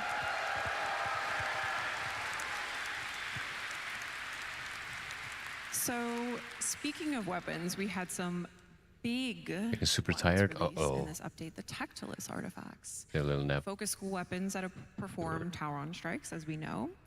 If you want to, it's Tim, completely these had to fine. these had to be big. So, what kind of it is techniques pretty did the late for you, animation team actually. employ to kind of give it that oomph? Like what, 3 a.m.? Yeah, Damn. so usually when we cast powers, we're focused mostly on mobility. Warframe's a very fast game, and we want you to be able to cast powers on the move. But with the Or I guess, do you want to do advent of some the missions Gemini first? emotes, we kind of tapped more into a cinematic camera where we would take control for a few seconds, not too long. Just to, like, and it really adds more cinematic flair. wake and you up, zazz I to it. guess. So when we had these big weapons, we knew it wasn't going to feel huge and impactful unless we did the same thing. So we made a bit more of a cinematic moment, take over control of the camera, and really show like the perspective of how big these things are. And I know you guys didn't mocap any of these because I don't It's think 4 a.m. you could, Oh. right? So they were mostly hand keyed. Am I correct? Yes, we'll think we often shoot tried. video reference, but I think maybe that first one that was shown in the demo was like a little bit longer, where you grab the sword and pull it out. That was originally mocap, but then we had to like crunch it down for speed, and there's heavy modification after the fact. But the rest, I believe, are all hand keyed. Incredible. And I know a lot of VFX and SFX to kind of like really bring it home and give it that punchiness. Now, the Tauron strikes, like everything else we've discussed thus far about the old piece, all came together in one seriously epic cinematic quest. Elise, this screenshot maybe is giving you a little stress from looking back on putting it together, but I know that you said it was particularly cool to work on this opening sequence. Yeah. The sequence was super fun. You can't mocap guy gets smacked by a giant vessel. Well, we could, but I think someone might die. So yeah, so you can't mocap like hardly any of this stuff, and you also can't film any reference, which is what I usually do. So you just have to kind of eyeball it, and it was a really fun challenge. And then I think I was done with the sin and moving on to other stuff, and then Jeff said, hey, I know we have him on the ground and then he gets smacked and then rolls and then does all this other stuff, but the designers have added this really cool marrow tick feature, so what if instead of that he jumps up, hits him in the face, then gets blasted, then falls through the air, then gets knocked, and then and you have 2 weeks go. So that was a fun challenge. So you made it happen. Yeah. And Tim, as I understand it, you found some motivation during your mocapping. You found it in a really great place while you were working on the old piece. Do you want to share that? Yeah, so like I woke up at one point last year with frozen shoulder, which just meant that like if I move it to certain positions, it would hurt a lot. And I thought, well, I just won't do that, it'll be fine. And then I was mocapping, I think, some agile There's no more reveals. But also, that kind of hurt. I think I really need I forgot. and physio apparently is find all If the anyone things wants to that are join, close and then do that for 40 minutes feel in the free to morning and 40 minutes ask. in the evening. And I was like, I know I need to do it, but it's like, it's so annoying and it takes so long. And I'm in Asia though, but so. at the same time that this was going on, NDD20 was doing his new player playthrough through Warframe, and watching him get absolutely giddy about the lore and feel all the feels in the quest. You know, getting to experience that again for the first time vicariously.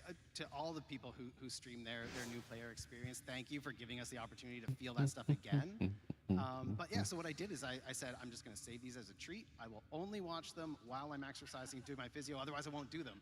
And so he motivated me. So to some extent, you can thank ND for the old piece having all the proper mocap where it's not just one arm stiff by my side the whole time. So wow. Thank you very much. Wow. Thank you, Andy. I was hoping to shake his hand today, but he's not here. So sometime maybe we'll make that happen. Virtual Let me shake your hand. Yeah, thank you everyone Let me who shake plays your Warframe hand. and streams it and shares those experience with us. I want to That's- shake makes your it very hand. special, very motivating for the team. Thank you, Elise and Tim, for sharing that. We now have a video showcasing all of the incredible animation and mocap work that went into the old piece, so sit back, relax, and enjoy. Another mocap? Yeah.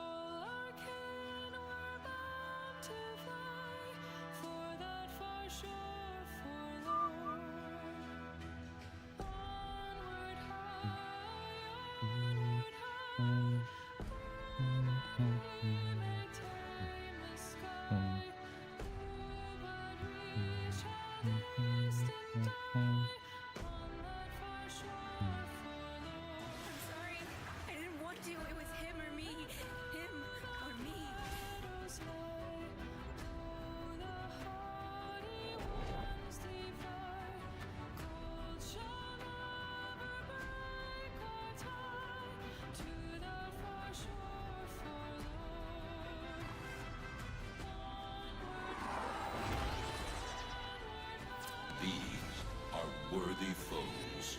Underestimate them at your peril. Void Fishers. You need them to open a relic, but are you confident you can withstand their fury? They have just shut down all systems. I'm sending life support capsules your way. A Fisher. Defend yourself and use reactant to open roads.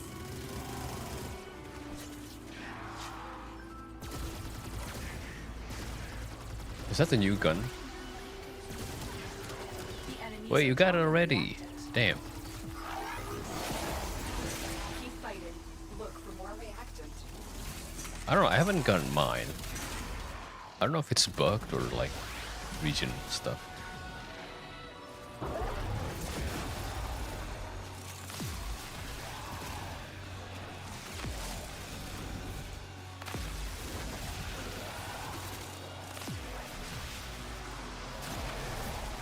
Maybe I should relock though.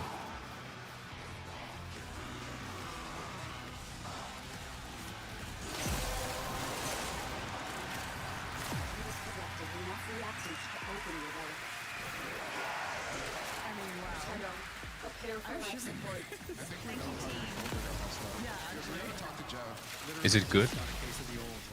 It's like a minigun, I think.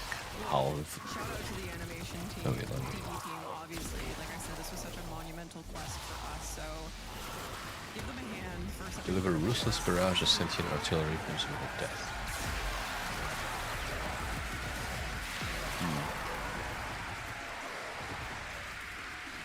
I've delivered a life support capsule to the area. Pretty. Oh, sentient damage. Wow.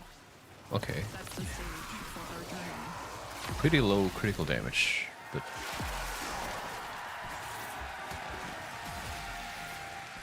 Are you guys ready for some tower reveals? Yes.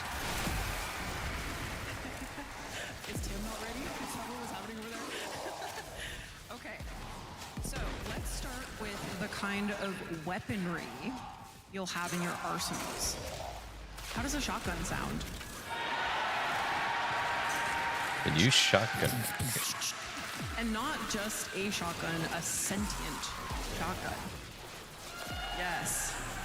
Now, Kaz, we can't say too much about this, but we are looking at a sentient shotgun. What can you tell us about it? Well, it's got 6 barrels.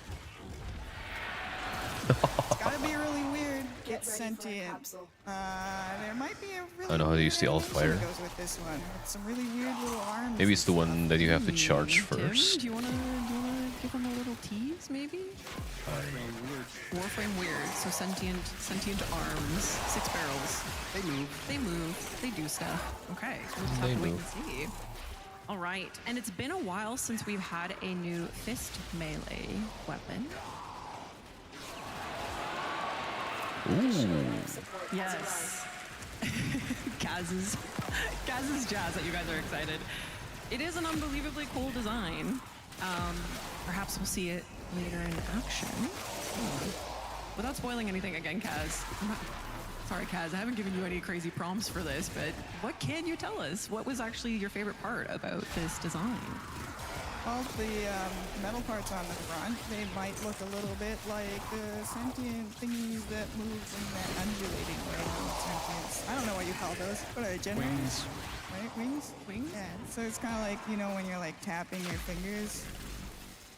Kind of badass. Ooh, undulating fingers. We like that.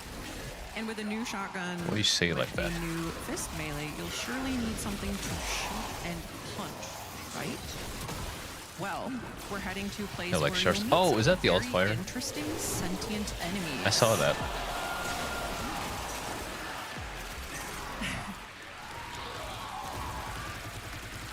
Pretty cool. It's very cool. Don't you just want to punch him? Yeah, I kind of just want to punch him. Okay, again, so sorry we can't say much about this at all, but maybe you're theorizing. Got some things going on in the brain. All shall be revealed soon, Tenno. We can, however, show you some work in progress animation for this new sentient enemy. So let's have a look at that. And this video is interesting. It actually kind of highlights a very interesting part of the developmental process when sometimes the model isn't ready yet. So you're actually seeing a Coolant Arachnoid cosplay as this new sentient enemy. Look at him go! Yeah, I was actually talking to Eric who animated this, and he said it's really useful to have existing models with similar shapes and movements to work off of. So this is really super cool to see, and we're excited to see when the model gets in. Actually, do you guys want to talk about that a little? Oh. Sorry, I was just gonna say, yeah, WARFRAME production is pretty quick, so sometimes we just have to get going without knowing what the final model's gonna look like, and we just have to use whatever's close, and then adjust when the final stuff comes in. It works out in the end. Okay, you got a little teaser there for how that sentient enemy is going to be moving around. Okay, we have a new shotgun. We have a new melee. What else could we possibly need to deal with these new sentients? Yeah. Maybe we'll need the core cracker. The core cracker. Yes? No, that's not it! That's not it! Don't look! Somebody guessed it. So. Don't look at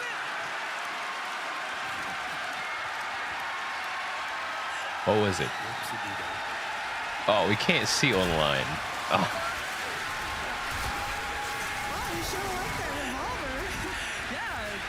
We love the core cracker, wow. We love the core cracker. Wow. Okay, you ready for this? An interesting weapon like this surely needs an equally interesting Warframe! Oh, wait.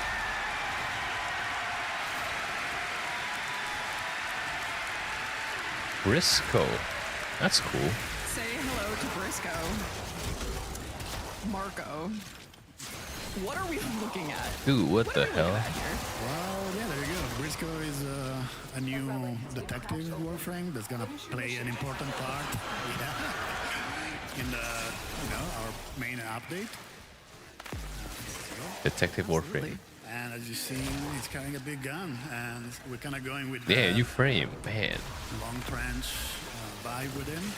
But as you can see, probably guessed by the spoilers that we've seen online, he has some sentient influence going on.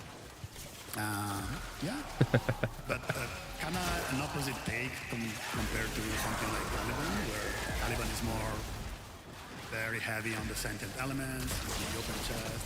Yeah, it kind of looks sentient. Elements. In this case, Briscoe is almost. Sorry, I can hear you, buddy. So in this case, Briscoe, he has more of almost a normal Warframe design or blueprint, which maybe we are suggesting that it's made with sentient resources. Go. I'm seeing a little too many things there. So who's excited for Briscoe? Yeah.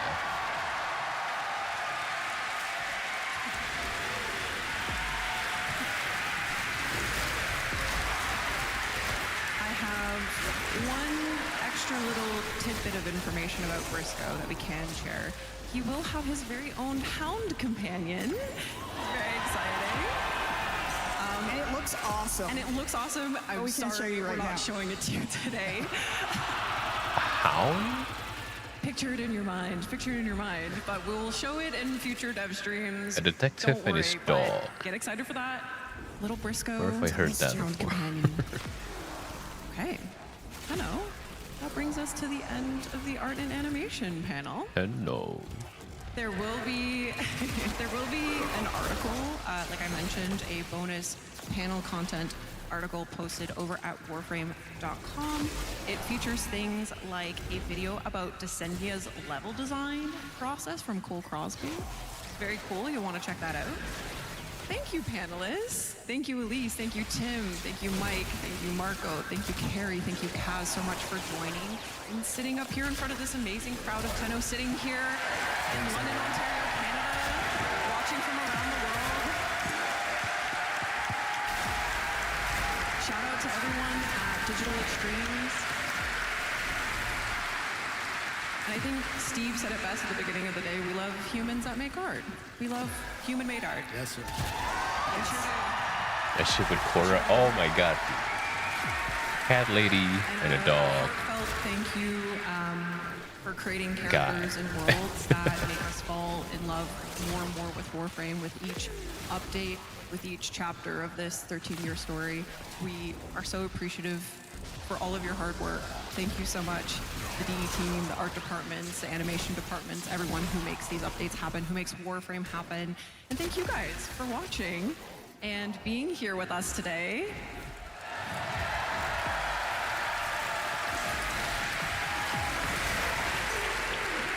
Now,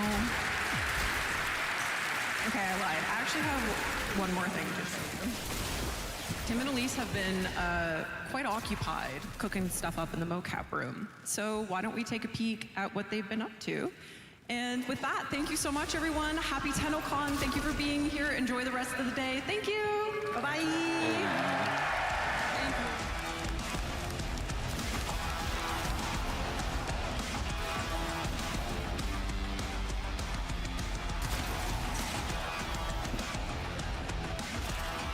you.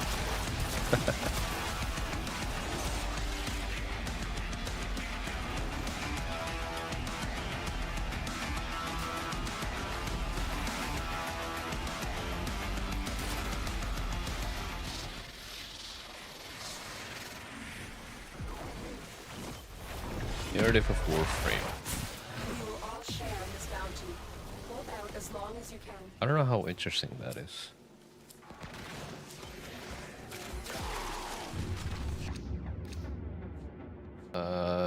Bro.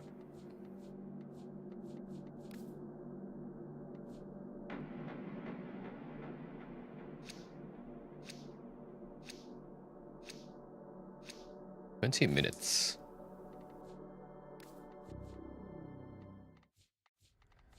TENNOCON, day 2. So you lost your voice at the Tenno concert, eh?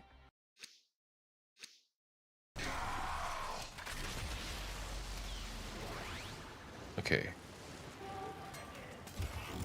Let's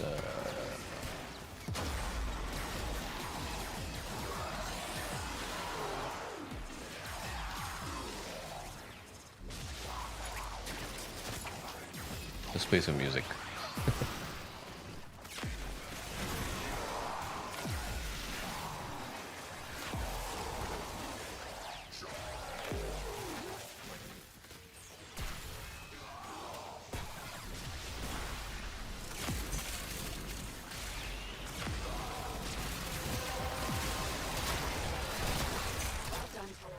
Your relic is opened.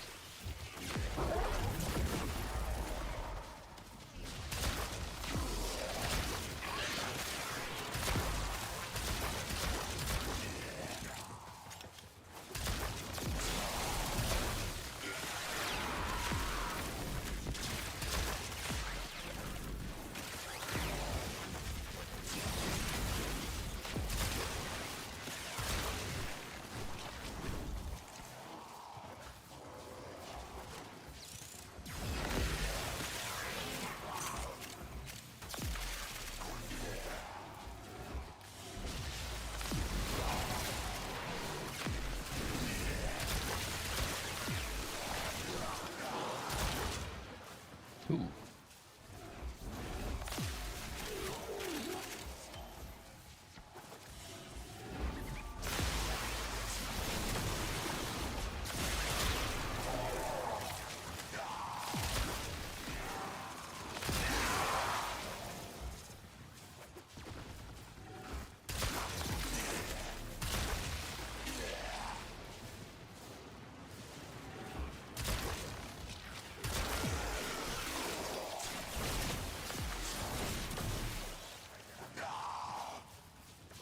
Whoa. Is that a dojo?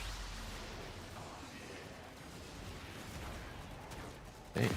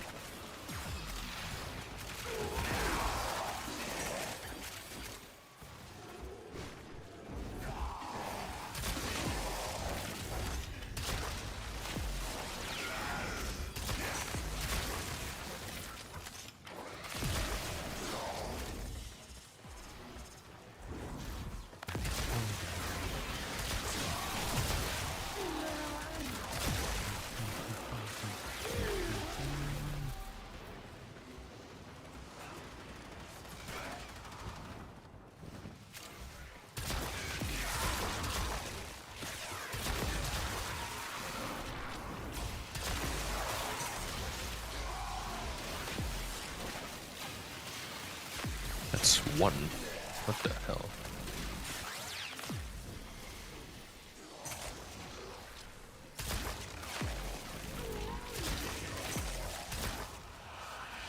Oh shit.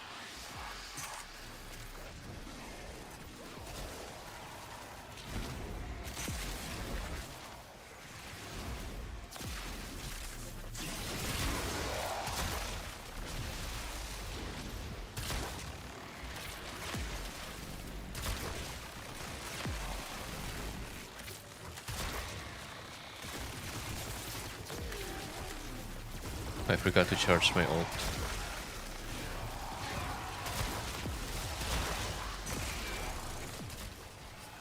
Wow.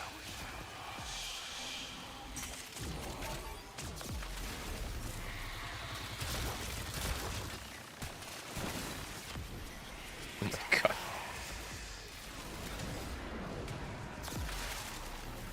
Why am I so fast?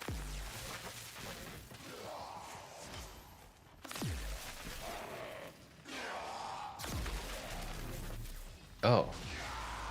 Oh, that's why. The longer you fight, the more successful we will be.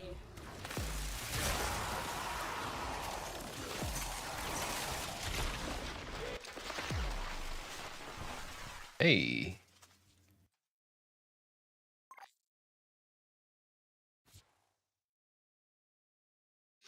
I know, right? 2 gold. It's rare ones.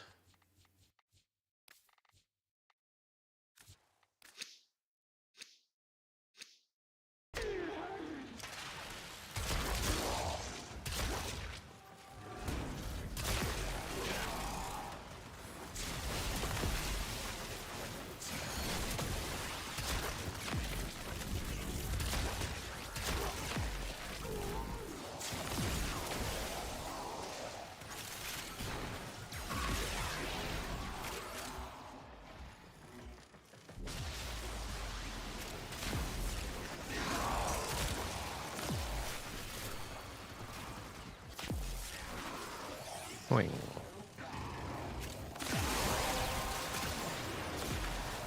That's it. You opened the relic. Finish your mission and we'll take a look inside.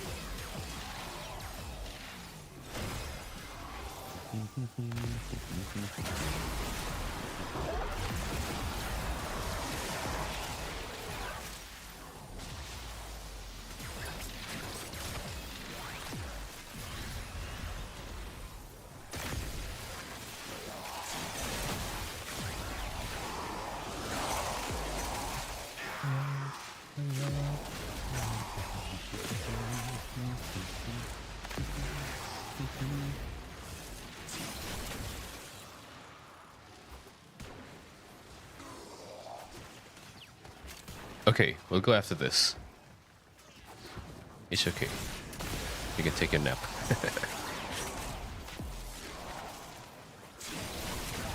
You know what? Let's go just to extraction, I guess. Yeah.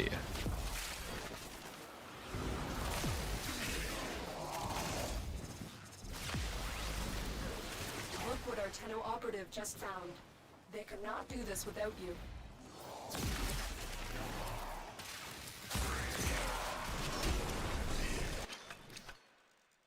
Ooh.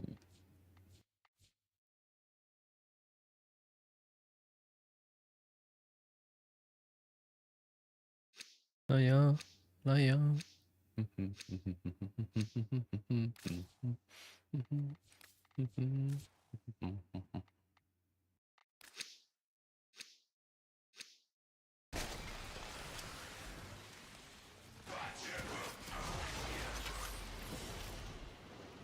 Your will was greater. This is good.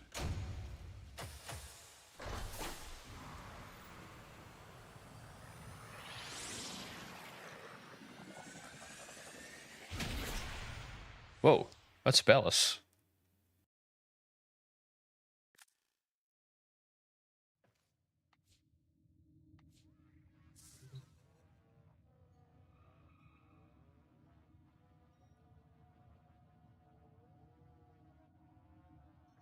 Okay, thank you for playing, Thea. Have a nice nap.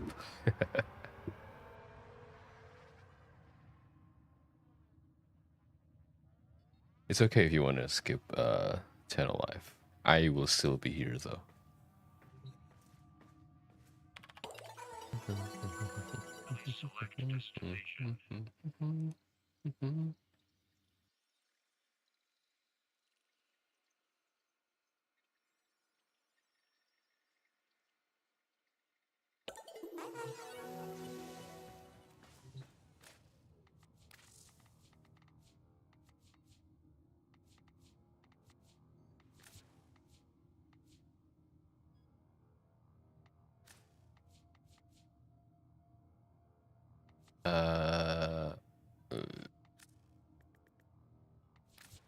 No, stop playing, please. There you go.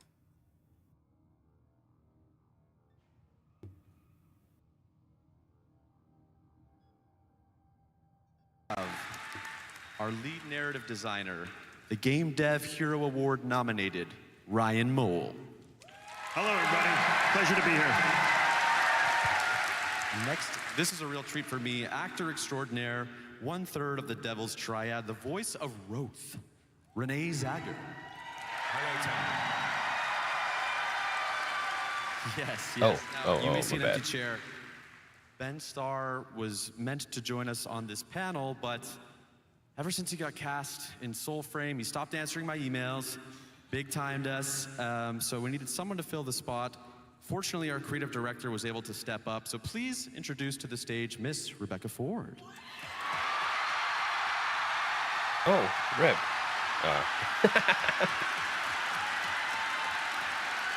Stunning. Rebecca Ford stuns at TENNOCON 2026. I don't know how she made it. It's a testament to her leadership. Incredible. Her fortitude. What can't she do? Hello, TENNOCON. It's me, definitely Rebecca Ford. You know, from all these panels, Reb, it's so wonderful. You can definitely tell that Ben is definitely enjoying himself. It's amazing. It's amazing to be here, and like throughout the con, unlike Ben actually. Starr, who's cheating on you with Soulframe, I would never do that to you. Because I kinda cool. truly love you. As Rebecca Ford, the creative director of Warframe, no further questions. Right. So today's panel is really a twofold initiative. We want to do our sort of informative deep dive into the world of Warframe, but also, much like last year, look into the craft of storytelling, how writing and acting and even visual art all overlap and collaborate together. So that's the plan for today. I'm going to run you through the spoiler policy. Essentially, we are covering everything up to the reveal of Jade Shadow's constellations. So I'm talking dev stream. We're talking Ryoku, Vina, Orion, Sirius, but we won't, dive into the quest because people are working through things at their own pace. We would hate to spoil something so fresh. Having said that, I would like to kick things off by taking us back, way back to the old piece. Last year's Tenno Live was where we first showed this off, and since then, the quest has released. Ryan, you have been with Digital Extreme since the mid-2000s. You've been responsible. You've worked on Warframe since day one. You have been there caching very old 13-year-old checks. What can you tell us about the process of caching old checks, about finally taking players back to this old era? Yeah, well, we've certainly written a lot of checks over the years and bits of dialogue and codecs, and I hope that we've come in to cache them, especially in the Kim system. But there was one check, it became clear at our writer's room last year that we still had to cache, and we hadn't done it. And actually, Reb, you were leading that meeting. Do you want to tell the story? Thank you, underling Ryan. You truly have been a good servant to me over the years. But I do...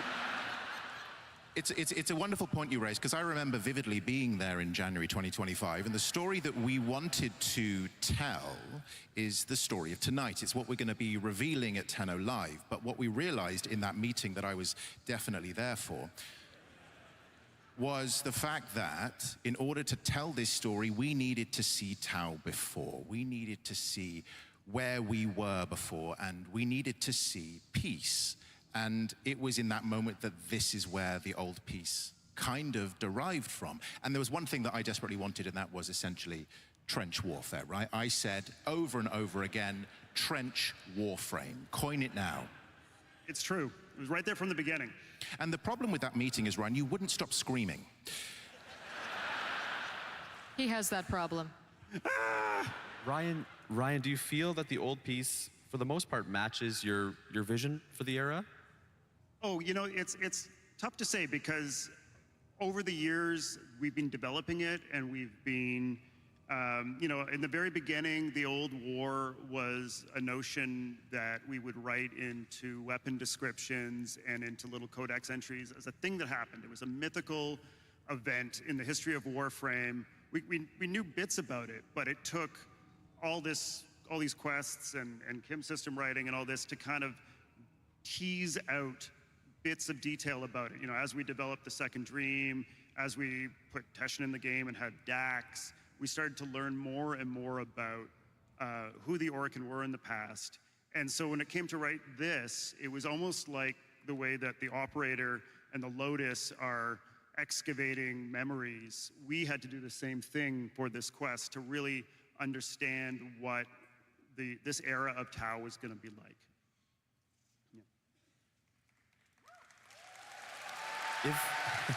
Right on. Also, if I remember one thing, again, very vividly, Kat, there was a conversation, the fact that, what was the story that we wanted to tell? It was almost like, you mentioned it in the room, it was the Christmas armistice of World War I. And I think that's the great thing about this game, is you're taking inspirations from various parts of the world and we're placing it into the game. We're transposing it into the key of Warframe, but it's always kind of identifiably that. Yeah, exactly. No, it was how do we're always trying to connect something that's so otherworldly to a very human experience, and that was something that you really wanted to draw from, Reb, is always how do we connect this to the human experience? And that's something that, your leadership is always so inspiring. And thank you. And it's definitely human, Rebecca Ford. I really agree with you there. Yeah, and speaking of Reb's vision, if I had to guess, the Dax, the Grineer, Sentience, that was always a part of the plan as it relates to the old war. But I imagine things like the Hanhalas, the Tauron strikes, this great big anime sword. Maybe that wasn't in the 2013 lore Bible. Reb, can you talk about balancing classic concepts with new things appearing in the past? Yeah. I'm a benevolent overlord, and what I want, I get. You know? And if there's one thing you know about me, definitely Rebecca Ford, is that when I want something, I get it. So... It's true. Yep. Reb wanted a giant robot. I wanted a giant robot, so I got a giant robot. I wanted to focus on schools of ultimates, so I got ultimates. And that's how it literally came to be. I shouted at everyone and said, I want this, and I got it. It's why I couldn't stop screaming. Speaking of getting what you wanted, of course, the proto-frames weren't on anyone's mind back in 2013, and yet here is Roth, who arrived with the old piece and whose voice actor is here with us today. Rene, this was your first step into the world of Warframe. You joined at quite the moment. What can you tell me about the early days of this project? I think every actor loves a great character brief, like a breakdown of what you want. And the brief, if I remember rightly, was the late, great Peter O'Toole meets Paul Bettany with a sprinkle of Russell Crowe from Master and Commander. So once an actor hears that, it's like, okay, I know where I'm going. A little bit of research, and then you get the sides. I submitted my sides as any actor would for a self-tape. I waited, I called my agent, she hadn't heard, and I think 3 weeks later, I got offered the part. So here I am, and I'm very happy to be here. And you two had met. You two, yes. You two had a meeting in London, am I correct? Yeah, Renee and I met in London. Do you want to speak more to that, Renee? I do. My agent emailed me and said, Rebecca Ford, you are coming to London, UK. Would I like to meet you for coffee? And I think I originally was signed to do 6 4-hour recording sessions. And I think we had 2 left, and we met in London. Yeah. We discussed the character, what was happening. Yeah. And the rest is history. The rest is history, and we'll never know what happened at that meeting. Lots of coffee. No one should ever know I was caffeinated out of my mind. Kat, can I ask you about retrofitting a new character into an ancient past? It was such an interesting challenge to write Roth, and it wasn't even so much writing the villain romance, because some of you know that is literally my whole genre. So when when Rebecca came to me and said, Orokin villain romance, I would say no more. But the tricky part was writing an Orokin, because here's a character who knows more about Orokin's society than we do, because he lived it. And so I had to go off and create the Orokin org chart, so to speak, and sit there and figure out a whole lot, because he was there, he lived it, he breathed it. And when you're writing a character like that, who also is so smarmy and so clever and so witty and wants to hold that knowledge over you, he's a very dangerous character to write, because almost as a writer, I'm like, I think he's manipulating me as the writer. But he was so very much fun.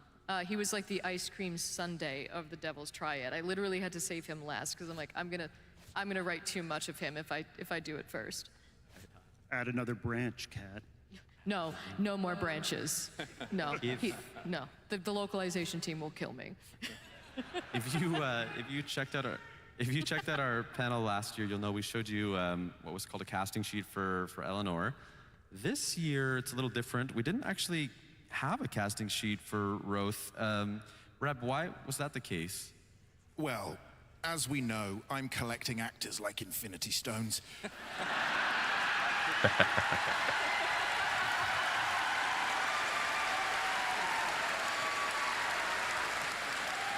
If I want them, I get them. And with this, I quite clearly in mind had an idea for this character. and there was an actor in mind that I was particularly interested in, and Renee, you were that actor. And so we didn't actually need to write anything. It was more just finding the flavor of something. You don't need to hear the actual lines written down. It's more a sense of the character. So this is what you were given. And had you turned it down, which you never would have. Never. That we would have written something more particular and put out a casting brief. But really, we had you in mind from the very beginning. Thank you. Certainly. Renee, I understand. Yeah, that's good. I understand you recently revisited some of the material from the Devil's Triad. Was there any line or any particular part that stuck out to you? I have a line that I'd like you to read.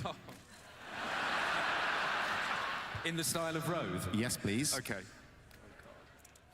And there are many people watching.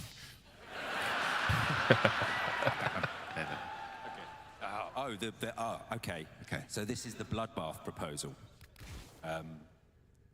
Okay. She summoned me to her bath one evening. Oh my God. I strode across the mingling puddles of perfumed water and blood and stood dutifully to attention. I'm bored, Rose. Let's kill all the other Orokin and take over.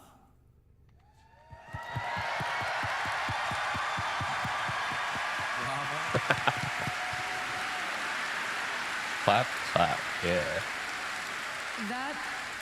That line was written by our lead writer, Adrian Bott, who wrote all of the Descendia voice logs. Shout out to Adrian. Shout out to Adrian, who is home in London Prime, or nearby. London Prime. With a family conflict. And he wrote all of those dialogues because there is a effortless way that he commands the way of Orokin monologuing that I just could not even hope to approach. It's just beautiful the way that he can do that. Adrian, we miss you. We miss you, Adrian. In the interest of time, we'll keep going beyond the old piece, but before we leave, I do want to talk about Adis. Reb. Yes. Why Adis, this sweet, sentient child? Where did the idea of Adis come from? We wanted them to experience what was at stake. And how better to do this than through a young fledgling friendship, and to give Tenno's first friend, and to show it in such a kind of a young state. It's so raw and real, and showing what people were fighting for, and ultimately what was there to lose. And, you know, best to tell it through character and through storytelling. And I think we really hit it out of the park. And I will say that was something we knew from that very first meeting that we were going to tell that story with the operator and a young sentient. We didn't know he was going to be Adis yet, but it was part of the DNA of the old piece at the very beginning was that story. Right on. We're gonna keep trucking along. But between conventions, we also shipped The Teacher, Valis Undermine, Shadowgrapher. Ryan, you led writing on The Teacher, and I'd love to hear you tell us more about dipping back into the early game. Oh yeah, well, you know, we knew we needed to teach mods to players better. We found that people who were experiencing the mod system and playing with it stuck with the game, and those that didn't really get the menu and didn't understand how to play it bounced off. So we wanted to give people that early appetizer, get them into that menu, get them to understand how powerful mods were. But I had a secret second agenda that I really wanted to do. We have characters in the game that don't get the best introduction, or weren't getting the best introduction at that point. And one of the main ones was Teshin. And I really, really wanted to give Teshin a proper introduction in the game. So I was able to meld those two tasks together in that quest. And I hope it worked. Yeah. Right, it did work? I really love The Teacher. We were talking about this backstage. To me, it feels very much like episode 3 of a TV series, right? It's like a two-parter of Awakening and Vor's Prize, and then we go into episode 3, that's The Teacher. For sure. I mean, Warframe is very episodic in how we treat our quests. It's almost an anthology in certain respects, where we're getting different characters from all over the place, and really just to go back to those early days. One of the other things about that quest was that I wanted to write a quest that was specifically for the new players. I knew all of you who are here or vets would maybe want to go back and play it too, but I didn't want to have to worry about putting a challenge in there for existing players who've got thousands of hours in the game. It really had to be for those players who had 3 hours in the game. And I think all of you appreciate that you're going to get fresh blood sticking around a little bit more because of that quest.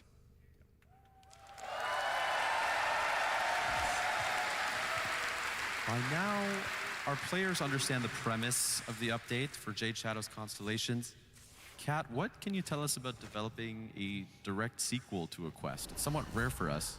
It is, and it definitely proposed a lot of interesting challenges, because talking about writing checks and then having to cash them later, there was a Warframe, baby.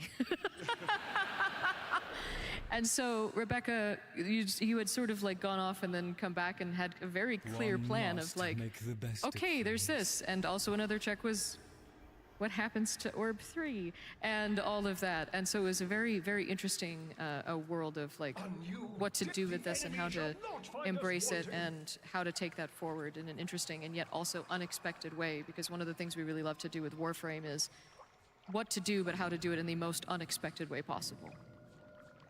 There were a couple callbacks to Jade Shadow's 1, specifically a bit with Ortis, right, Ryan? Yes, yes. We got to go back to back in the Orbiter with the Stalker and Ortis. And actually, I don't know if you noticed, but Ortis sounded a little bit different this time, because we had our brand new voice actor, Warframe alumni, but new to Ortis, Kevin Lim, doing the voice.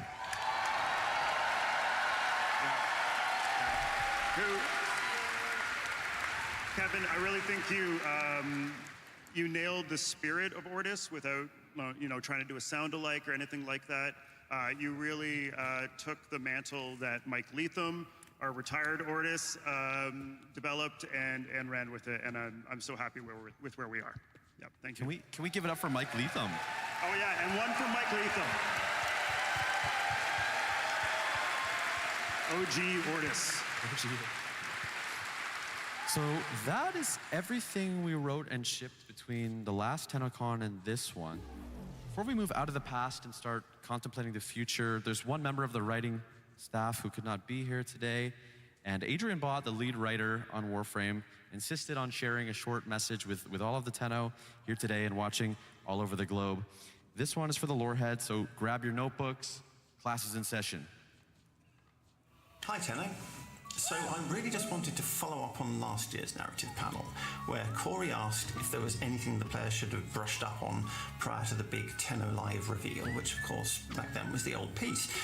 Back then I could only make vague and half-assed references to old lore and Hunhow's comment about how we severed worlds. That was because one important background detail for the old piece is that the Sentients did in fact complete their solar rail between the Origin system and Tau. That's actually something we've known about for as long as we've known about Tau at all. It was first mentioned in Mag's Prime Codex entry way back in 2013. And on the topic of the old piece, I also really ought to address the question of how come the operator is up and about instead of in a cradle on Lua. The second dream is a transient state, one which they were put into for therapeutic reasons, as well as to pilot Warframes remotely. It's not the same thing quite as the long sleep or the long dream, which is when the Lotus put all the Tenno into their pods shortly after the Night of the Naga drums, and they stayed there. One question that comes up a lot is, did the events of the old piece actually happen? Yes, they did, although bear in mind we are seeing them as the operator remembers them. They are not Eternalism shenanigans. We've actually only used Eternalism twice for serious story beats, once for the Operator and Drifter's existence in the New War, and once for Sirius and Orion. Hello? Hello? And a 1, and a 2, and a howdy-diddly-do. Which leads me neatly on to the question of what is the indifference really, and what does it want? Well, I can now reveal for the first time. I don't know. It's some old Britannic guy. Just overlay the signal. I couldn't believe it either. But the big question everyone's Oh gonna my have God. is, are they romanceable? Well, I have special permission to tell you. Well, hello, TENNOCON. Guess who just broke the fourth wall? Nightwave. Shockwave. Oh my God.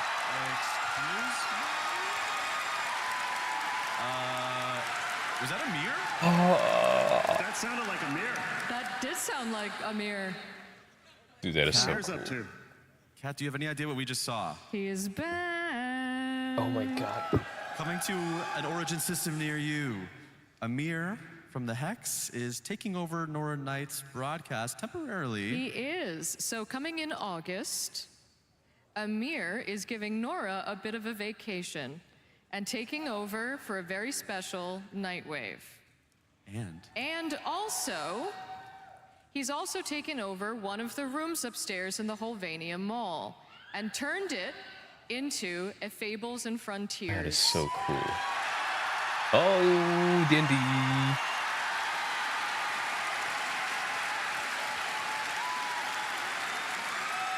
So, you can, for a 6-day Oh my God, hi, mini Yuki. text adventure in the Kim system, Hello, hello. you can join the Hex for I'm their going to little say mini the text stuff they adventure. like is so cool. But I warn It you, is, not all is well in the land of Holvendime. So we will be finding a new You will be finding a new room. You will meet Amir there to make your character. And then you will play the game on Kim with the rest of the Hex for a little 6-day mini text adventure. Now, all of the parts and pieces, now the art that we worked with the creators here, now this art, Yes. this art was created, this concept art was created by Briggan. Now Briggan is in the audience tonight. And Briggan It's Warframe, right?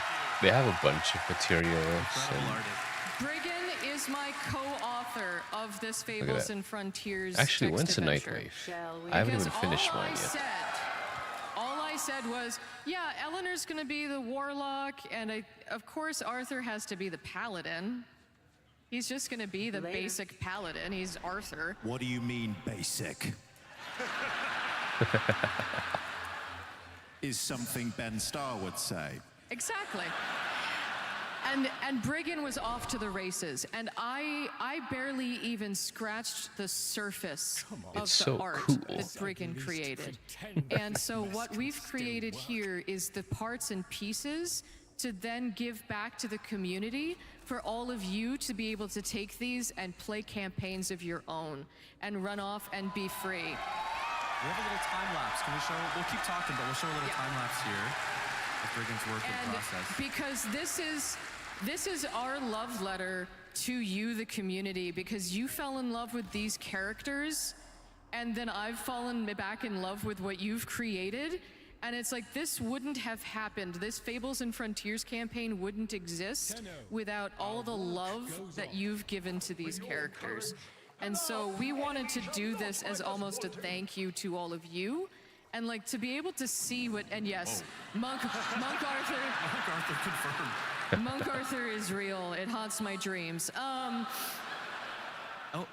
and did we mention that there's some returning voice actors? Yes, and so in the Shockwave, all of the Hex are returning to make cameo appearances. If Ben Starr was here, he'd be so stoked. He would be so stoked if Ben Starr This is were like here. D&D stuff, I think. He would be thrilled. And to be able Right. to work with Briggan was just so phenomenal. It was such a collaborative process, and we were able to just sort of bounce ideas back and forth. And they put so much love and thought and backstory into these. And just like the Eleanor, oh my God, like they have a guillotine around, she has a guillotine around her neck, and like is the patron, like her patron is like this eldritch, like infested death patron. It is so cool. It is so amazing. There's a few more things coming in this update as well. And so we have these amazing glyphs coming. Whoa. Aoi is a barbarian fashioned after a Bone Widow. And it is so cool. It's gonna rock. It's gonna rock. And if you were watching the sound panel, you may have heard that a new online track is on its way, and that will be arriving. Yes, new online song. Might also be a little bit of TENNOCON. We finally get a new online song, man. I'm so happy. A little bit more art. And we have some of these character sheets that I drew up with all of the amazing concept art. So these will be coming with the updates so that you guys can all take these and run off and play. And that is, have fun translating all of that, guys. I have a new respect for the art team, and I had to do that line by line in Photoshop. Yes, if I can translate that TENNOBet, feel free. That is Lord Allen V and Greg. And this is arriving in August. In August, yep. Right? So we'll see that very soon. Very, very soon. I would like to add that this isn't possible without you guys. Exactly. The fact that the community have embraced the Hex in this way is absolutely incredible. And you have responded so brilliantly, and I think it's the vivid drawing of these characters by our amazing narrative team that means that they can be placed into different contexts. And the fact that you guys are so excited means a lot to us, that we keep getting to do this, and we keep getting to revisit these characters again and again and again. So thank you for turning up, and thank you for kind of giving us life so these characters can keep giving us life. So you're amazing. Absolutely. Thank you. Well said. Absolutely. Kat, did you have any final notes before we move out of this segment? You said it all. We'll see you in August. We are entering a segment of the show that I like to call Ask the Director. Yes. Last year, Adrian, Kat, and Ryan, they played the fifth a little bit. Some of my questions would be, why 19? They would say, oh, that's really a Reb decision. She would have to answer that, but Miss Rebecca Ford is here on the stage with me today. Yep.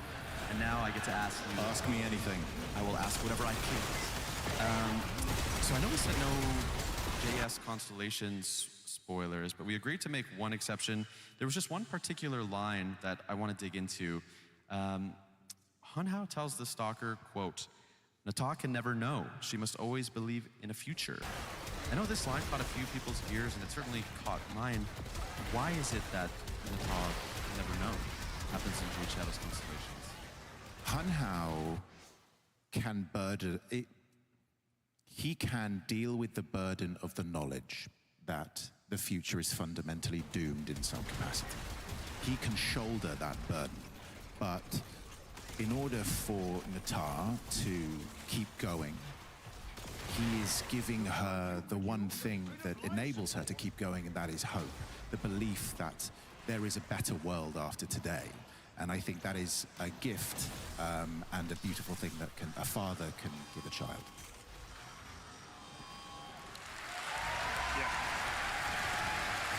I want to get a little bit of real talk. You've been studio intern, community manager, community director, now creative director, and all that time you have been the voice of the Lotus. Yes. How has your relation to this character changed over this time period? Well, first of all, don't I sound great as the Lotus?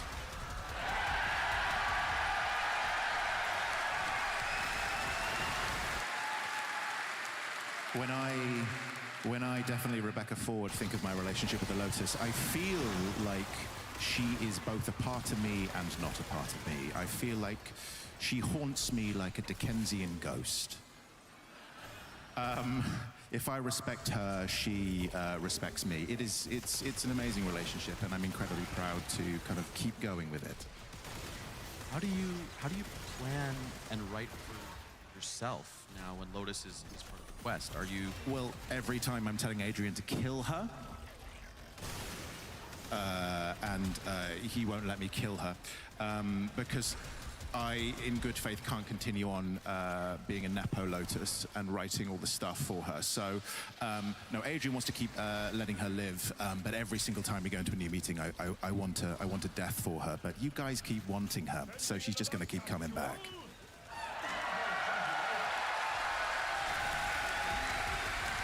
How do you decide where her story should go? Do you feel an investment in her that is different from some of the other characters? Well, Kat and I actually had a good little chat about this recently, and we both decided that she has one, a tease, she has one big important thing to accomplish. So I think we can tease stay tuned, Kat? Exactly, so stay tuned.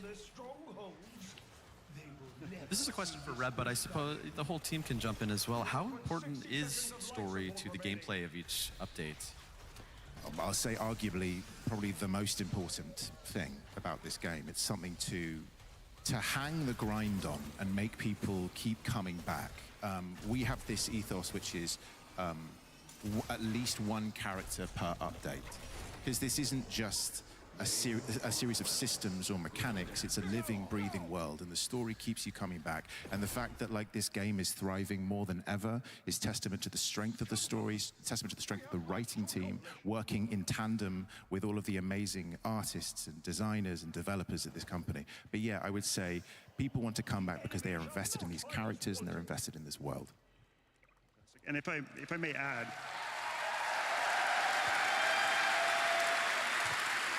well said, Rebecca. Thank you. Yeah. If I might add, when we first started working on Warframe, we didn't yet know that narrative and story was going to be as big a part of what it was. If those of you who are founders, I know there's a couple out there still, and that's amazing.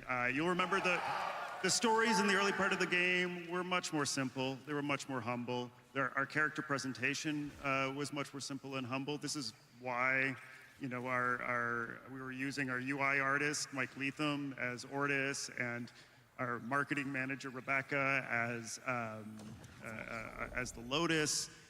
We were just trying to make a simple game, but the more we made it and the more we got your responses, we realized that delving deeper and deeper into story was what was keeping people around, and that's what people were telling us they were playing the game for. So we just kept on doing more and more, and here we are in a hockey arena talking about everything that's coming. I can't believe we're here. It's amazing. Thank you. Thank you. Thank you, Tenno.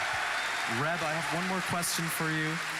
Do you really have a plan for the story? And if so, how far ahead are we planning? Oh, okay. So back in 2022, when Rebecca Ford took the job, I gave myself 5 years. There was a 5-year plan, and currently, if anyone's checking their calendars, we're currently at 4.5 years of that 5-year plan. Luckily, because of you, because of the amazing team that I get to work with every single day, there may be more runway to that 5-year plan. So thank you. I can tell you by what you are going to watch later on this afternoon, there are some wonderful surprises in store, and that is because of your support. So thank you so much. Let's get another 5-year plan. I would like to talk to the group about advice and influences. Reb, we saw you bringing anime and heavy metal to Jade Shadow's Constellations, but on the performance side, Renee, what are you bringing with you into the booth, mentally, emotionally, physically? Apples and grapes. Actors love apples when they're recording. Apples have a natural acidity that cuts through. Oh, actually apples. Sorry to be so. No, please tell us more about that throat mucus. We're live.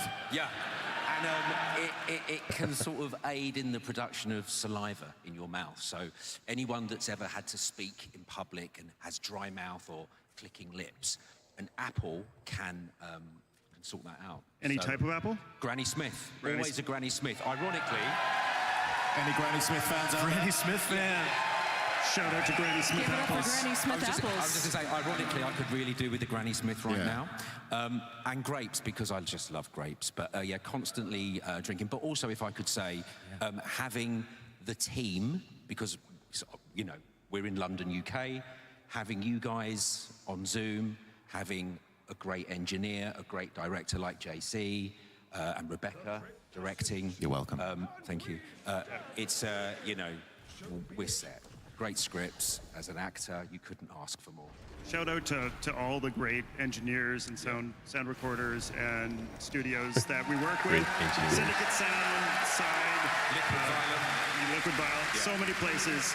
Too many to name, but you're all helped make Warframe come to life. Thank you. Reb, have you ever spoken with Ben about his process? Well, as Ben Starr's official photographer,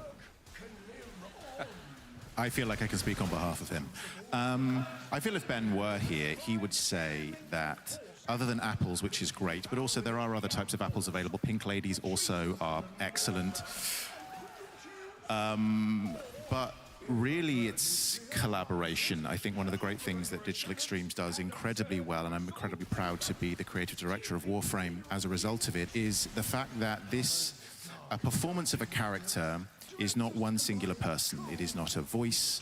It is more than that. It's the designers, it's the writers, it's the people who conceive it at the very beginning. And this whole process is collaborative. I remember speaking to Ben back in 2024, and we helped build the ethos of Arthur together. And there were many questions. There's a joke that he's lactose intolerant because Ben Starr is lactose intolerant.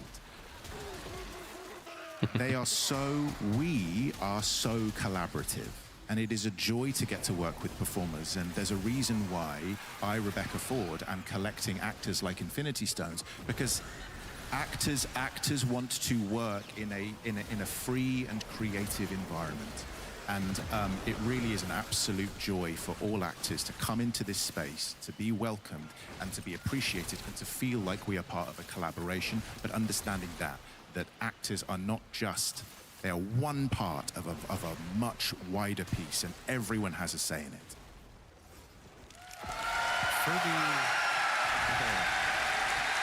For the writers, how are personal passions reaching the game? Ryan, do you have anything? Yeah, personal passions. Well, you know, a couple years ago, I got really into gardening, specifically native plant gardening. And you know, then I was working on this mushroom update, trying to find a hook for it, trying to find a character, and I'm messing around in my dock, and the character's trying to talk to me, and all of a sudden he says, I got all these invasives sprouting up, these invasive corpus in my garden. Do you want to be my gardener? Noko used to be my gardener, but you could be my gardener now. And that became the basis for the update of Valis Undermine. And you know, it was really seeing those beautiful levels that Sumo Digital was putting together for us. Shout out to Sumo Digital, who also did the teacher quests. You guys are great. Forgot to mention that earlier. Yeah. So they were building these beautiful levels, and they reminded me of my gardens. And so that's kind of how Nightcap was born, and we wrapped Noko around that. And so that was our, you know, personal passions coming through. Sometimes, you know, it's other things. It's the news we see on TV. It's walking around our city. It's things we see, you know, sometimes less beautiful things that are happening that we need to play out in our art. I won't go too much more into that now, but yeah. Yeah. Quickly, Kat, do you have one? I think to sort of play off of that, it's people ask me oftentimes, like, how do I go from writing characters like Quincy to Amir to Leon to Roth to Arthur to everybody, and it's, you take a little piece of yourself, any tiny little piece. For Quincy, it's sort of like my prankster self. For Amir, it's smash my head on the keyboard, remember what it was like playing Diablo 2 in 1999, all of my leet speak comes back. Oh yeah, I was an ice cream cone sorceress, and then for Leon and everybody, it's a little tiny different piece of you, and you plant it in the ground and you grow the rest of the character around it like a tree. But that one piece is your connection to that character. It's your and you write the rest. For you, for Nightcap, it was that gardening connection. Exactly. And you grow the rest of the character around it, but that one piece acts as the door. And so for all of you out there that are trying to learn how to character write, like, that's kind of a method that we sort of have developed as a way to sort of do that character writing. But to sort of also to sort of get into what Rebecca was saying about working with actors is it is such a one of my favorite things to do, and is one of my biggest joys working with actors is being in a recording session and listening to them do a take of a line and then having the moment where they're comfortable enough to do another version where they've rewritten it. And because I love that, because then they're feeling the character and they've embodied the character and they're bringing their own life to it. Because that second take, they've now brought, it feels twice as alive. Yeah, and as an actor, it's especially the sessions that we had, and you were responding to what we were doing, what I was doing, and it just sort of gives you the confidence to Because it's like, to me, what I write is a starting point. It's like, to me, it's like, here's the character in my head, but to me, the voice of the character is what the players are going to hear. So if you can do a version that is going to sound more alive, they're gonna hear it and it will feel more alive. In performance, often an actor can come into a studio or go onto a set, and text is often king, right? A writer writes something and then an actor will have to perform it as written. And sometimes you can sense that the actor really isn't sensing that line. They're not really vibing with it. And you can tell when you play a game or you watch a film and you think there's something quite off. It's an awkward facsimile of real life because the actor really isn't vibing with it. The amazing thing about this process and the way that Digital Extremes works is that there is the text and there is the actor, and it's the alchemy that comes between those two things. If an actor is unable to convincingly say the line, it's not that the line is bad, it's that the line isn't right for that particular actor. And it's been fascinating to see how Digital Extremes have moved and developed with their performers and really written around those characters. And certainly, like, when I, Rebecca Ford, conceived Arthur in the early stages, I could not have possibly have foreseen what he would become in collaborating with Kat, with Ben, and how he and the rest of the Hex developed alongside those actors. They really become written for the actor once you find the actor for them. For sure. Especially with characters like Treve, who plays Quincy. He is so much inspired the character that he's sort of become that embodiment. Totally. I think in the interest of time, we'll keep rocking on. We were talking recently about microbursts of lore and how not all of the storytelling happens in the quests. Kat, was there anything that you thought was especially interesting with the last few years of Warframe? I think one of the weirdest cool pieces of information that is buried in the lore is the fact that Pregassa is Lotus's mother. Like Pregassa the ship? Pregassa the ship is Lotus's mother, but that was only like mentioned in one trailer back in 2018 for the new war, and it's like, wait, hold on. So Hunhow and the ship? Yeah. Don't think about it too hard. How does... Wait.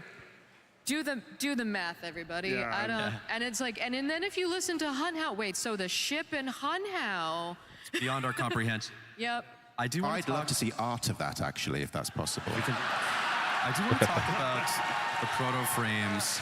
And it just blinked into existence. If you could send it directly to my email at Rebecca Ford at Digital Extremes, just spam it. I'd love it. From a narrative point of view, what is the thought process behind the proto-frames?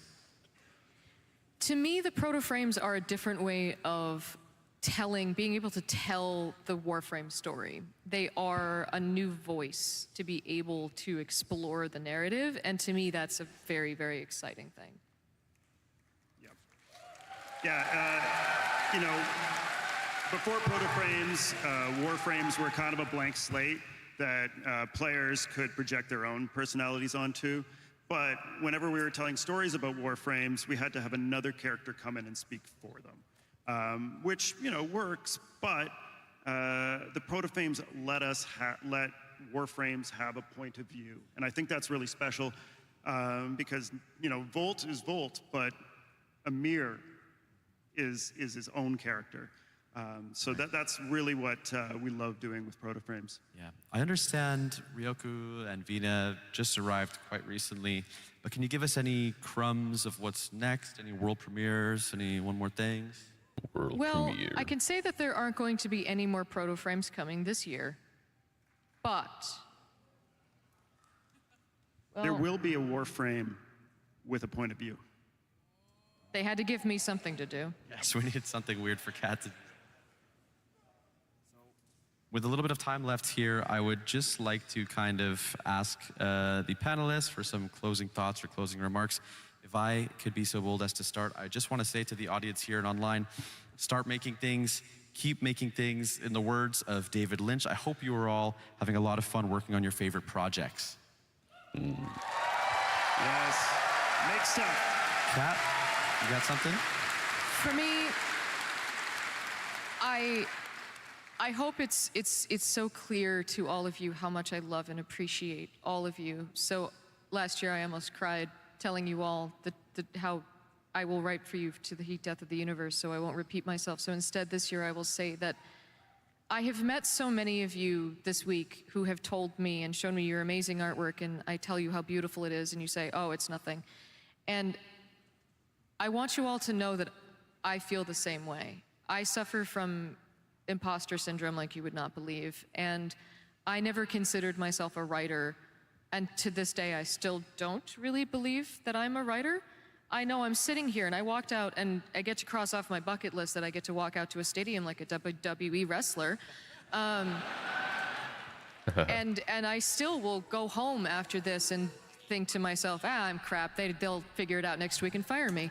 And I want you all to think to yourselves like, oh, well, this is probably just brain goblins then. So believe in yourselves, keep making things, and just keep being amazing, Tenno. Please. Please. Yes. Ryan, let's hear it. I'll keep this really brief. I know this has been said a few times today. We're here because you keep showing up. It's amazing. It's such a privilege to make this game for you. Thank you so much. Yeah, it's just so wonderful. Thank you, Ryan. I'm an actor. I'm a jobbing actor. I never thought I would, in my wildest dreams, I would be here, being part of this. But thank you for inviting me into your family. It's something I'll never forget, and it's forever. So thank you.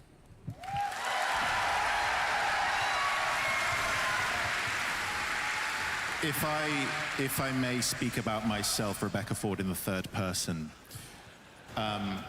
or about myself, I believe that I, Rebecca Ford, am a remarkable individual. It sounds like hubris, it is not. I believe that I am so proud to be here.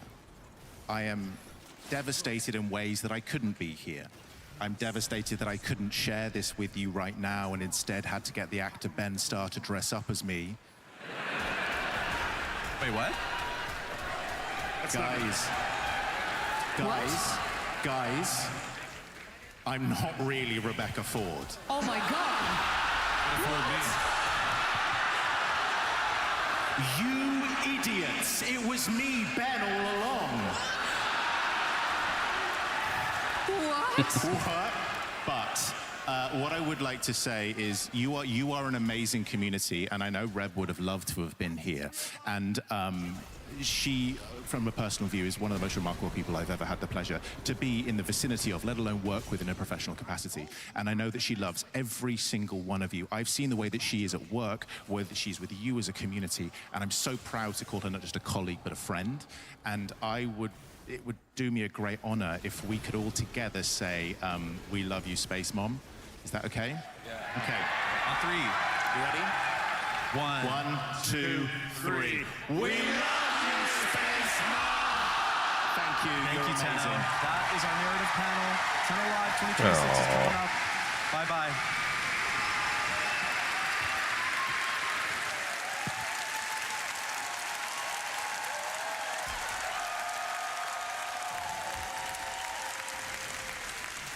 That's really sweet. Okay.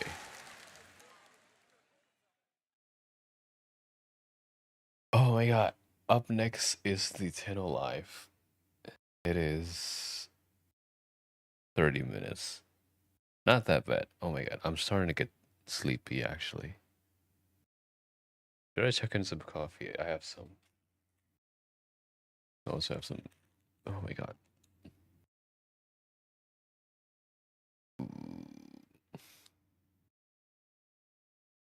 Is is anyone still here? I don't know, if you want to lurk, that's fine. I'm sorry. But 5. Cool. Oh, I'm so tired.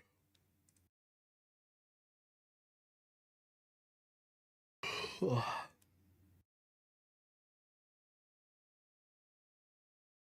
on, 1.5 hours remaining. We can do this. I can do this. TENNOCON trivia. How many base mod non-accounting variant can be made into epic crown mods? Base mods not counting variants can be made to epic crown. I don't know, man. 18? No, 14.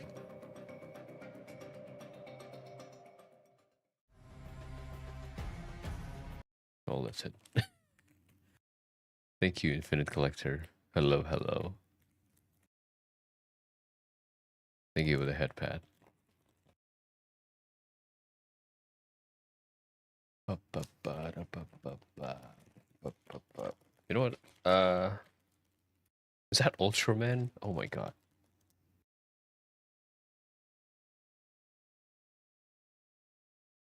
Some of these dojos are insane.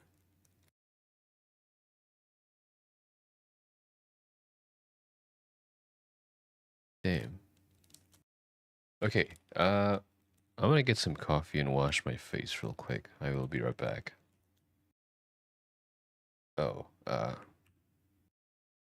enjoy some music, I guess.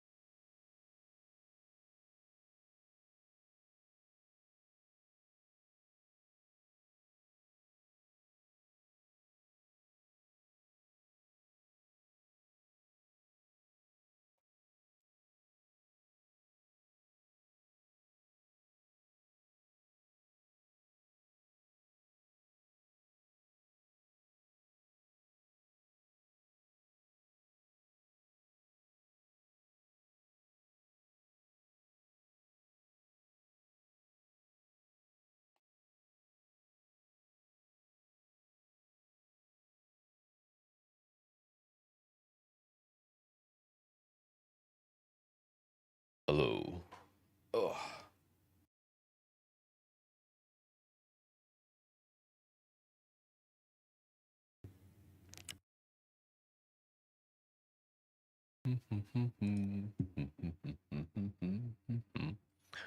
Bee-boo. Oh, actually, isn't Bee-boo like live streaming?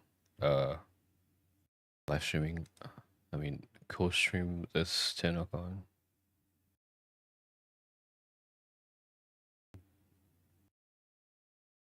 Yeah, there she is.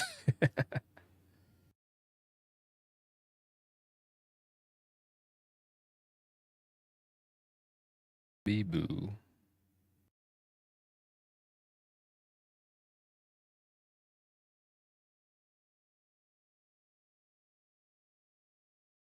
Damn, Kyla.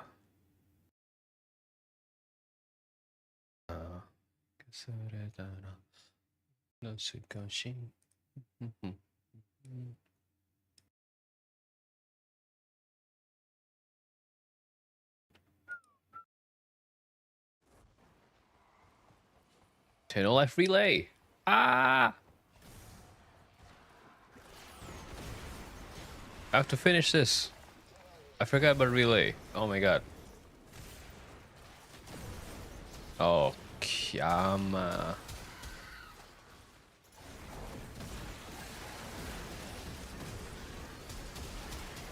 Okay, I actually gotta finish up real quick. I was gonna farm something, but... Okay, we can hang out in the relay.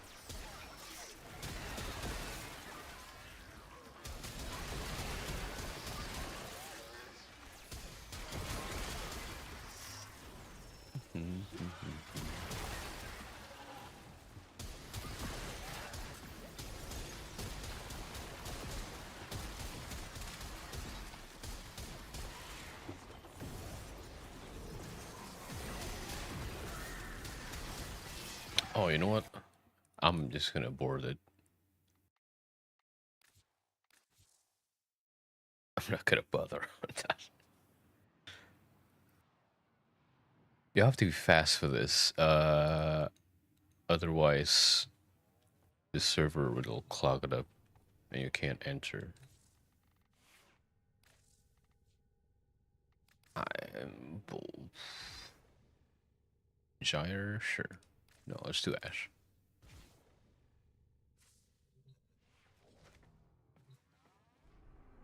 Relay.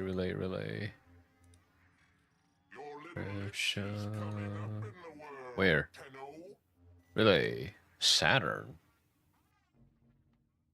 Okay. No. Oh.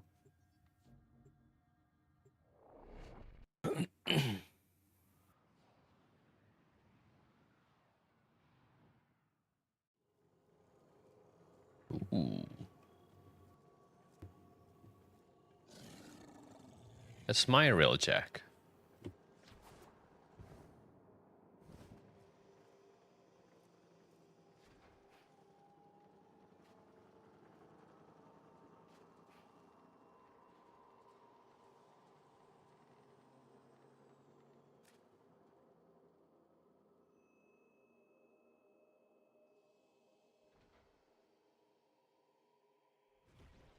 Guess we can wait here for 30 minutes. Nah. Okay, they said that you have to be on the right side. I'm guessing right from here. So there.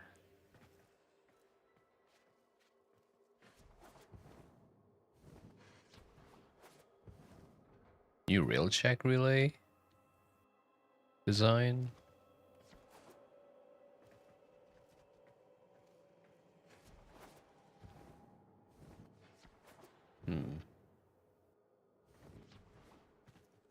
Can't go there.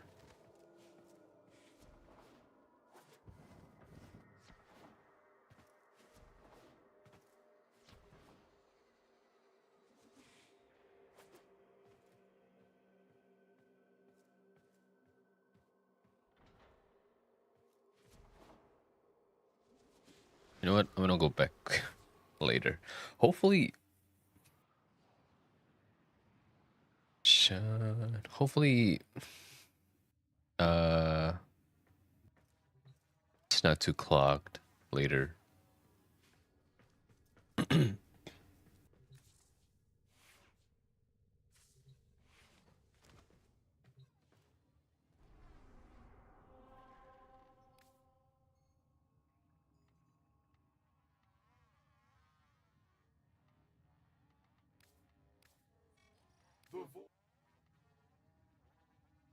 What can I do?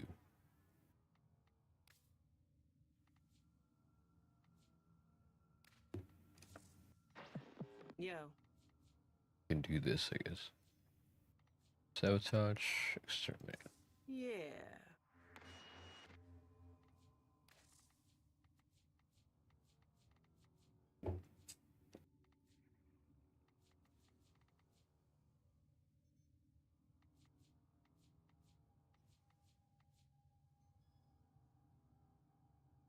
Where the hell? Oh.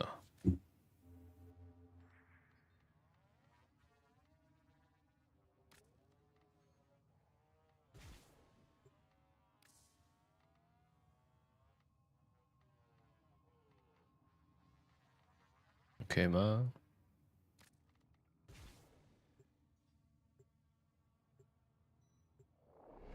Matthew Mercer is... Bang, bang, bang. The Grineer want to poison the mighty forests of Earth to make more room for themselves. You are here to stop them. Find the toxin mixer. My intel suggests there are rich enemy supply caches in the area, but I am unable to pinpoint their exact location. Search the map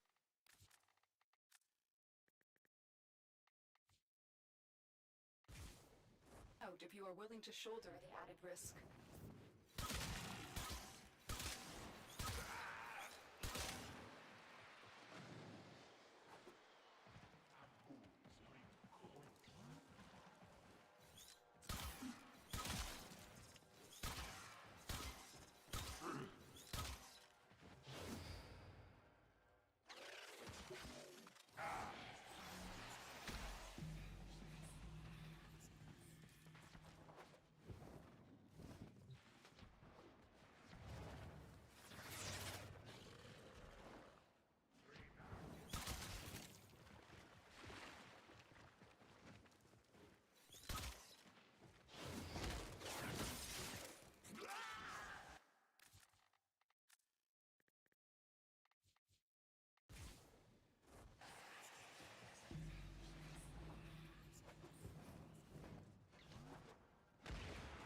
Remove the biocatalyst from the mixer to halt the Grineer poison's creation.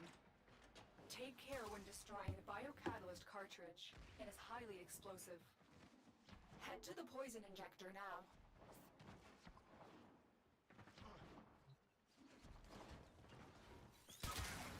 Set the injector into overdrive to incinerate the toxin.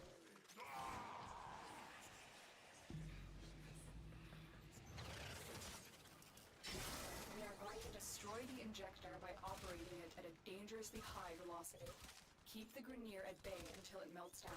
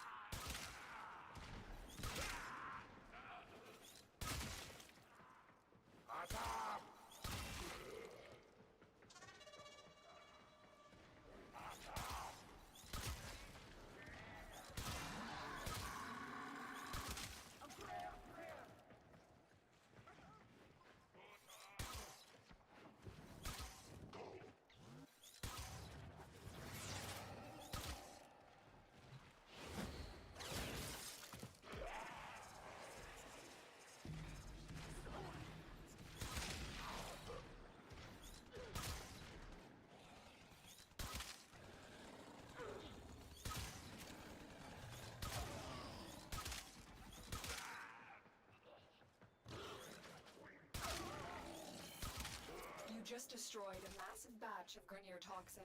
Good work. Get to extraction.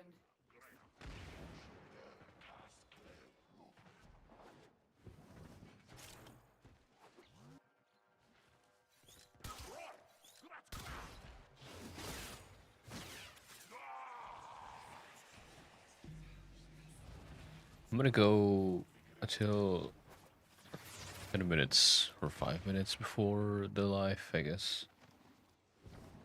In case it gets full.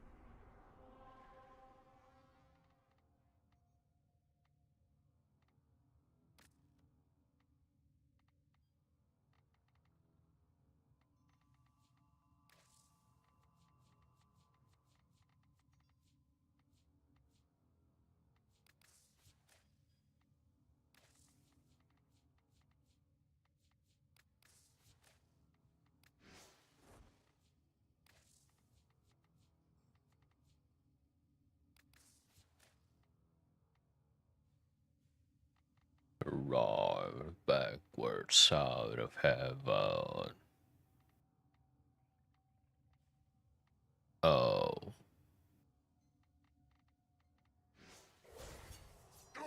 But where's he us in the dark?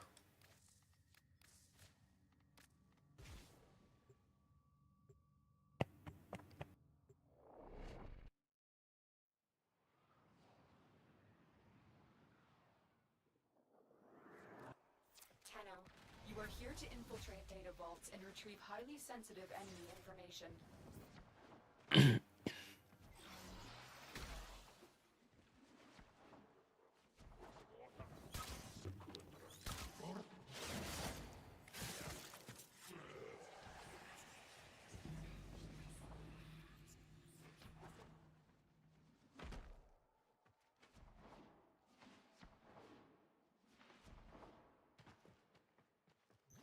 You're nearing the console. Trigger the alarms now, and they will start destroying the data. Stay focused. There's a heavy unit approaching. Keep going. Nobody knows you're here. Tenno, be on the lookout for increased security measures. Excellent work. A clean extraction with no alarms.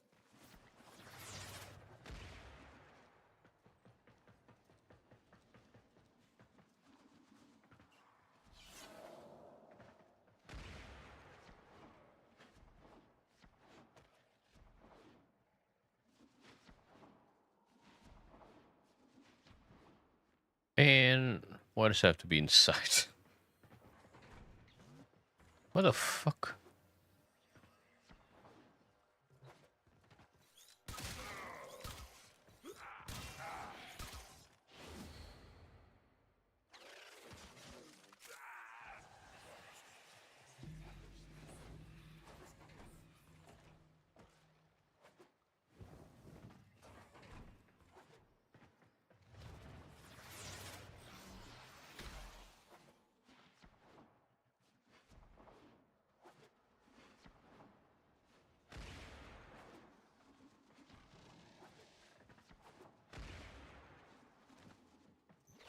Target console is nearby.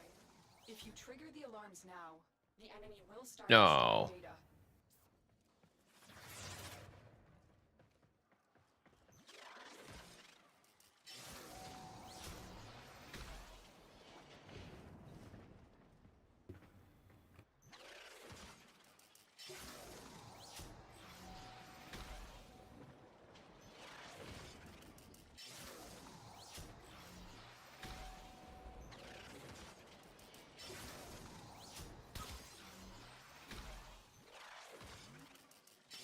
Data extracted. They won't even know it's gone. close to sun.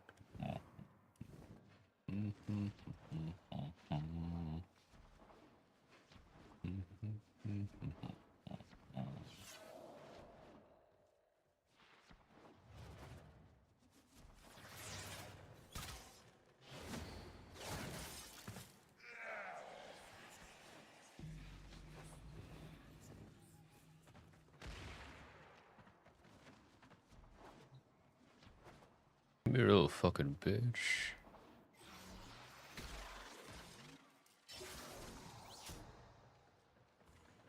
Stay focused. There's a heavy unit approaching. The target console is nearby. If you trigger the alarms now, the enemy will start destroying data.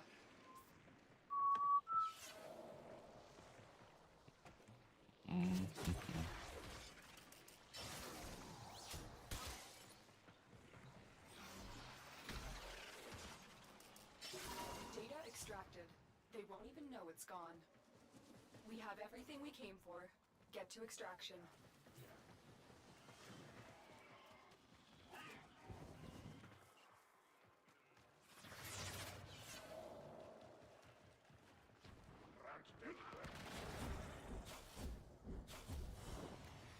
I think I have something of yours. My heart. Things seem tough. Nora knows, but believe, though it's going out of style, there are people working to make this system a better place.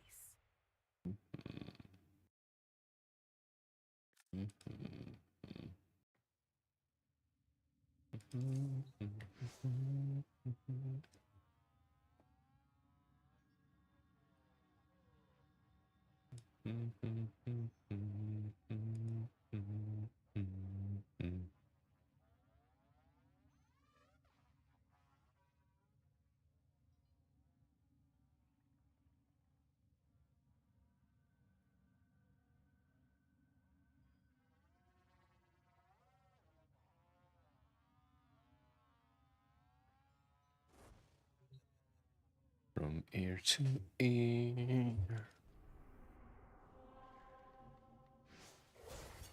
You can't kill me if you keep hitting.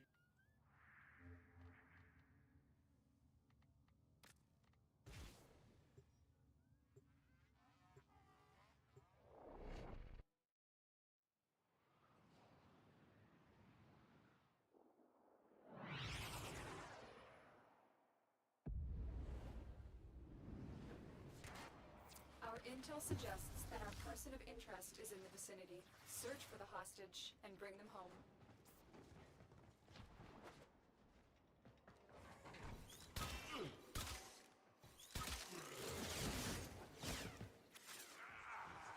No, it's not your time.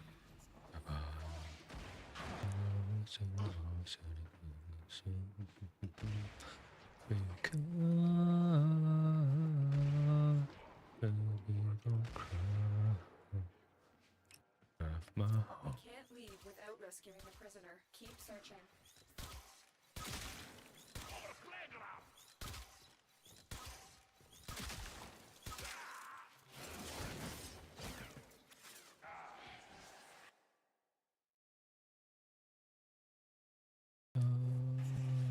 Everybody's gotta die sometime.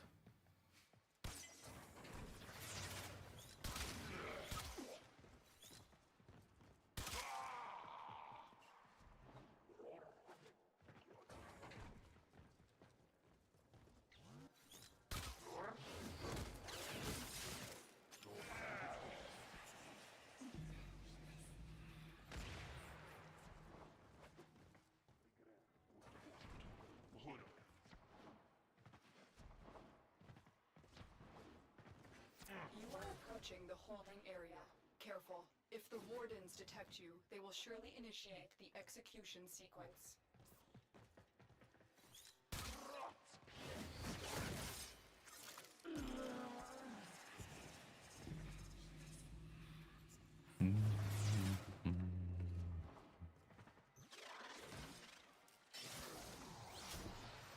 This is the jail. Our hostage is in one of these cells. I knew you would come. located the hostage. Escort the prisoner to the extraction point, and I'll take care of the rest.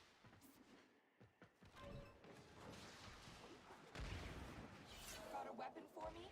I've got some scores to settle.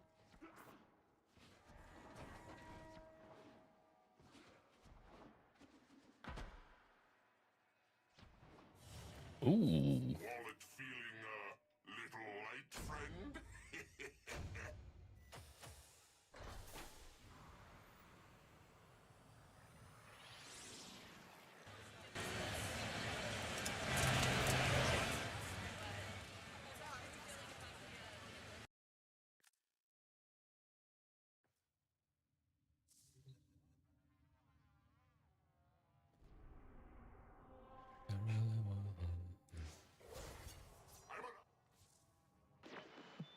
Hey. No, it's not your turn. Bye bye. You tore me to pieces, Tenno. That wasn't very nice. Just because.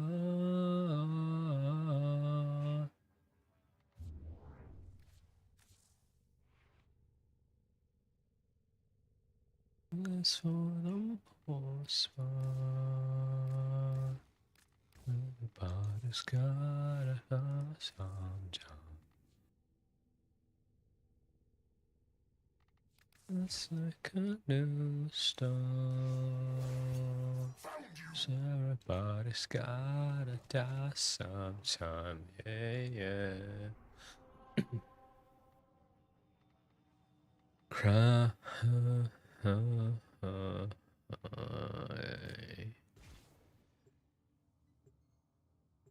10 more minutes. Okay. I'm gonna go after this mission, I think. It should be a fast one. We received intel that somebody vital to enemy operations is here. Find them and capture them.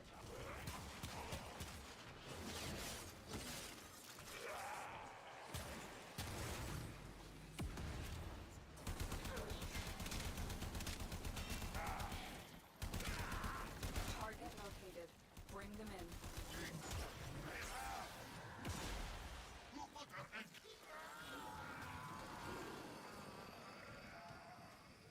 Shadow. Success. The captive is safely in our hands. Congratulations, Tenno.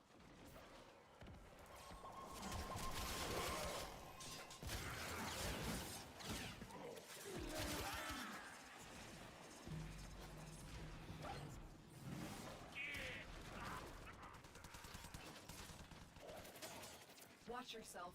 Grenier are on the way.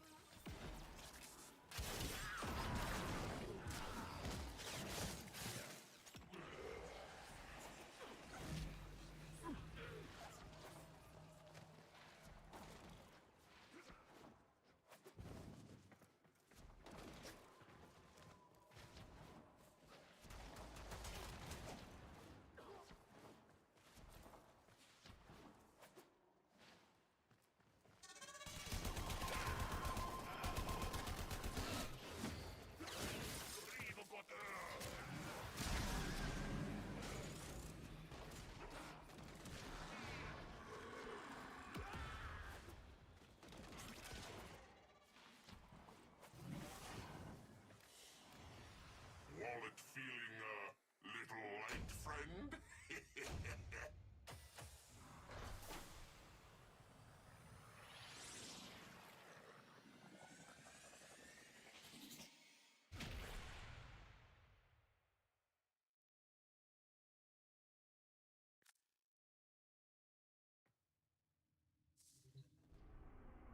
I wonder if I can do one more. Hopefully. And we're out. Oh, wait, let's. That's fine.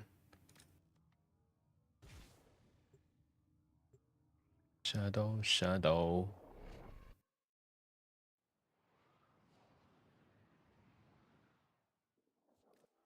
There is a large platoon of Grenier Marines stationed here.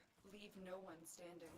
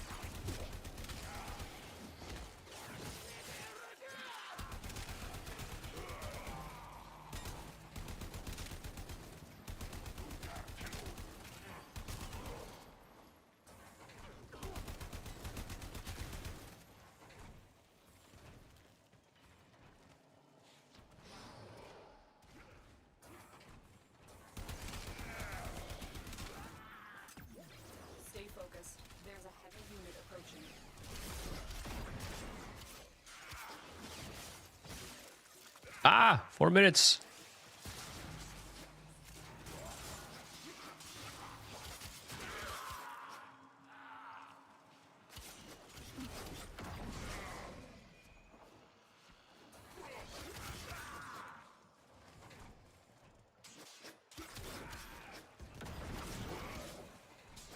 I brought the wrong frame.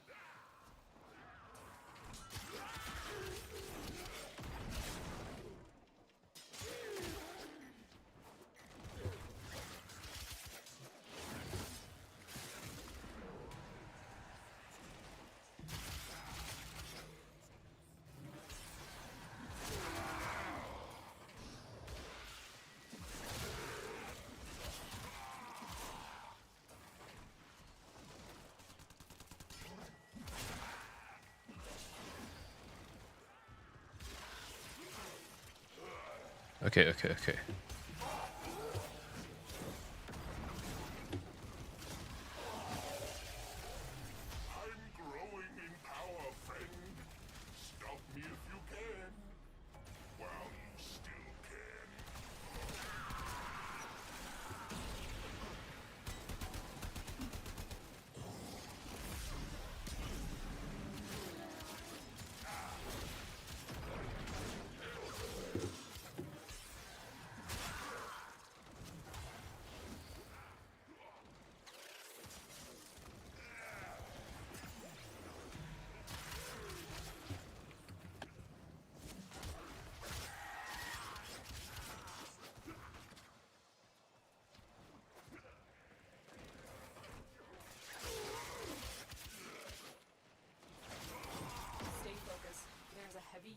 Okay, finish.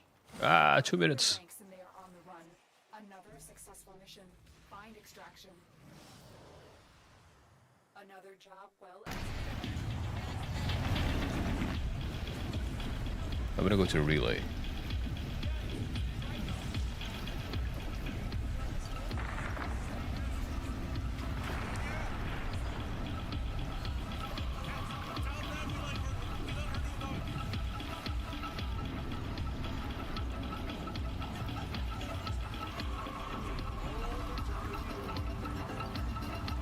Is she? She's still online. Oh my god. Okay. Oh, not you.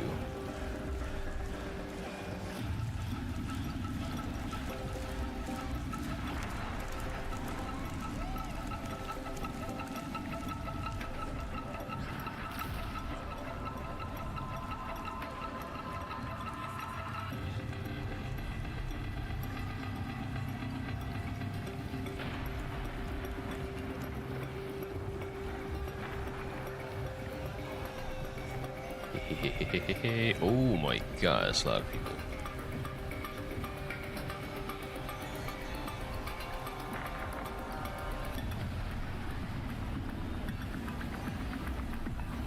I'm gonna stay here.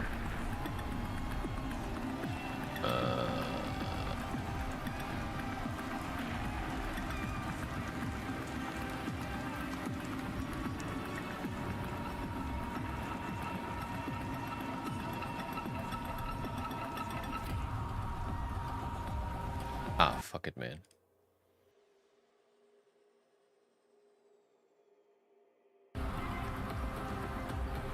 There you go.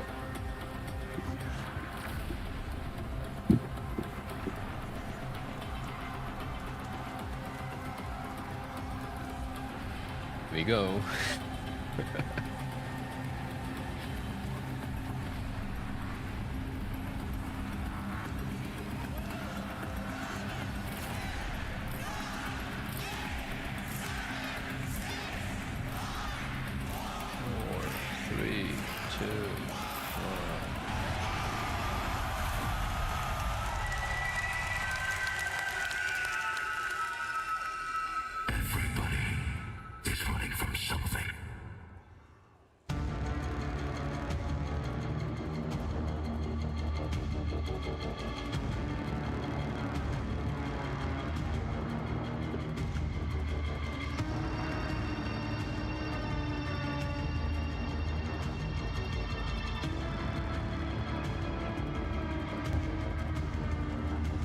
That's the new Warframe, whatever his name is. I forgot already.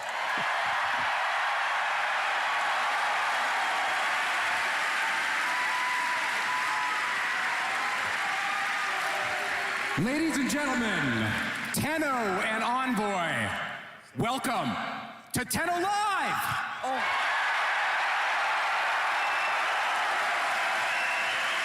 My name is Sheldon Carter. I am the president of Digital Extremes, and my God, what a couple of days we have had. Panels, meetups, amazing cosplay, and even a full symphony.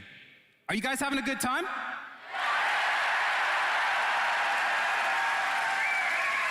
Yeah.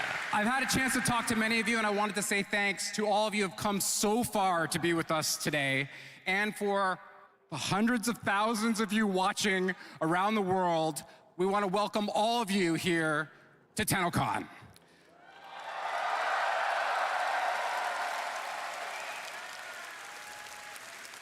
This community and the connection between Digital Extremes and this community is the reason why this all happens.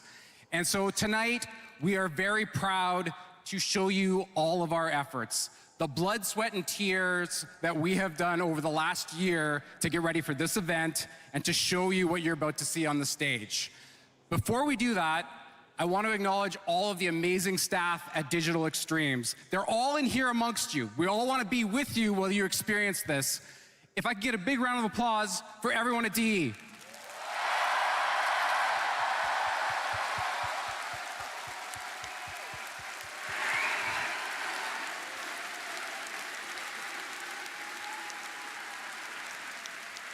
So this TENNOCON has been great, but I think we all know that there's a piece of the puzzle that's missing.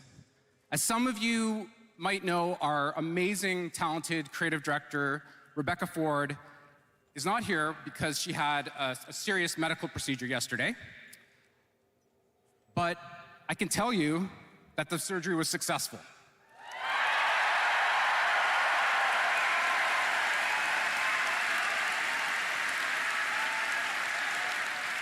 And I think Reb would really appreciate the energy in this room to be pushed to her, and the energy all around the world. So in previous years, I've had you guys cheer, and I've had you guys chant. This year, we're gonna go one more. We're gonna have you sing, because this is DE, and we like music. Now, I see people squirming in the front. They're like, I gotta sing? It's a tune that you all know. It's Happy Birthday, okay? But it's with a small bit of lyrical change, okay? So I'm gonna sing it, oh God. I'm gonna sing it to you, and then we'll put the lyrics up on the board, and then together, all of us, if you can sing, sing. If you can't sing, hum. And if you can't hum, just feel it in your heart. But I'll give you the Sheldon rendition before we go to the lyrics. So it's, happy recovery to you. All the Tenno miss you. We love you, Rebecca. Hope you feel better soon. You guys can do that? Okay, you guys, I know you've all sang this song at the top of your lungs at least once. You have practice. So you're gonna do it with me, I'm gonna count you in, and then we're all gonna sing. Are you guys ready? Okay. 1, 2, 3. Happy. All the. We love you.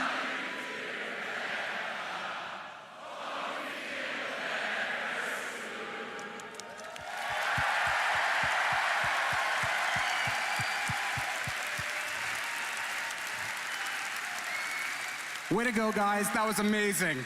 Reb, we're all thinking of you. We hope you get better quickly. Take all the time you need.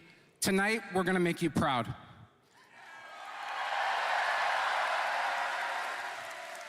And to do that, I get to introduce you to your panel. Are you ready? First, we have the bearded wonder, the wizard of reworks, the director of Warframe's design, Mr. Pablo Alonso.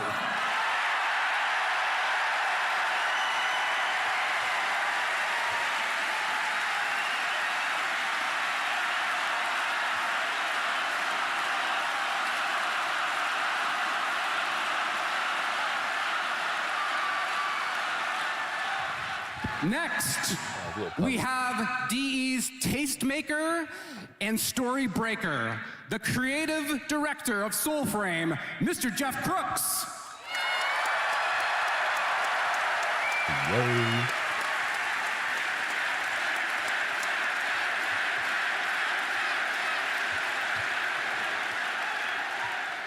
Next, we have your host, the one who can keep this entire panel and community under control. She is never tongue-tied, and she is tonight the big dog, Megan Everett.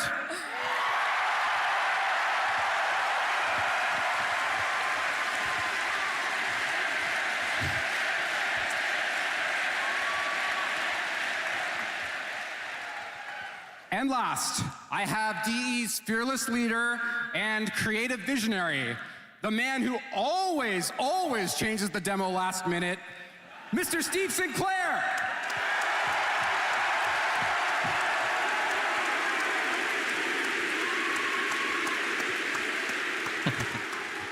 Thank you very much and enjoy TENNOCON. Woo! Thank you, Sheldon. Thank you, Sheldon. Thank you, Sheldon. That was great singing. That was really sweet. Yeah, you guys sounded great. Poor Meg, he's breaking Megan backstage. I had a little moment, but that's okay. We're prepared. Hi, everybody. How are we feeling?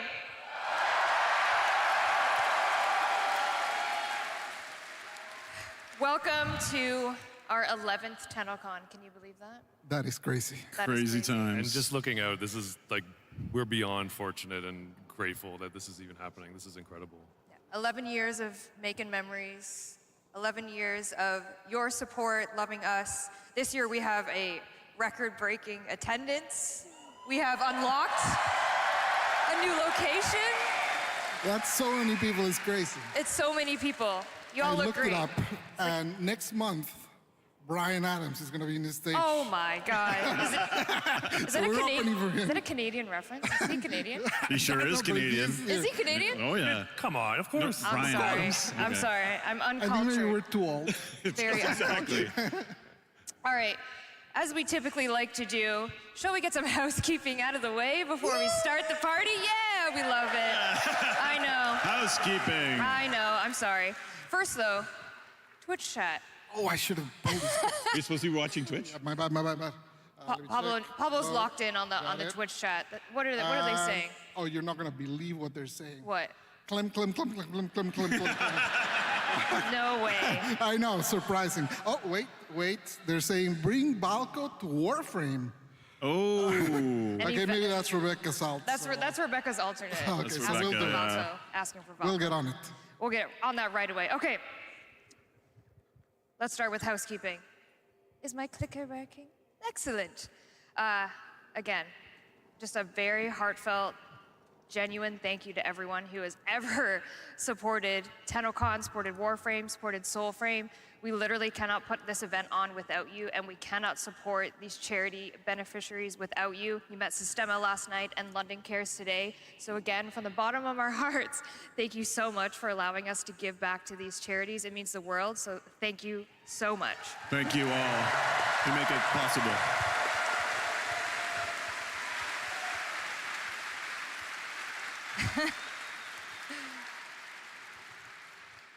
And as another reminder, if you are in-game right now, the relay is live. Ooh. After maybe a hot fix or so. We had a couple. Did we have more than one hotfix today? You know. Oh God, I haven't been paying attention. Ooh, What? community director who? Please don't. The in-game relay is live on Saturn. I don't want to go Online right back. now. Where's the camera? If you're online right now, go to the relay, go to the dry dock, go to the Go right. to the right side. The right side. Unless you Beside want to your- be different and go to the left side, but That's your own choice. yeah. You don't want to be that choice. Go to the right side. Because we are going to experience something all together. Oh, that camera, hey! Sorry, he was waving at me. We are going to experience something together live when the Warframe demo happens everyone at home that's in this relay on the right side of the railjack is going to experience something very, very special. And for everyone here that is sad maybe that you're missing out on the in-game version of it, we are gonna run it back next week. So you'll be able to experience that as well for yourself. Yes.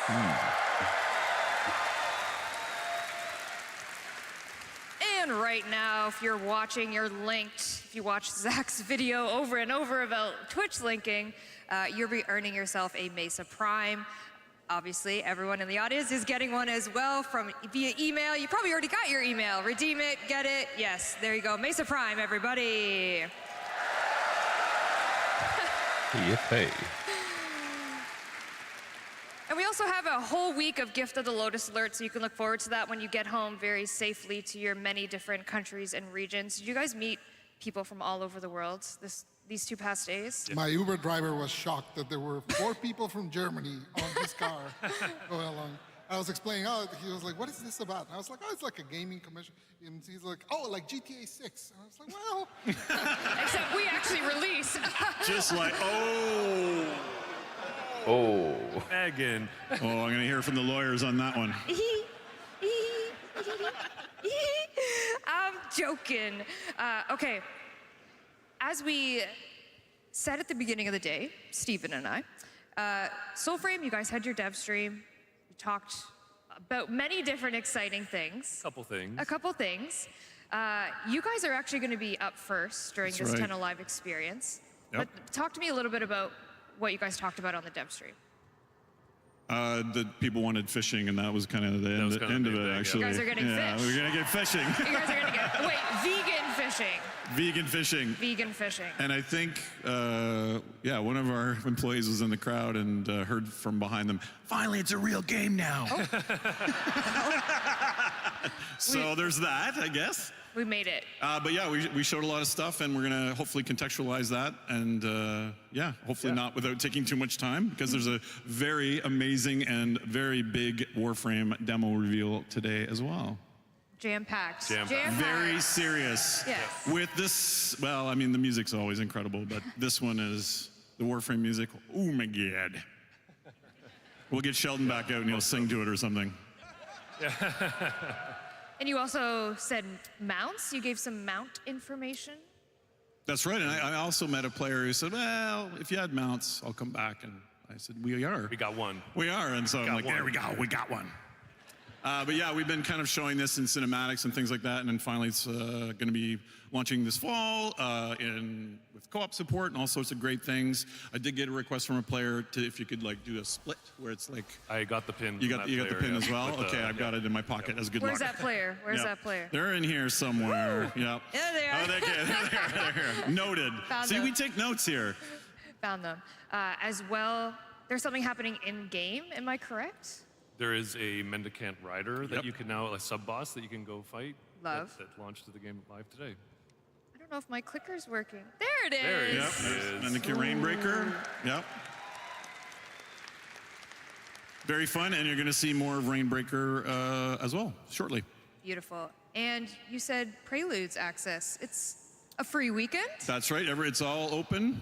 Yep. If you've signed up, you'll be in. So make sure you sign up. And if you haven't signed up this weekend, sign up. And please feel free to wishlist us on Steam. Oh yes, thank you, Jeff. I'm supposed to plug the wish list. Oh God. Okay. My corpo notes. You told me to. Corpo You're the notes. CEO now. Wish list, please, if you don't mind. So it's anyone who's ever signed up, you're in. Yes. But also a free weekend. If you sign up, That's right. download Soulframe Preludes and you're in. Yep. Thank you. Amazing. Yep. All right. I think it's time for your live demo. Are we doing it? Oh, geez, already? Can't we do more housekeeping? I'm kind of scared. No, they don't want that. Okay, all They right. don't want that. Okay. Okay, what do we, Landon? Can we get a round of applause for Landon? Landon is running our demo Soulframe today. Slayers? Landon and his wolf pack. Landon and the wolf pack. Yeah, so this is our, I don't know, Jeff, do you want to set this up like it's some kind of talk show? I get, if anyone saw our demo last year, it had a rat being farted out the back end of a bear. We're not doing that this year. This is tonally very different. Typically, you've seen the Envoy play the role of the healer and helping the Omen beasts who are becoming corrupted by the pollution in the world. We're giving a bit more context to the player's role, a bit more history, and showing that you yourself are also susceptible to the same kind of poisoning, and how you deal with that. Yeah. Without further ado. Without further ado, let's get into it. All Let's right. watch some games. Here we go. That's why we're here. Let's go with Soulframe.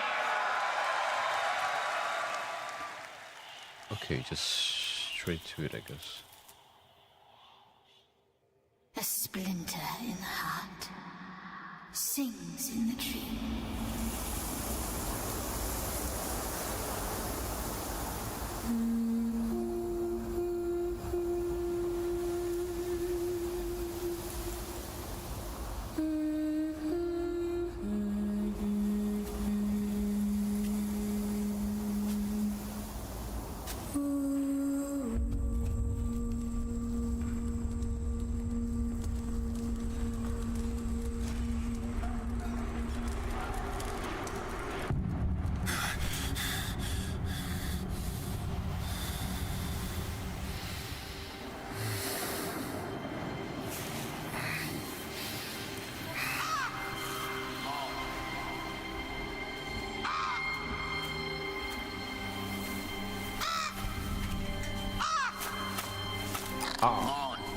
More. Enough.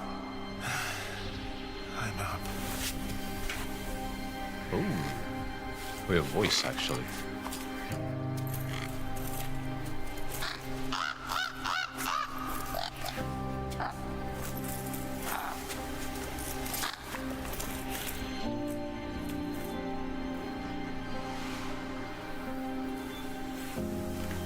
Oh, that's Ben Starr's character, I think.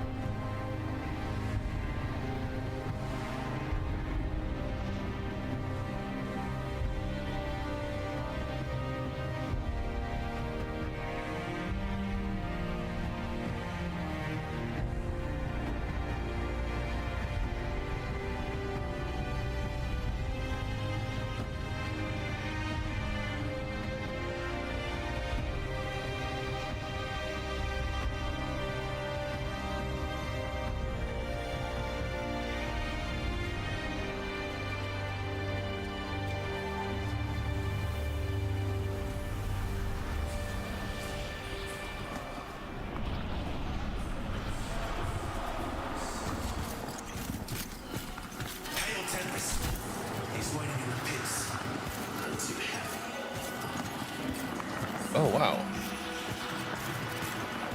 Okay, actual story now.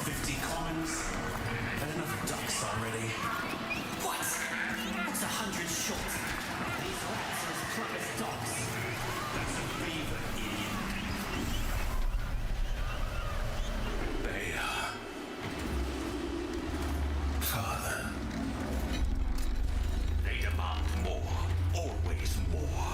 Poachers met, and so they double. I run them piss pits night and day. Furnaces, gore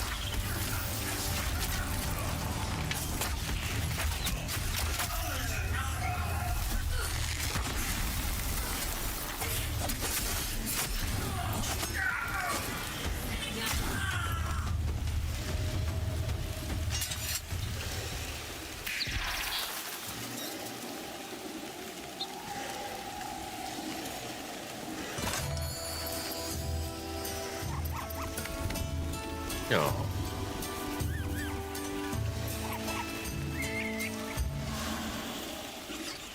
This looks good, man. Memorials to the Iron Mayfly.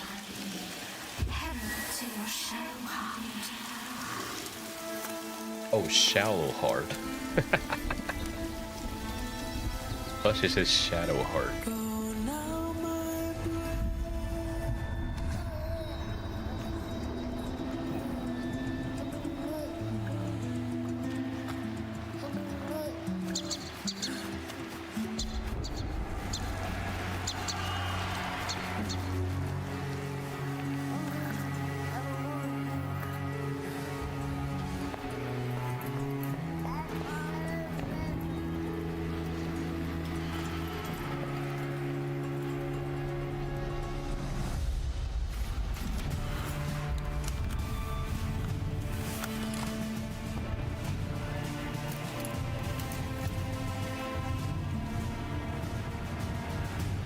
She went straight to battle after birth. The giving birth things.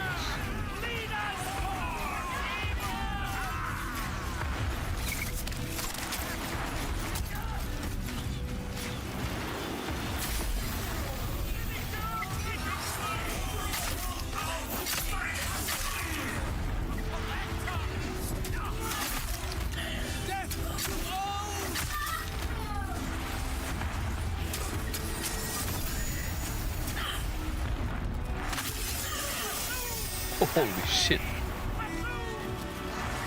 That looks so cool.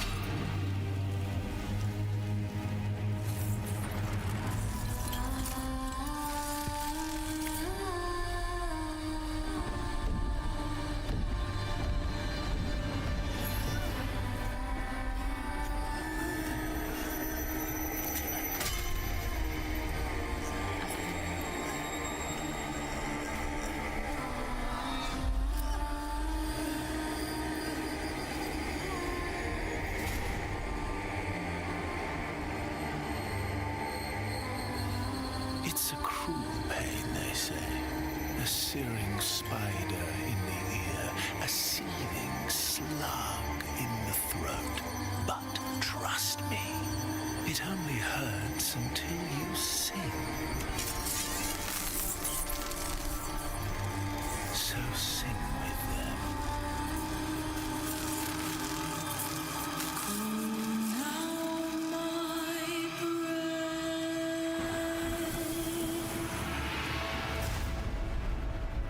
Oh.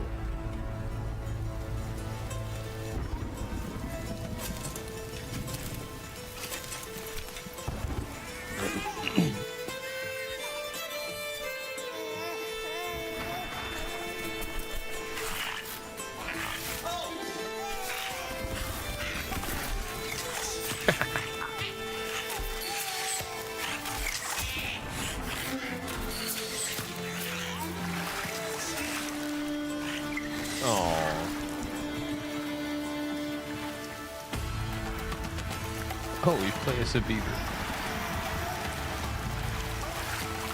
Oh, it's limping, dude.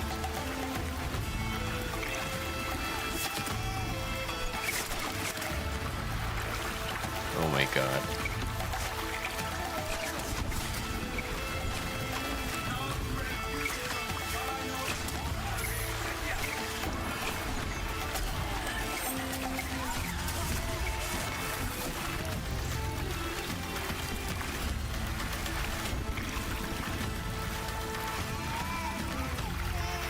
A Soulframe Fable. War songs.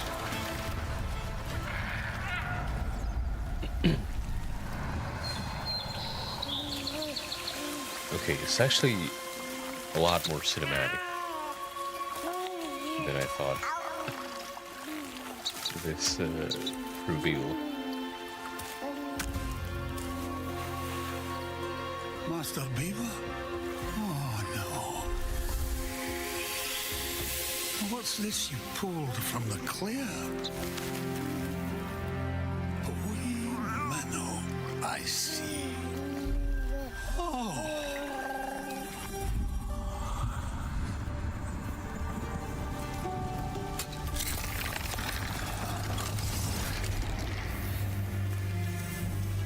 Oh, that's the corrupted thingy. From courage comes wrath. Wild graces bring doom. Let spirit come death in this Icarus womb.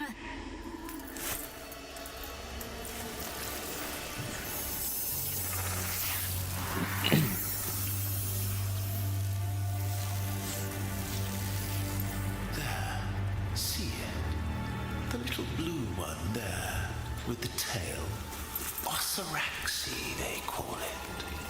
They have a little circus whenever it passes near.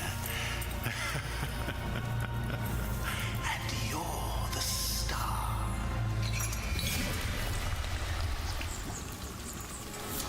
Embrace it, become it, or drown.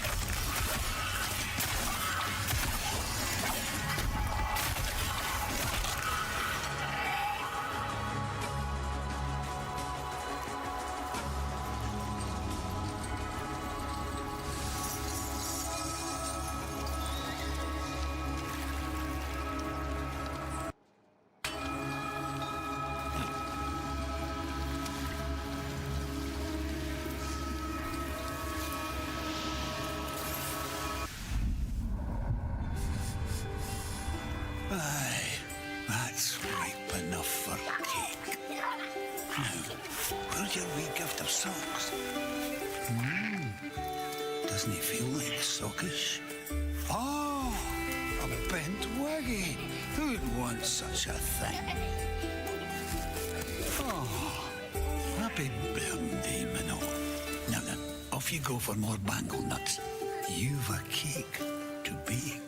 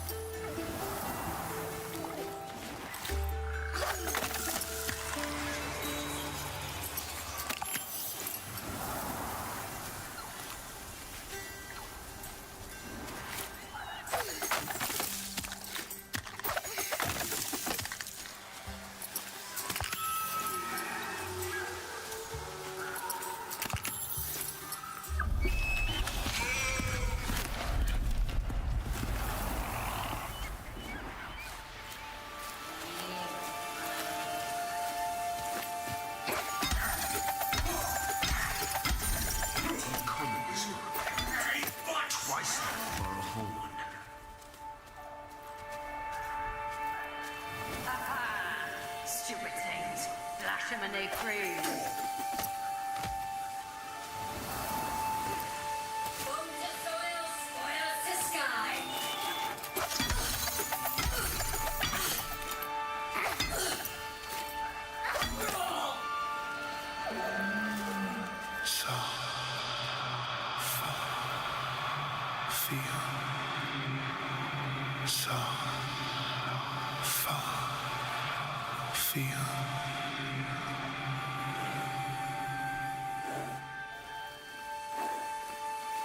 Oh, wait, what? What happened?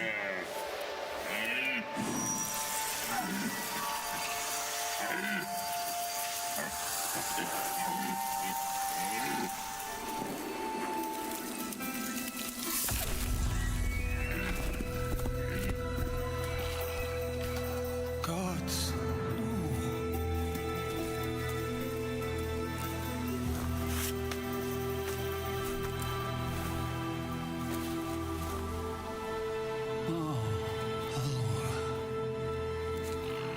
Slow in lessons, are they? Fly, knee thing, for I join in your breaking oaths. The Vale lands wither, Doyen. Same as you. Your flight.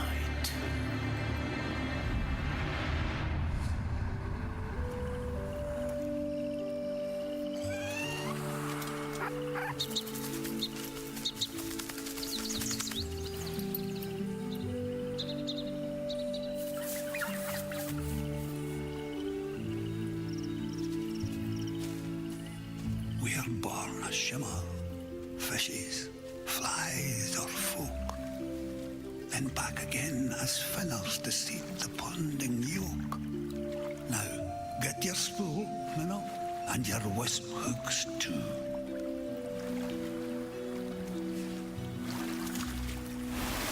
Spin her up and lob it over them.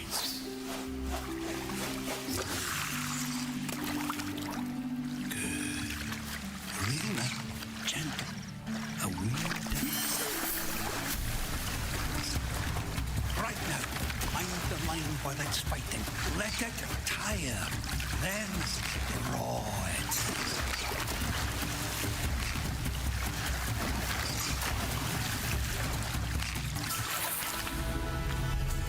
My old auntie. Let's see you pinch my cheek now with those feebly fangs.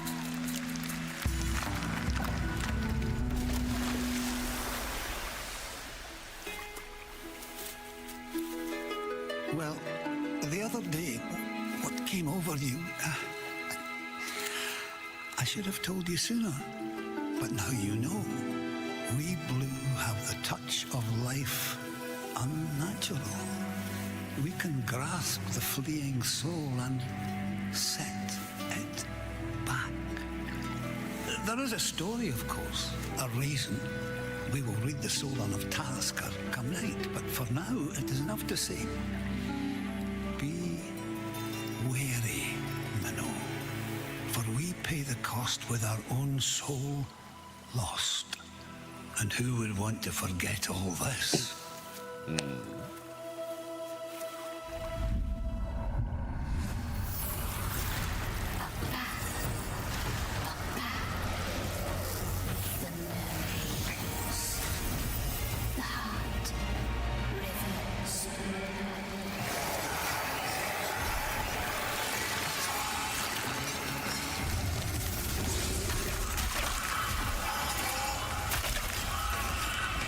My beasties desert you soon, Kizilmaro.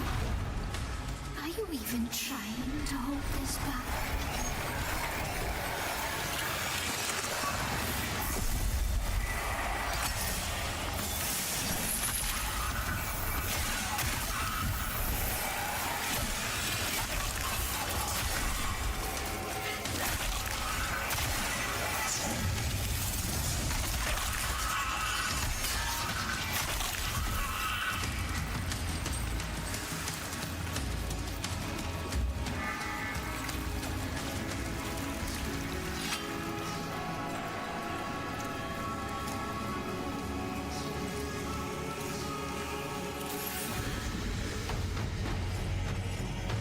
Oh.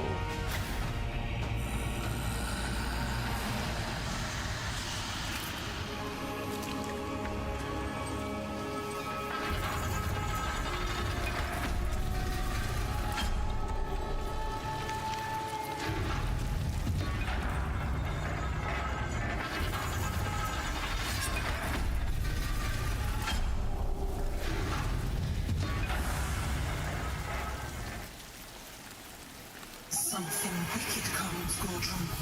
A Vadagar with vacant heart. My lance, your hoof, will be their sweet release.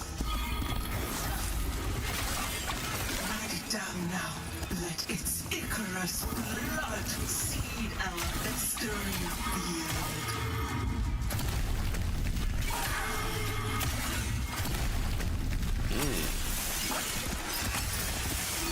Greater sugar than blue blood supplies. Know the pain of enough warrioring.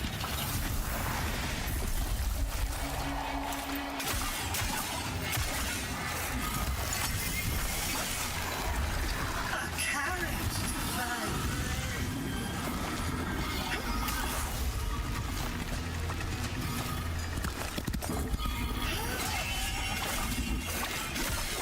Damn.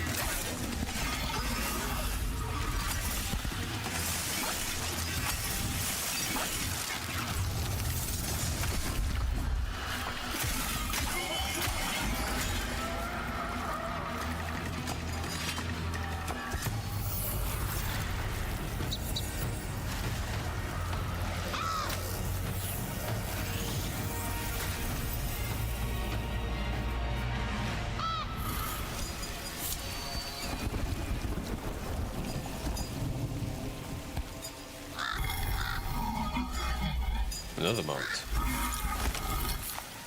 Yeah.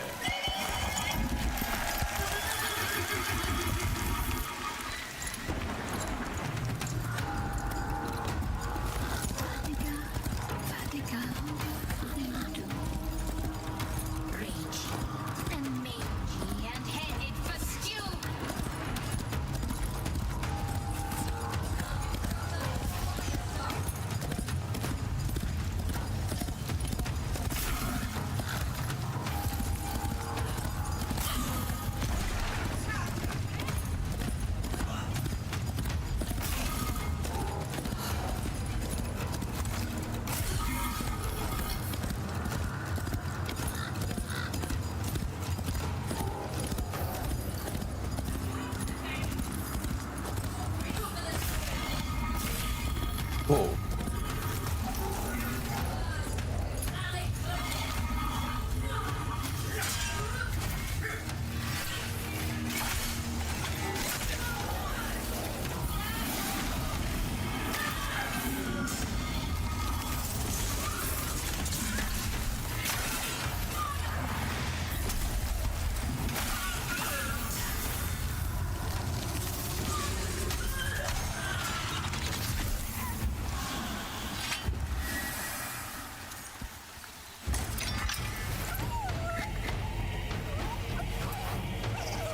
Aww. Okay, if you use that power, you actually get the consequences, I guess. Never told you, did he? How she died.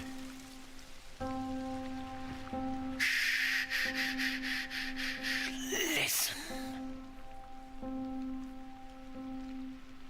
Do you hear it? Like a needle in the ear.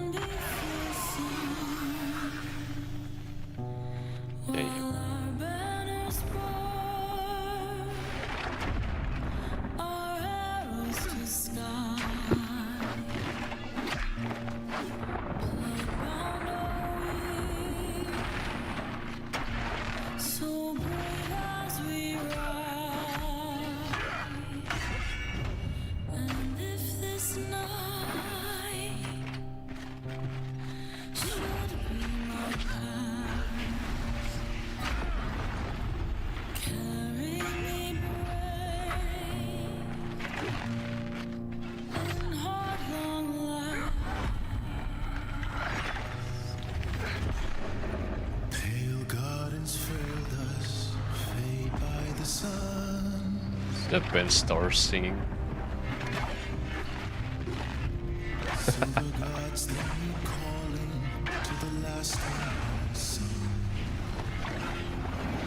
That is cool. Oh wait.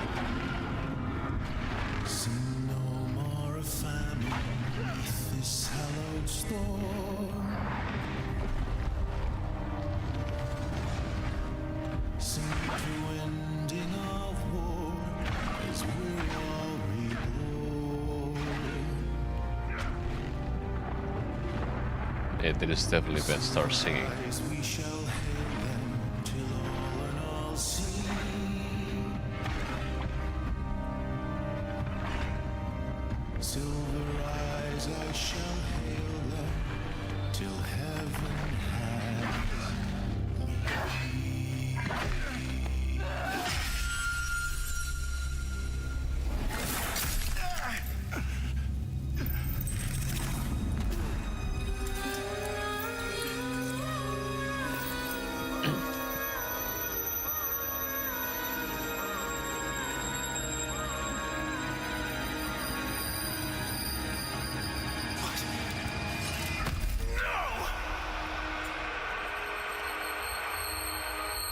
Carry me.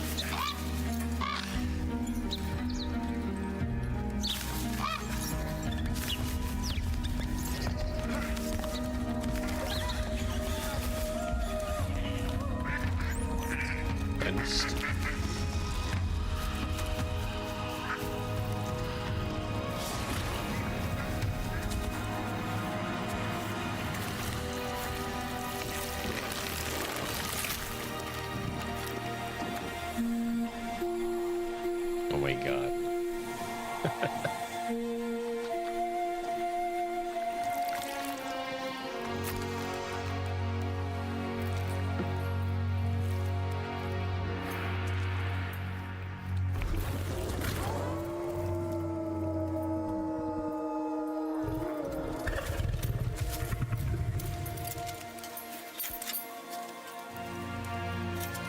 Listen to me. There's no magic there. It's too far up. They'll be stronger. They'll burn you alive with no stones to remake you. If you're smart, you won't push that button.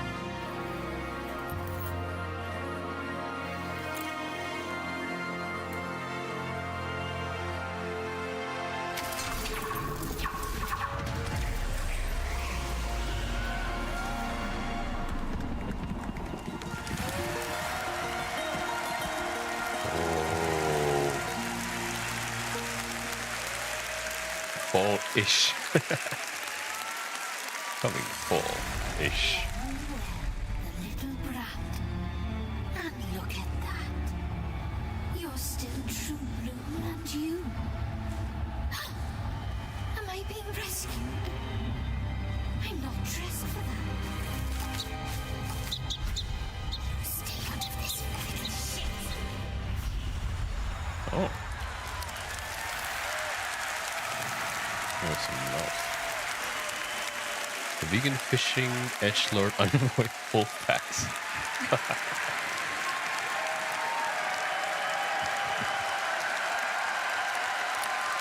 Great work, Landon. Good job, Landon. You killed it. Amazing, Landon. Oh my god. The beaver survived. The beaver lived. Yes. Yeah. Beaver lived. It is not a dog-sized rat. It's a beaver. Beaver. He's the true hero. What did we just witness? Do you want to leave it at that? A very relentlessly paced, condensed version of half of War Songs. That's the first. That's a condensed version of the first half of the War Songs quest. Yep. I'm still confused by it, but a lot of amazing things in it, and the team just did an incredible job with a very complicated time-traveling, time-swapping boss fight as well. So, Yeah, very proud of it. I saw that. That was pretty cool, Hope actually. you liked it. The health bar is like shared between And time. if you did, maybe you should wish list on Steam. Ah, Corpo. All right. I think we need a little bit of a breather. Oh, you're not ready for your demo yet? Emotionally shattered. Okay, sorry. I'm gonna need a minute. Should we do just a little bit of our classic giveaways? Yes. Giveaways? Yes. Let's give some giveaways. Okay. I believe a box is being, a box is being wheeled out as we speak. It's even themed. It is even themed. Is Rebecca in there? Oh my God, please. That'd be so cool if she popped out. Woohoo! 3, 2, 1. Aww. It wasn't. No, Rebecca. All right. All right, Pablo is going to help me with this. Nice. And we do have some DE volunteer runners because obviously new location unlocked. I just can't give it to you. You're too far away. Okay, we are going to start with, also online, let's run a power plat of 100,000 platinum, please, Rue. Power plat. Power plat. Too much. Too much. Couple dollars. Wow. If you wait, Thank you, Rue. We'll also do 100,000 platinum to someone lucky here. Shall we? Yes. All right. We're digging. Thank you. All right, Pablo's going to read it out, and we have DE runners on the side ready to come collect your information. If you're in the bowl, I believe we're going to do a come to the box office and show us you're legit, and we'll give you your gift because. So I didn't ask you this, but do I say the in-game alias or do I dox them? No docs. Okay, no docs. No Okay, docs. sure. No docs. Sure. I'm sure. Okay. In-game alias. Onion Aid, congratulations. Do we have an Onion Aid in the house? Onion Aid? Oh no. Where are you? I see. Oh, by the Canada Life sign? Plug. Are you like right there? Yep. There's so many people. Oh, do you see him? Confirmed? We're coming. Okay. Confirmed. Canada Life sign. Excellent. Danny and Nella are on their way to confirm your validation. 100,000 platinum to that person, everybody. Holy. All right, Pablo, can you please grab that Nidus statue over there? Ooh. Who got their hands on a Nidus statue? 100,000 power plat. All right, this Nidus statue is going to a lucky. There's a lot of stuff in this box. Oh, Lord. Pablo? And the winner is Angry Screech. Angry Screech. Do we have an Angry Screecher out there? Do we have an angry? Okay. Yeah? Angry Screech? Goes with it. The spotlight is, oh, is that them standing up in the green shirt? Hi! All right, it's being delivered. Zach is running. Zach has you. Just confirmed the 100,000 platinum on Twitch. The winner is Toxic_J. Congratulations. Congratulations, Toxic_J. All right, our next giveaway is the 7-piece dice set, and this poster here is signed by Rebecca Ford. Those are rare this time. Oh, so rare. All right, the winner is, oh, that's a great name. Goat Gun. Goat Gun. The Goat goat of _ the gun. guns. We have a goat gun in the house. A goat gun. Oh, I see the hands are pointing. They're there. Up on oh, they're up on way the top. up Yeah, way up there. Okay. Please come to the box office after the show, and we will get you your prize. Thank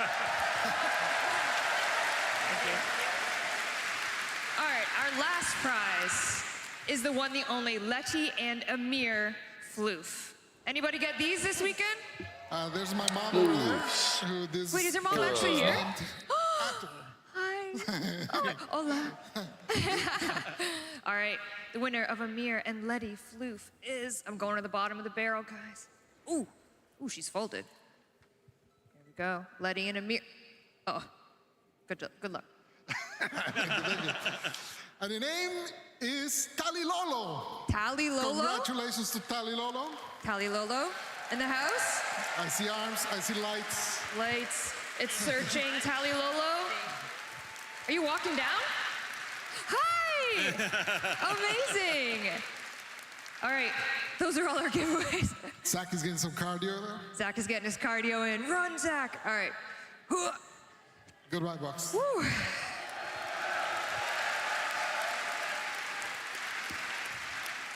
Thank you, gentlemen. Thank you so much. All right, let's get back to business, shall we? Back to business. Back to business. But what I mean by that is back to housekeeping. No. Come on, just a couple things. Dog Days is coming back, everybody. Everyone's favorite summer. Hey. I know. Oh my God. I know. August 4th, get your noodles, get your soaker trons, get soaked. Is that what she says? Get soaked? Sure. Sure, get soaked. It's coming back. In addition to this one, our brand new glyphs designed by Space Waifu. Yeah. Jeff, what's your favorite one? I like the Arrow one. You like the It's a Arrow one? cranky Arrow, yeah. I like the Air one too. They're amazing. They are amazing. And a bunch of other rewards are coming, so just a little fun summertime activity back for you. Okay, as we know, our next heirloom went live this morning. Why don't we take a closer look, shall we?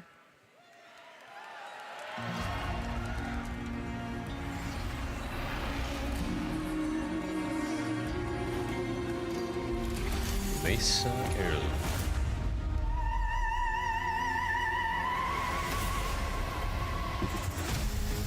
One more step, miscreant. The sentence is death.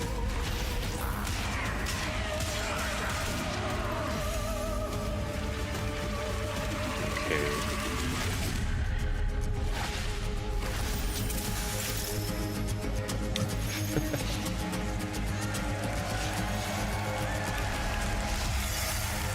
Okay, that was weird. The showcase started in Albania. My and then goodness. they are in My one contribution was being the prude that said Sanctum, we need to cover her fighting up a little Duviri bit. enemy. That was, you're gonna take credit for that? You can check the I was gonna slide. say, if you wanted a real closer look, you would remove the duster, but Oh, team No Duster. Team No Duster. You're Team Duster. Respectful, respectfully. Wow, divided couch. I'm Team No Duster. All right, she is available on all platforms. Thank you so much for your excitement over the heirloom collection. We're very excited about Mesa, designed by Liger. Another one, incredible Liger designs. Killed it. Killed it, as always. Okay, now this next announcement would be one that Miss Rebecca Ford would have been absolutely feral to announce. She would have been barking to announce what's this year announcement. But the best alternative that we could do with our budget, because Lord knows this man needs a paycheck. The one, the only, your Arthur Nightingale, Ben Starr, everybody.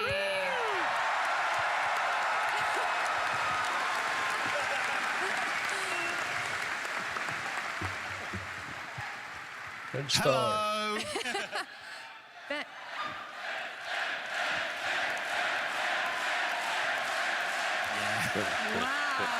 Wow. Do it again.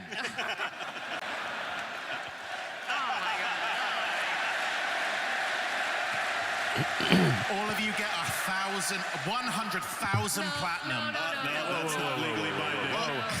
That's not in the contract, not in the contract. Hello. Ben, you changed. I did change. I still wasn't able to get the eyeliner off. I told you that was going to be permanent. Yeah, for those of you who didn't tune in, you missed out on a great narrative panel where I was dressed up as Rebecca Ford. Megan did my makeup, and I still have the eyeliner on. So just enjoy my face for a second. Can we get a close-up zoom Yep. in? We really zoom in on those eyes. We getting that? Zoom. Oh. Thank you. Looks good. Thank you, guys. I couldn't see it, but I'm assuming I looked stunning. You do. Okay. Thank you for having me on here. It's probably going to come as a surprise, no surprise to anyone why I'm here, or maybe it will. Probably my best known role in all of video games is probably the role of Geno in Fortnite, right? Everyone's like, that Ben Starr from Fortnite, he's great. Well, for those who don't know, I'm in Fortnite. And for 6 months of the year, I lied to them and I said, I'm this guy called the Visitor, but I'm not going to lie to you, my true community, my Warframe community. No.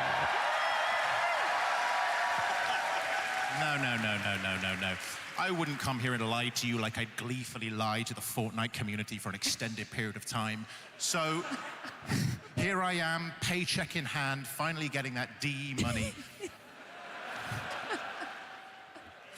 to reveal that for many, many years, DE have had a wonderful collaboration with Epic, and it only feels right that I get the opportunity to announce that Excalibur is coming to Fortnite. Of course. Excalibur was the first. Okay. When this new storm Why didn't I comes, notice that? he must be the last one standing. I mean, sure, I guess. Battle awaits.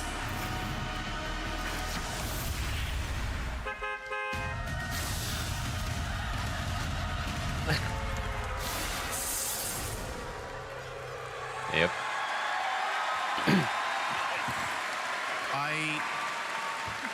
I would love it if all of you could wear my skin. I want every single one of you to wear my skin and wear it with glee, okay? Thank you. My skin is yours. Okay. That's right. Excalibur is finally coming to Fortnite. He's thanked the bus. I know that would have been something that Reb would have absolutely loved to say, because Reb's a Fortnite gamer, if you didn't know. That's like one of her top games. She did tell me that as an ambassador of Fortnite, yeah, that you would show us how to hit the gritty. Is this accurate? Yeah. You know what? I think I need to. Oh my God. Can I be fully transparent? I didn't know what the gritty was until 24 hours ago. I've had to look at a guy who apparently invented it and watched it on YouTube. Okay, so here we go. Oh my God.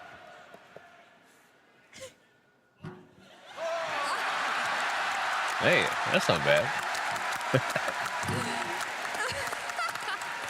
Thank you. Thank you so much. Thank you.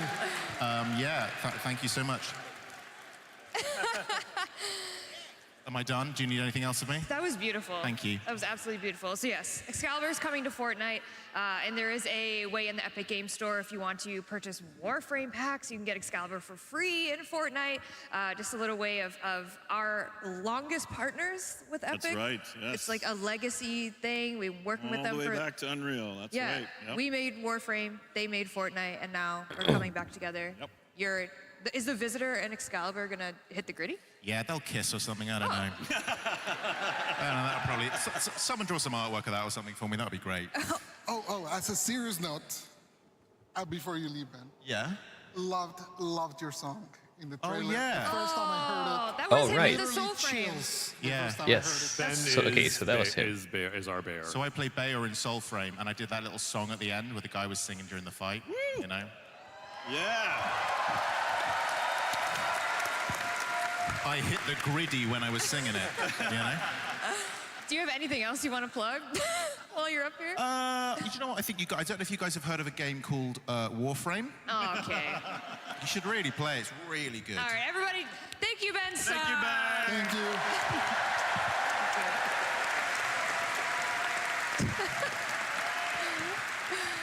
Holy, anything for a paycheck, that guy. Oh, jeez. I'm joking. All right, our next announcement, our next reveal is also better said from someone more high voltage. Well, Mirror. hello, TENNOCON. Guess who just broke the fourth wall?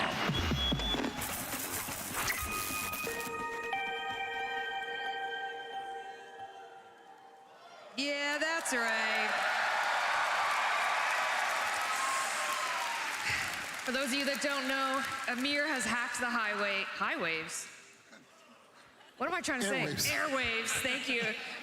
I'm not tongue-tied at all, like Sheldon said. Amir has hacked the airwaves. He's taken over for Nora Knight, and in August, you're gonna get a themed Nightwave featuring Amir. Yeah, it's been a while since we've done like a custom Nightwave. And you know, when this idea came up, including this part. These are not official skins. I'm sorry, unless you really want them. Unless you really insist. Oh no. Oh, I'm cashing checks. Oh no. People would want that if they really saw this. Oh my God. But yeah, it's a very fun new twist where the Hex are coming back and Mir is putting together a game for them. That's right. Oh wait, I skipped something. I'm sorry. Rue, go ahead.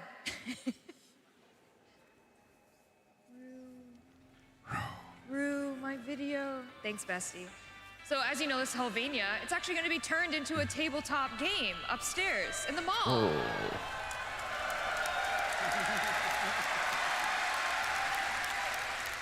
In every tabletop game, you gotta have a master of the games.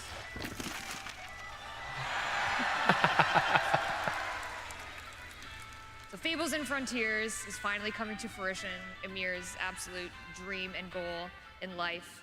And that's gonna permanently stay in Helvania, so you'll be able to go up there and look at it, you know, partake in Frontiers and Fables. We have, That is these so are just cool. fun, not real skins. Not real skins, but real glyphs. Yet, that's right. And these are just fun player cards that, you know, we imagined with the classes that they picked. And of course, the Kim is gonna get expanded because you need a group chat for Fables and Frontiers, of course. Yeah, they'll play with... Finally. You'll have your group chat to play Fables and Frontiers, and then later on in the year, we have some plans to even expand the Hex further with a few more conversations and capture dates. That's right. Gotta get Ben back in that booth, am I right? Ugh, gotta pay him. Also, since Amir is breaking the fourth wall a little bit, we're gonna get a brand new Eximus, kind of inspired by his abilities, and he'll be all over the place. New Eximus. It's gonna be shocking. It's gonna be shocking. Stop it, stop it, stop it. Also coming in the reward track for this Nightwave, we have brand new glyphs. These are by community artist Zildi. Of the non-official skins, of course. Gorgeous. Absolutely amazing. Also in the reward track, one of my absolute favorite rewards of all time that we've ever done for Nightwave. The boys are back in town. New online song. Running late. The boys are back. Has any of you heard it yet? I haven't. You haven't? There's been a work in progress. Yeah. It's like their demo tape, I think. I know. The idea is sick. Matt Chalmers, are you in the crowd? Where is he? He's sleeping off his concert hangover. Oh, he's over there. Oh, there he is. He's jumping. Quit, Max. Sing it for us. Amazing. You did great. It sounds great. It sounds great. But no, this so is exciting. A brand new online song. We got the boys back in the studio, and as part of the Nightwave reward track, you will earn this song, and you'll be able to listen to it, and I'm sure it'll be on streaming services at a later date. Nice. Nice, nice. So this is all coming in August. This is our August Nightwave, so you can look forward to that. All right, we have a running bit on this stream, on this here Tenno Live, that we announce our unannounced fall 2026 update. You gotta announce the unannounced. It's an announced, unannounced fall 2026 update, but as you can see, that's a tongue twister, and you know I can't pronounce anything, and I get sick and tired of saying unannounced fall 2020 whatever update. I kind of like it. I don't. You win. Therefore, we're gonna give you the update name for this unannounced fall update. Are you ready? Yes. Yeah. Ooh, what does it mean? What does it mean? What could it be? Tell me. This Blade of update Narin will include Narin, of course, because it has to, which is a brand new Frost Warframe. She is very different from the one, you know. It's been over a decade since we made a Frost Warframe, so very excited to give it a new twist. Oh, jeez. A new female Ice Warframe coming this update. Yep. There you go. Oh. All you ice lovers out there. Whoa. That was a lot. Because no one else does ice but Frost, right? Like we went 13 years and said, no. A few dabble, you know, Chroma dabbles. Okay, dabble. Don't say the word Chroma. Oh my God, don't. How about? Don't Goss. They're fine. New What Warframe else? come this update. We will tell you all about her and all about this update in our September dev stream, which we're going to get to in a little bit. We'll set the scene for that. What else is coming in this Ice Blade of Naren update but Citrine Prime? Oh yeah, look at that. Any Citrine lovers out there? I met a couple of Citrine mains. Very enthusiastic Citrine mains, I love it. So Citrine Prime will be coming in this Ice Blade of Naren update. Also coming, Corvex Deluxe. Yes, the gargoyle.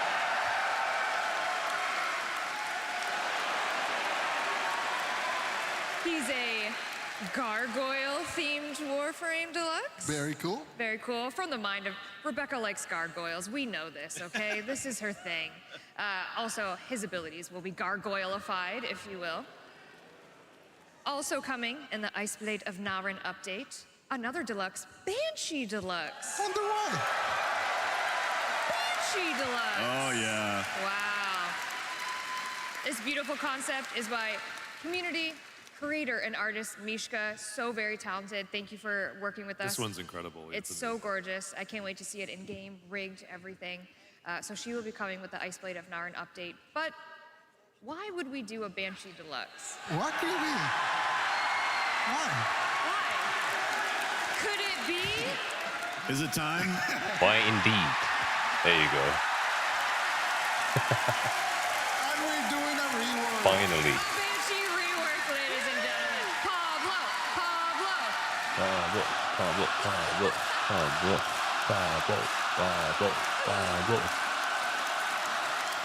We're gonna get a rework. Banshee is a very interesting one because actually the people that really know how to use her, she's actually really strong. So I think most of our emphasis is trying to like. That one guy, yeah! There are very few that actually know how to use her. She's very strong. So our idea is mostly trying to bring that power that already exists there and make it kind of easier to access and make it more kind of the natural part of her kit. Yeah, another 2013 Warframe that is just kind of sat there for a bit. Not gonna lie. All right, Banshee Deluxe, Banshee rework. All this is coming in the Ice Blade of Naren update, like I said in our September dev stream. AKA the Announced, unannounced, Ice Announced, Blade, unannounced. Fall 2026. I refuse. Something we'd also like to let you know during Tenno Live is where we're gonna be for the rest of the year. Yes. Our little Tenno VIP. Jeff is smiling because he. I've been included. I still think you're gonna leave me at the gate. No, I won't leave you at the gate this time. We have some trips planned this year for Tenno around the world. We are coming to South Korea. We're going to Seoul. And this is where we will have the September dev stream. This is where we will tell you everything about the Ice Blade of Naren update. Jeff will be on stage. He's one of the girls. I'm very excited. He's with all the girls. VIP. Damn. And then we're taking a trip to China, see our Chinese Tenno again, very excited. And then we're gonna go skip to the pond. I don't know. The other London? Skip to the cool London. We're coming back to London. Hey. Let's be honest, okay? I know. The big one. They have cool cabs. It's way better over there. We're going to London, UK in October, and then we're going to I almost did an accent. We're going to Glasgow. I will not do it in an accent. I butchered it the last time I did it. So this is where you'll find us kind of around the world for the later end of the year.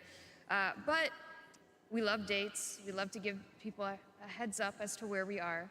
What if we gave them the date of TENNOCON next year? Oh no. Oh man. Too scary. Should we give you the date for next year? Yeah? July 16th and 17th next year. Yeah. Okay. An attitude to do. Did I just see Brozyme hit the 6-7? Brozyme, did you just hit the 6-7? I saw that. Yeah, there it is. Yeah, of course. Save the date. We'll have obviously a lot more information about TENNOCON. Maybe we'll be in this space. Maybe we'll be somewhere bigger. Ooh. We actually can't get any bigger than this. This is This is actually as pretty big much as it. this is as big We as have it to go gets. to the other London. We have to go to the cool London. All right. Okay. I'm done my housekeeping. Really? That's it. So what follows the housekeeping? I there's wonder. nothing left to do now, right? Anything left to do? Well, I think it's finally time for everyone to experience the live demo. Yes. The live future of Warframe. Yes. Here we Are go. we ready? We're ready. Here we go. Let's go. Here we go. Let's go. Oh my god. If you caught some of the panels earlier, we've been kind of teasing a little bit of, tune into Tenno Live, tune into Tenno Live. And one of the things that we are extremely excited about is welcoming another member to the voice actor family.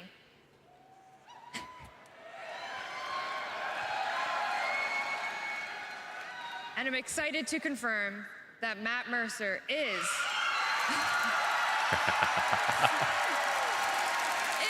voicing our new Warframe. Damn. Okay. So the new Warframe actually has a voice. Should we give the name? Briscoe. Briscoe. Briscoe. Is Briscoe our detective-themed Warframe? Interesting. I love the tie design. I'm just gonna say. He's a So very good. dapper guy. But of course, Warframes don't talk. But that's not a proto-frame. Very mysterious. Very mysterious. How's this going to How's work? that gonna work? Yeah, I don't know.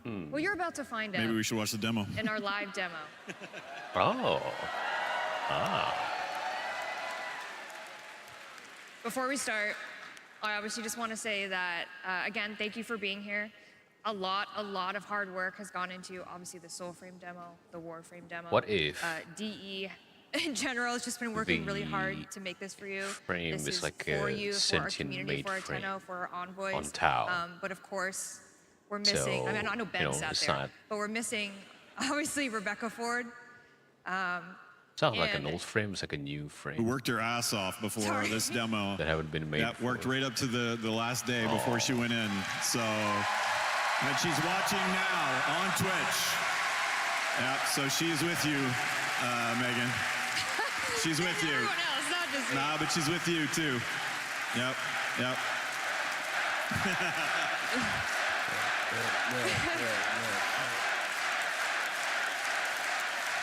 So we're gonna do this for you. We're gonna do this for Space Mom. Any words before I head over there? You're gonna kill it, Megan. Oh, thank you. You got this, Yep, Megan. you got Thank you. this. All right. Space Mom did actually prepare a few words, pre-recorded words for you. So we're gonna play that now, and then we're just gonna get Love right it. into it. You ready? Yes. We're ready. All right. Very Good ready. morning, Let's Thea. go. It is July 9th, and You're we just in finished time, our actually. final presentation before TennoCon. We did. Megan There did hasn't it been live, and, much since reveal I'm not other there than the tonight, Soulframe I wanted to queue up the TennoCon stuff. demo with some There's like a prepared words. Soulframe cinematic quest, but Hello, everyone. that's It is kind July of 9th. I just said that. We just finished our last rehearsal. I just said that too. Hello, my name is Rebecca Ford, and I am part of the After Warframe this, team. they're doing the team at demo Digital Extremes stuff. has worked harder than ever for this, and I am sad to not be there in the room with you. It is very hard to be kept away. Oh, from also the the stage for relay is Warframe. open. What you are about to see is a mix of a few things. I will shut up soon so you can watch Megan play the demo live. But to set the scene, you are going to see specific moments from where the Warframe story is going, including a live moment that shows what's happening at home in the relay. So if you aren't there at TennoCon, like me, hop on game, get in the relay, and if you're in the audience, don't It's worry face lock. because it'll be waiting for you when you get home. Well, she's Please not enjoy here, so seeing the future of Warframe, and let's all say good luck, Megan, to doing it live. this is also like kind I of a wish it log. so much. So maybe I'll Actual I log. don't know. I hope not. Okay, here it is. Here it is, here it is, here it is, here it is, here it is, here it is.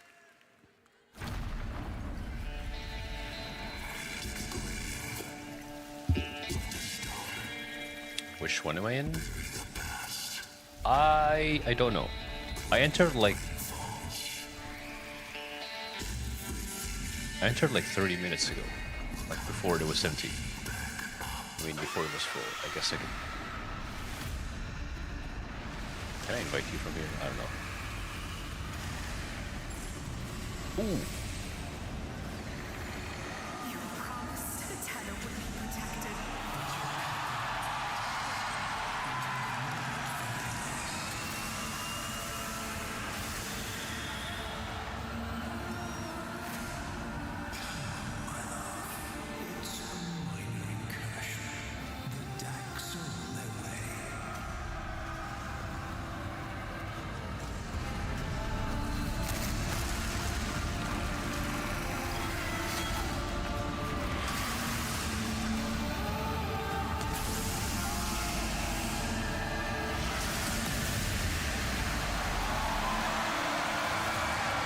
Damn.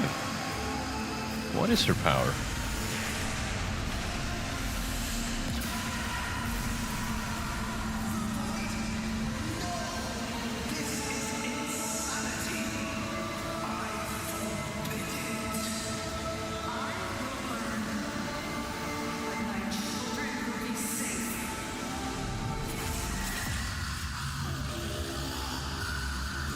There you go. Playable mom, yes.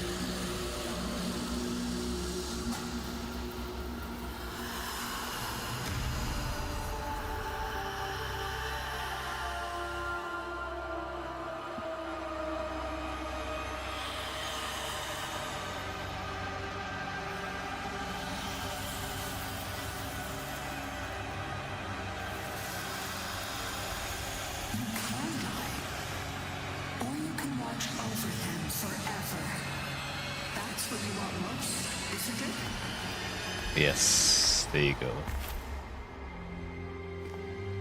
Oh.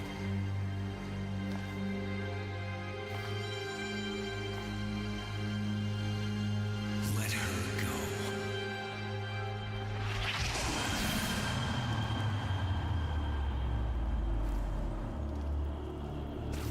Why would I want to do that? Because what you want is in Tao. And you know we need her to get there. So, what's it gonna be? Damn. Let's see what you got.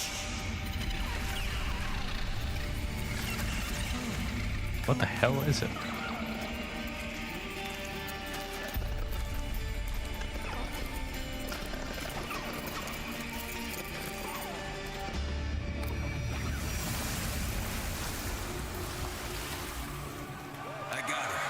Let's go.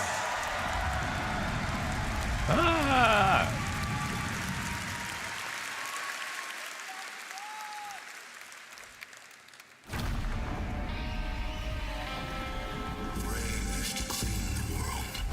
The Hunra. Wipe away the mistakes of the day.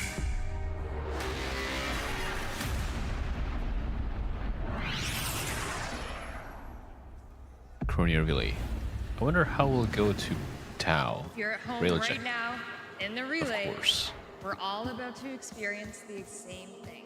And if you're in Okay. the audience, this is going to be waiting for you at home starting Monday.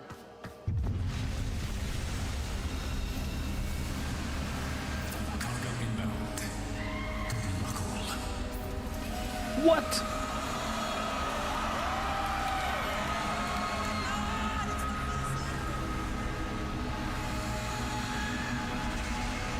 What the fuck?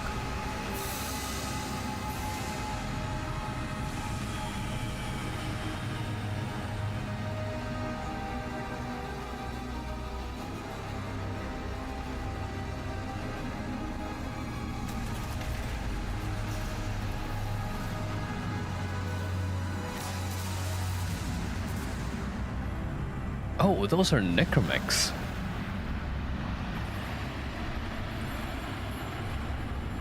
Meet Arturus and Zioa. They will awaken when they hear your calling later this year. What is this, man?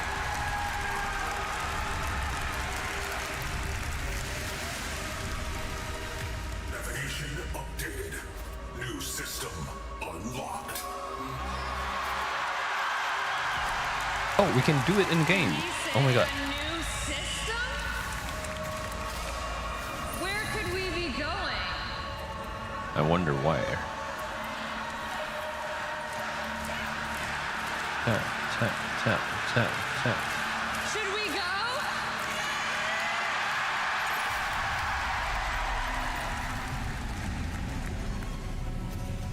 How though? I mean,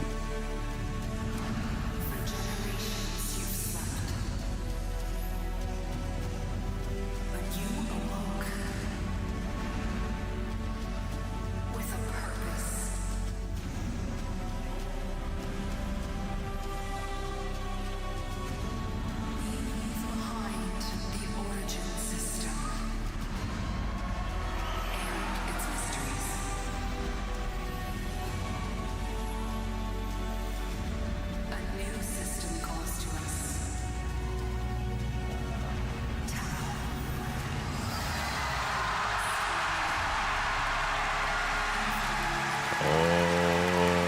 sick.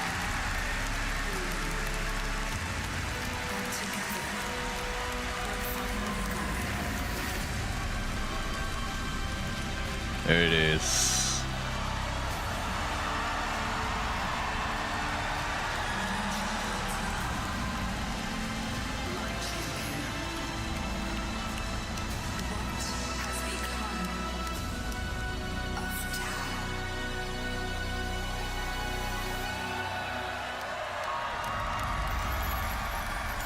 OMG, I know right.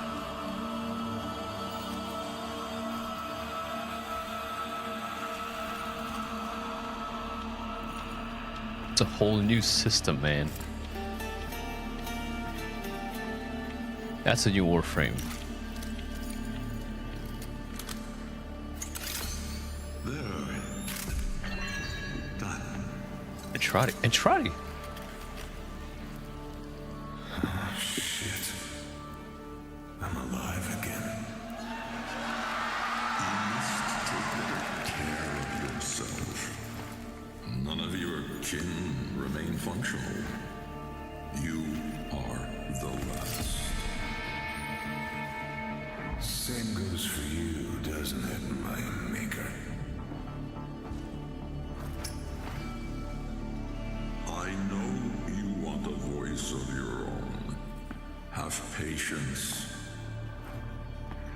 I guess I can keep my thoughts to myself. Better that way. He's smoking? Oh my god. Finally on their way. Your relatives. And my old friends. Exciting, is it not? Being beaten to shit down in the docks was enough excitement for me. Let us improve your powers of negotiation. If the Hunra is still in power when they arrive, there will be war. I need you close to him, Briscoe. Keep running his errands, but feed me his plans, his thoughts. And if the Hunra figures out I'm working for you, not him, there won't be enough left of me to put back together.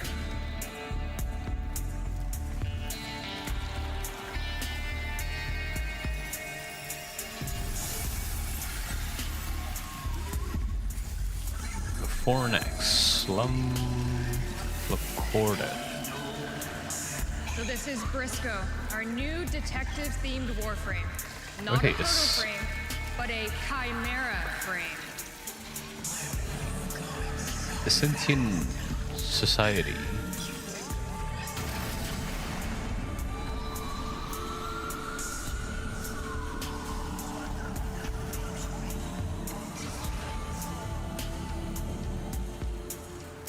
Is this Tau?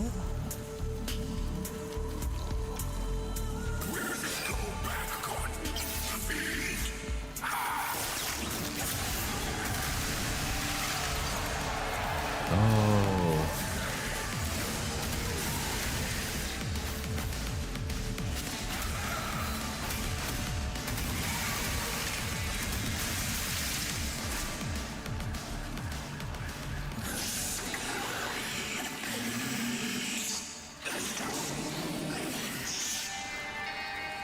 The black rain seeps in everything. Nothing keeps it out. And when it gets into your head, this screaming starts. I know, right? Tau is real, finally. Oh my god, it's real. After all these years. Cars scattered. No firearm damage on the bodies. Only moderate users going through spotlights. Someone just smashed their heads. Are we? Together. Oh, what's up to one thing? Never play against a brachiolist with a bloom habit. Are we investigating sentient murder? Because that's kind of funny. Bloom's treating him alive. He doesn't care. When the black rain is boiling your brains in your head, the bloom makes it all go away. Is he pissing? Oh my god.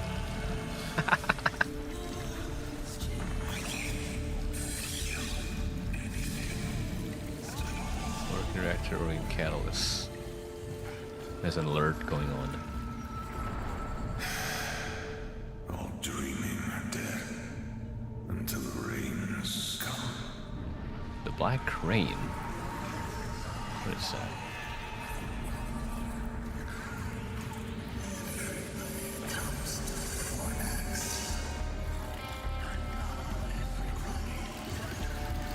The ones who struck out for the old system can never have kids again. The ones who stayed and got hooked on the bloom ended up with these poor kids. Oh!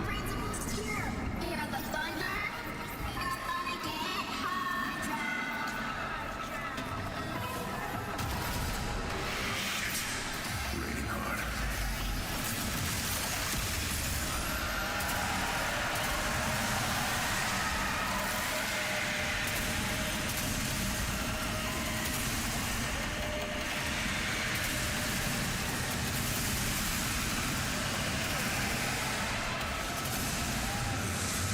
One of the old battlefields. Warframes and sentients lurching back to life. Fighting old wars over and over again. Mindless, heartless, dead.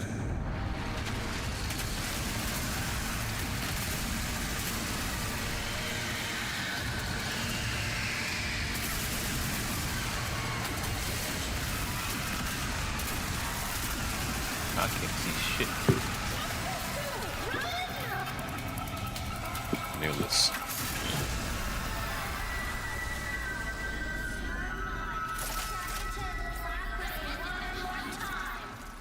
I heard of worlds where the rain made things clean. Not here in Fornax. Here the rain brings nightmares. And even the dead wake up howling. So you've seen two of Briscoe's abilities. Our new Warframe shipping with Tau. But more on him another time. Got a dose. You're the frame. Yeah. The last. Let's turn origin system into a Tau system like Drifter Camp. The boss man's looking for your Briscoe. Yeah. You know what? I hope we can toggle between system, like, you know, like the button for Railjack, but instead of Railjack, it's like another system. So it's like a whole other map. That's kind of cool. Dude, look at this! What the hell?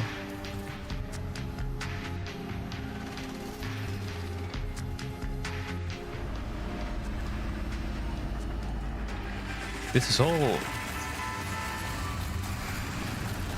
sentient. Wow. Messenger boy of the Hanra. Right on time.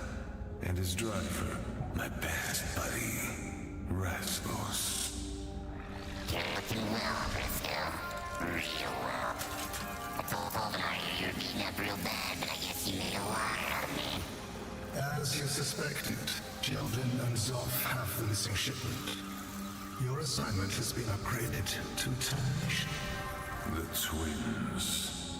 Dock supervisors. You know, Also small-time blue smugglers. Blue smuggler. I'll bet you the docks.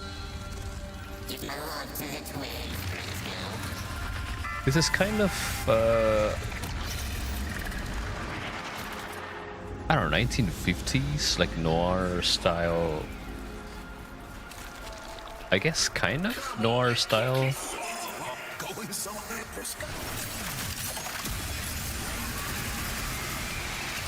Damn.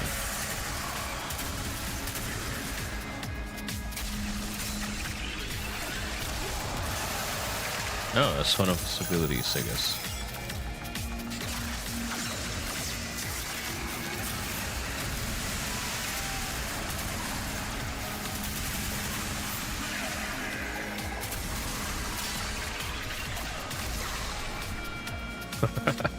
Yeet. I don't know, this is weird. Yeah, definitely very cool, but The twins I wasn't expecting this. I guess that makes them dumb enough to steal from the Umbra, even after a warning.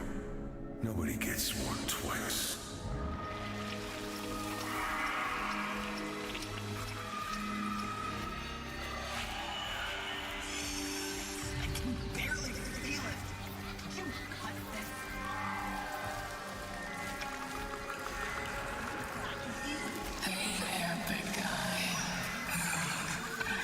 Look at that. Yeah, this kind of like noir style setting, but alien. Also, they're all. Lockbox. Oh. Wonder if I've got any luck left. What the fuck is this, man?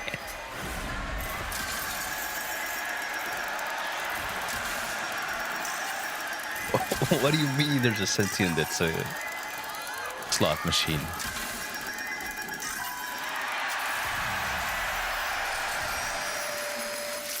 Jackpot. That's a shotgun. Hey, gambling.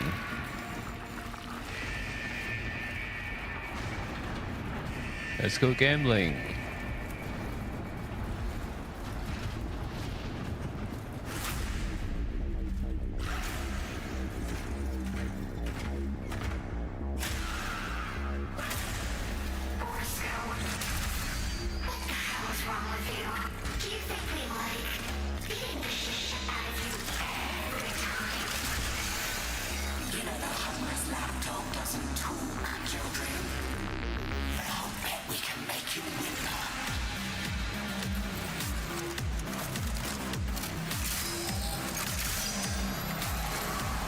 Six-barrel shotgun is up and children. Wait, that's no. Oh, finish.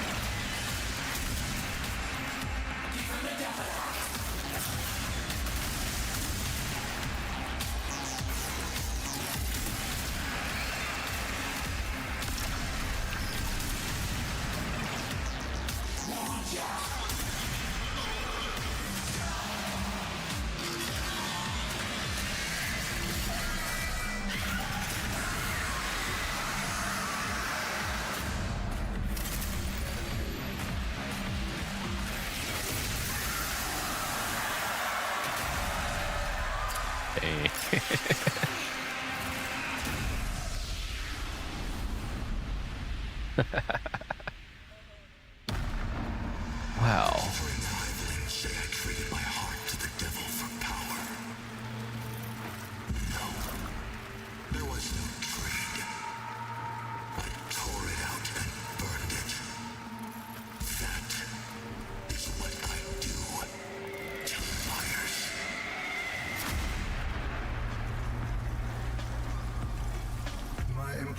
Wishes to convey his satisfaction in person.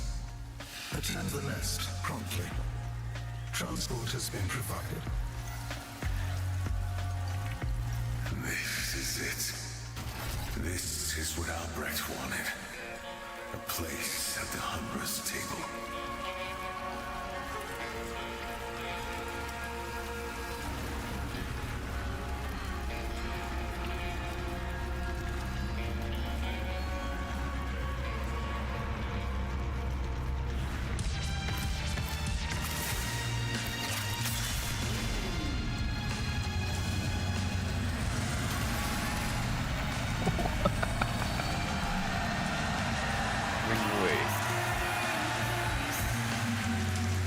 Look at that! Oh my god.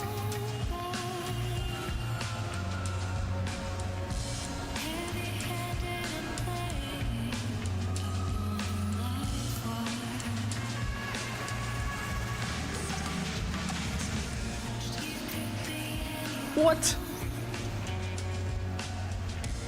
That was a giant hologram. Oh, so this is the wealthy part of the city, I guess.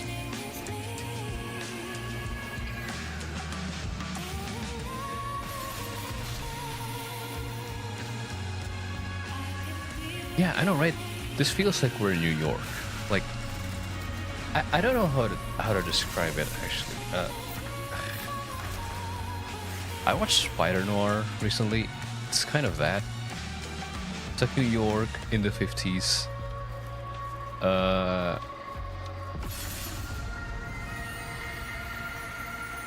But it's sentient and nothing makes sense. I guess this is like the mafia boss or something. There you go. I don't know, this like a humble establishment. Wow.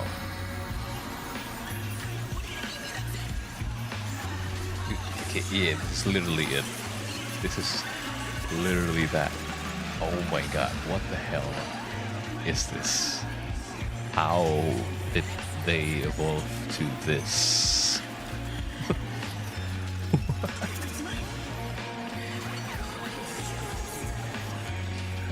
What is that? Good question, man. I don't know.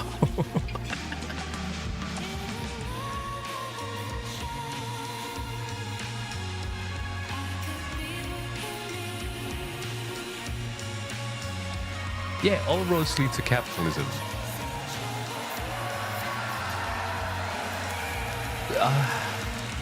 Oh yeah, this is the gameplay demo of the next update, I guess.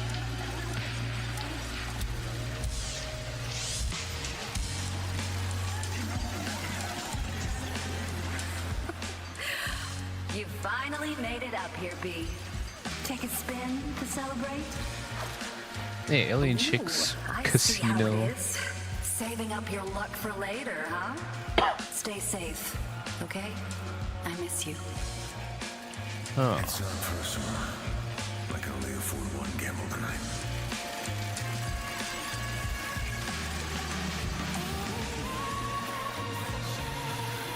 Honestly, I don't know how to feel about this.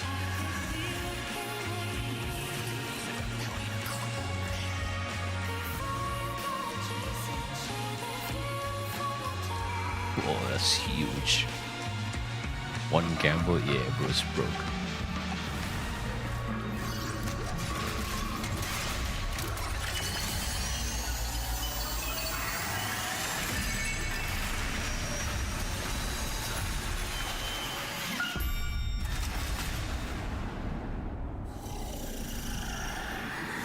Is that how you remember it?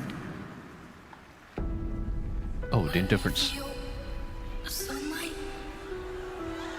Adis. No! I'm sorry, but you're dying. Tenno? My light. You're taking it all.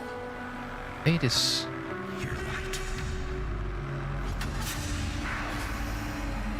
Oh no.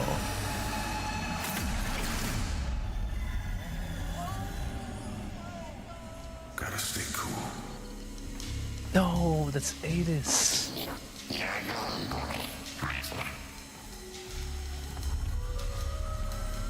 That's Hunra, I guess. WARFRAME. In less civilized times, we tortured your kind and placed wagers on how long you could endure. Tonight, though, you are my guest. Join me, please.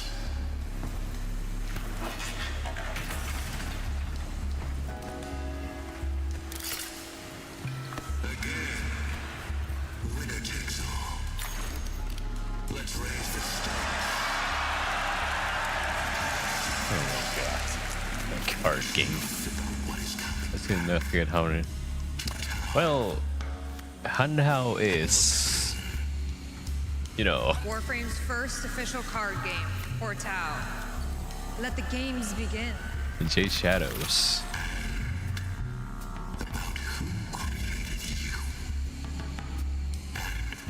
Unfortunately.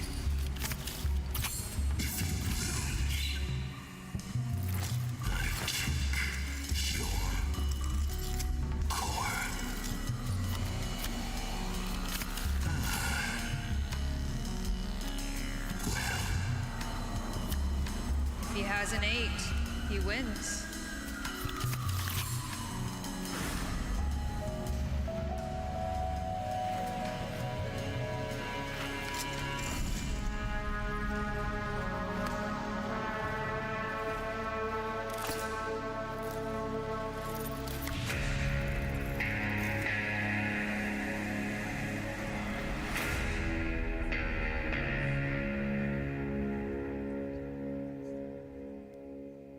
Is that it?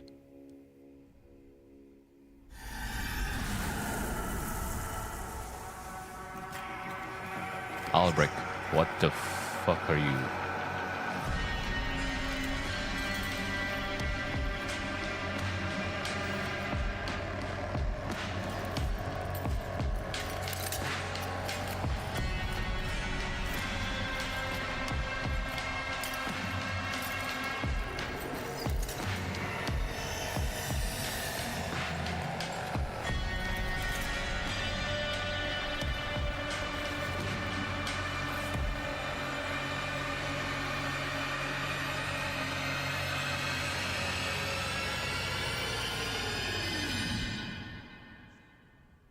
Soon.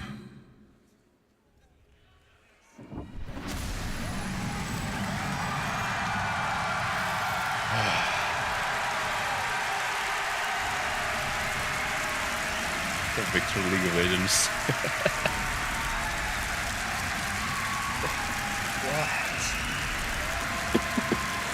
You did it! You did it, Megan!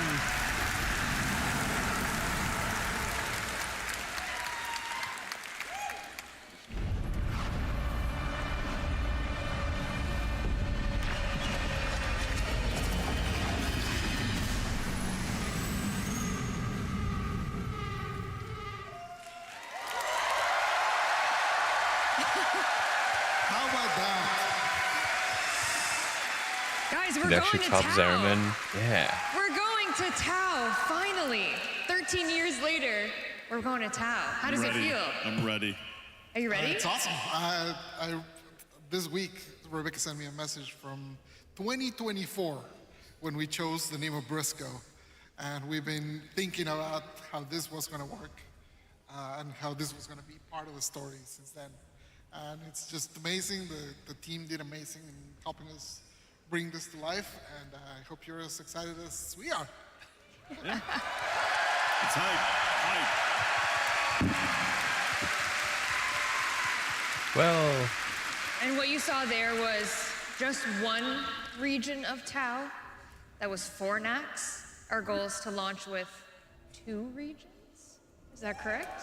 And we have many, many plans for more after that. It is a brand new space for us to play with. We have lots of ideas for all of the different planets and all the crazy things we want to do in Tau.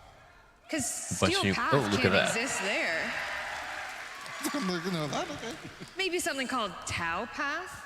Perhaps. I don't know what the name. Maybe. Yeah, our goals are new missions with some twists They actually on top them. Zariman This is a in whole the new weird solar scale, system. Tau I is guess. its entire new system. Yeah, this particular Fortnax is structured in a very different way we've never done before. Has tons of different new mission types, and then there's a second part that we'll save for later. That also has a lot of surprises. Lots of surprises. All right, guys. Give it up for Megan, who rocked that demo on her own.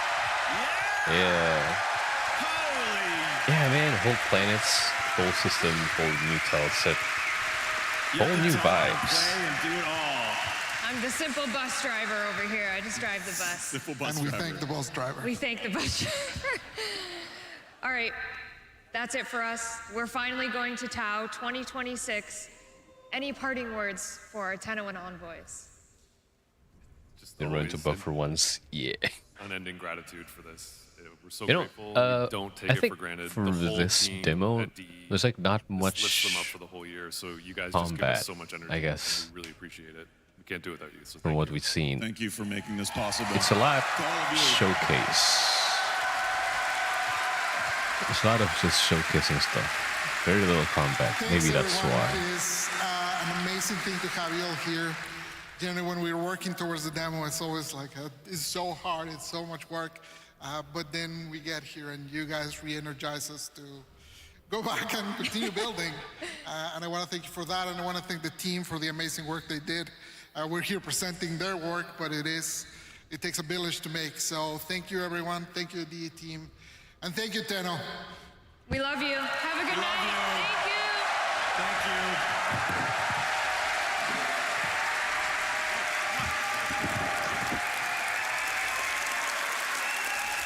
Clap, clap, clap, clap, clap.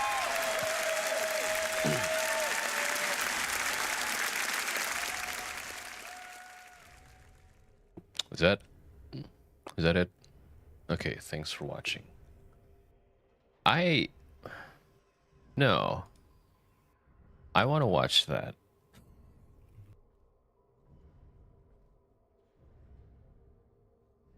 Like, is there...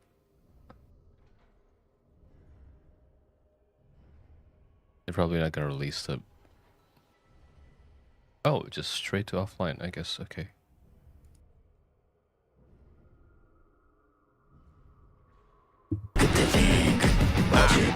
Oh my god, I'm so sorry.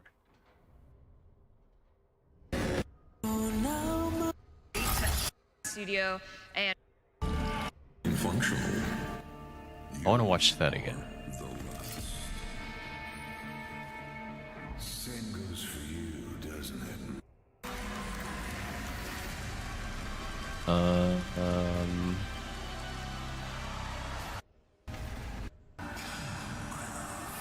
into obviously the Soulframe demo, the WARFRAME. We're missing. I mean, I know Ben sat there. Wait. It's 5 a.m. for me. God damn. But we're missing, obviously, Rebecca Ford. And The last day.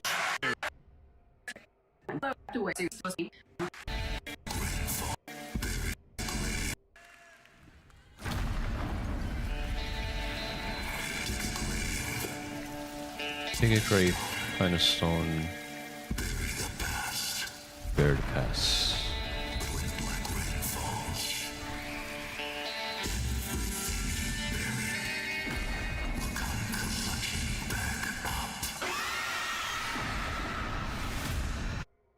Okay, the Hunra is probably Adis. From what we've seen. If, I don't know, can Sentient live that long? I mean, I guess Hunhao is here. Reflex. I've had three coffees.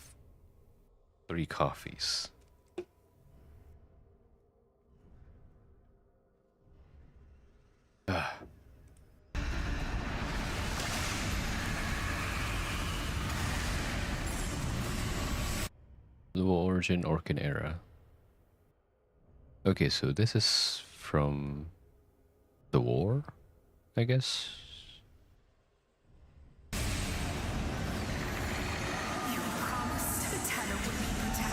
Lotus.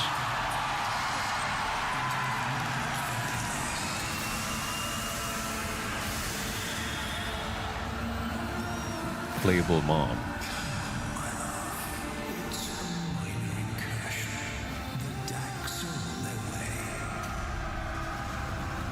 Okay, Margulis is probably dead now, right?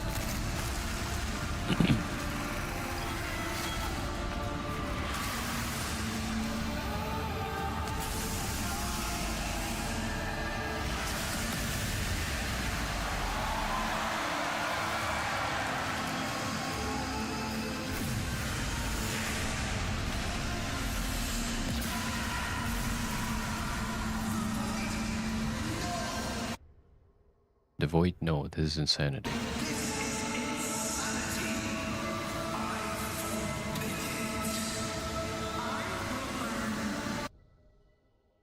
I like how they go is. I like how they got her on Lotus being what she is now, but always going to the past. Yeah, you know, one of the perks of not telling the story 100%, I guess, you can always go back to the past and retell it. Okay.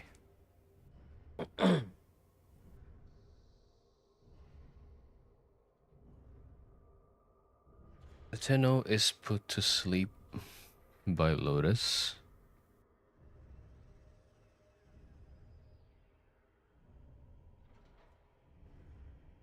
And then the moon was sent to the void.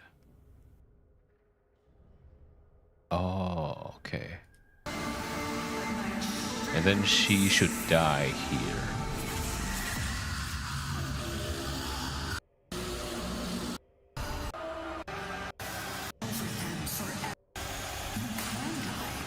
You can die, or you can watch over them forever. Okay, that's a deal she made with the... I don't know, with the indifference, I guess.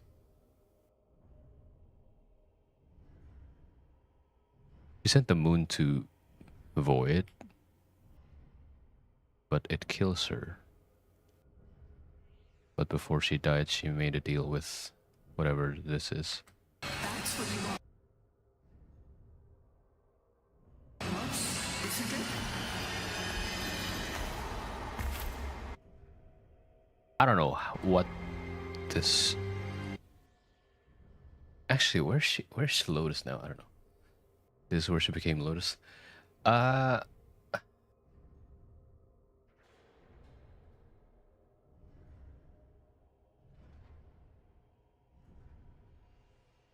Okay. This is... I'm super tired, but... Okay, I think... Lotus is Nata, right? Nata.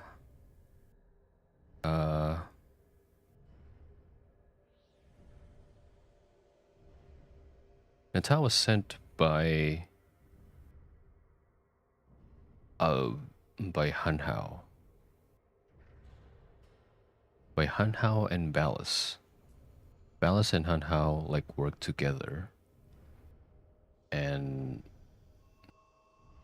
like made Lotus from Nata to be like a replacement for Margulis, because Margulis was executed for trying to shield the Tenno,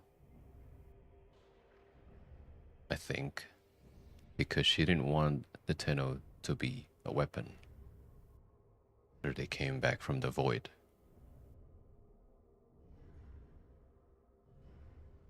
So that's what Lotus is.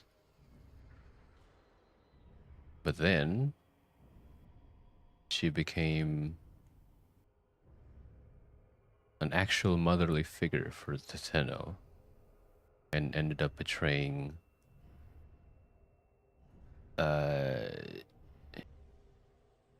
oh my god, names.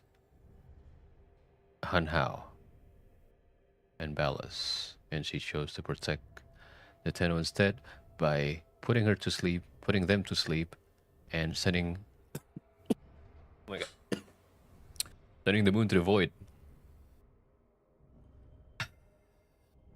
I think that's how it goes. There's like a lot of holes and time jumps and time skips. Oh my god.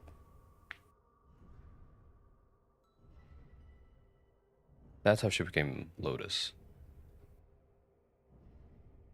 So, and by sending the moon to the void,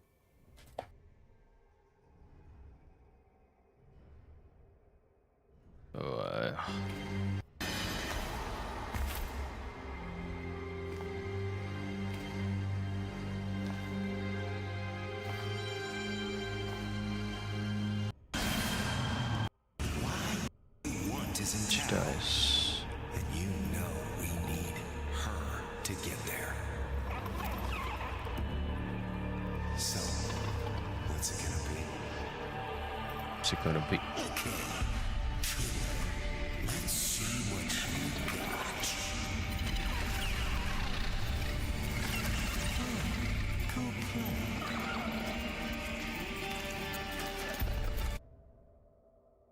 Is that like her original form or something?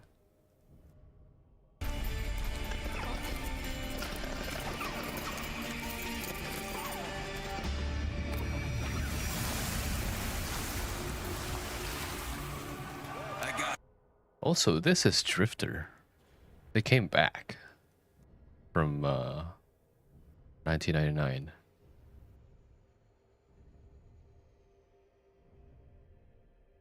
The operator, the Drifter, Lloyd. Let's go.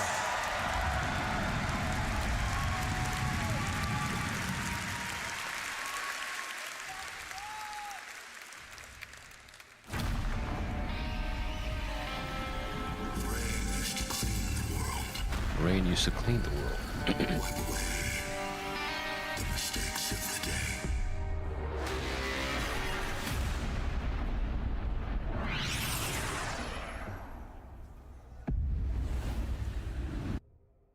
Why does the Drifter care? Honestly, good question. He only met like, what, a few days? If you're at home right now, in the relay, we're all about to experience the at home Monday.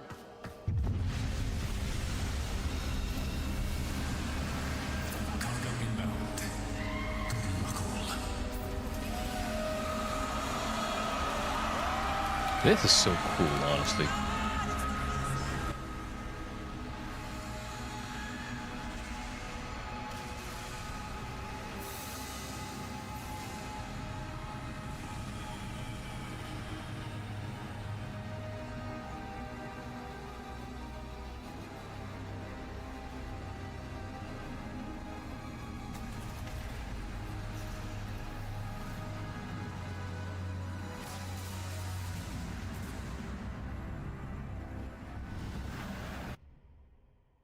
Yeah, I don't know. I'm still lost on like the significance of this thing. In Sanctum.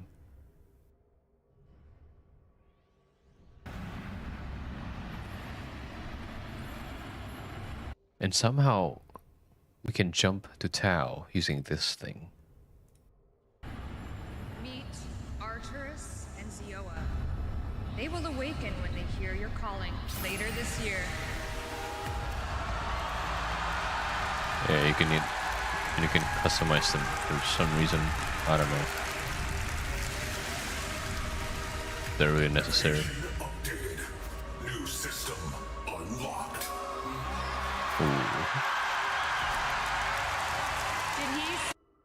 Also, there's not much in the relay. Like, they only show us this giant statue, and that's it. Huh. A new system? Where could we be going?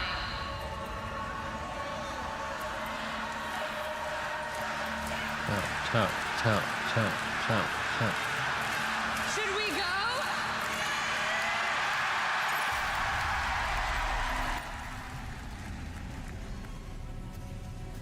Yeah, last year was way cooler. You know, a lot of showcase for like the characters, stuff. This one is just that. You can't even enter your railjack.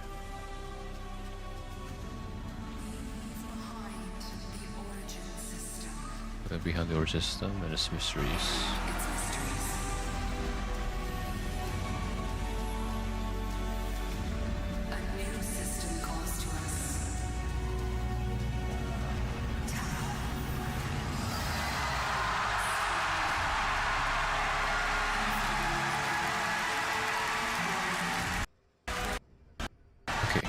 gonna skip.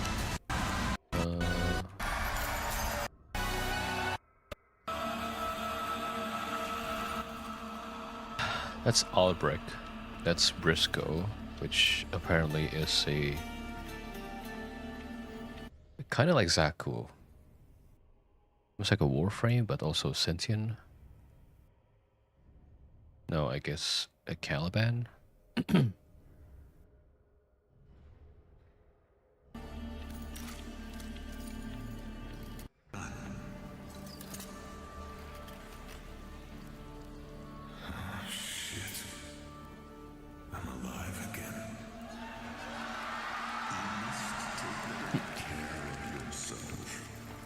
That's Matt Mercer, by the way.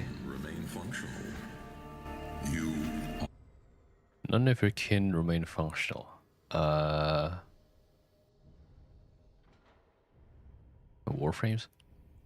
How's the origin system going to function if we don't have it for void capture? You know what? That's a great question, actually. The Tenno exists to restore balance in the origin system. So if we are not there, then who will do that? You know? Same goes for you, doesn't it, my maker? Voice of... You're rather exciting, is it not? My old friends. Exciting, is it not? Being beaten to shit down in the docks was enough excitement for me. Let us improve your powers of negotiation. If the Hunra is still in power when they arrive, there will be war. I need you close to him, Briscoe. Keep running his errands, but feed me his plans, his thoughts. And if the Hunra figures out I'm working for you, not him, there won't be enough left of me to put back together. Okay, wait. Feed me his plans to him, Briscoe. There will be... If the Hunter is still in power when they arrive, there will be war. They is obviously us, right? The Tenno. So... Are we still not in Tau?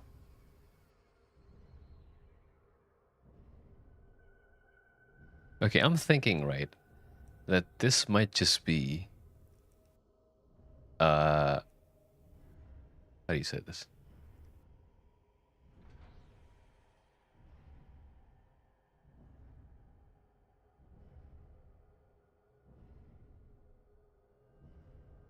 Like, we're not playable, I guess. We're playing as him.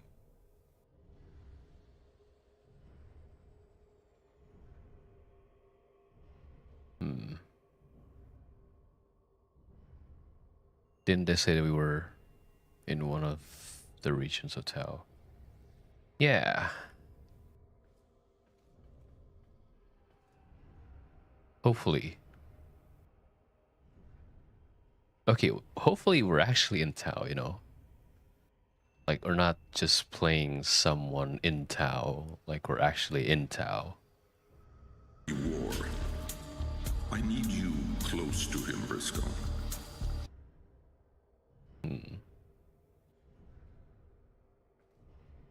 Keep running his errands, but feed me his plans, his thoughts.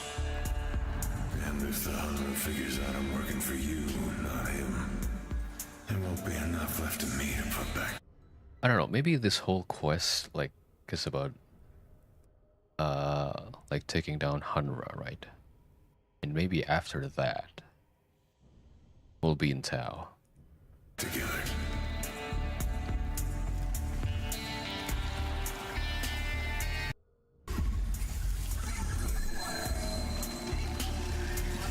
Slum Lacordae, Hornex. So this is Briscoe, our new detective-themed Warframe. Not a proto-frame, but a chimera frame. Chimera frame.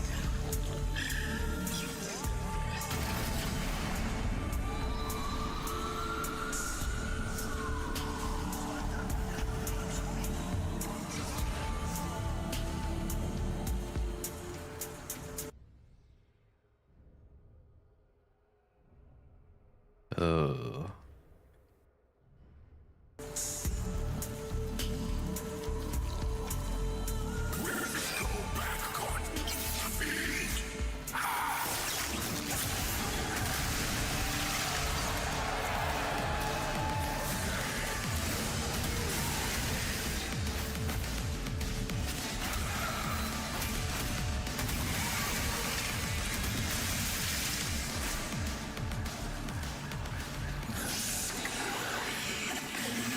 Sky bleeds the soul waits. The black rain seeps in everything. Nothing keeps it out. And when it gets in your head, this screaming starts.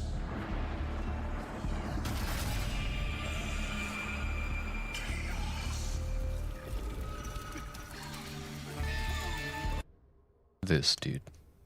This.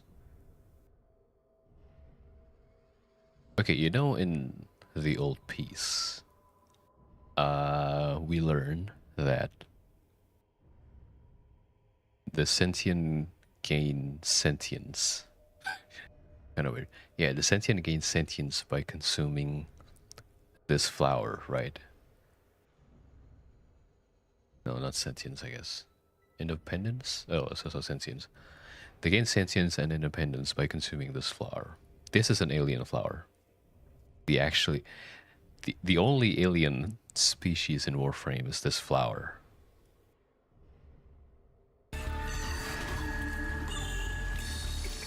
Guards scattered.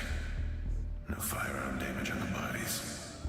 Only moderate users going through sprout links. A calling card. Someone just smashed their heads together. No odds up to one thing.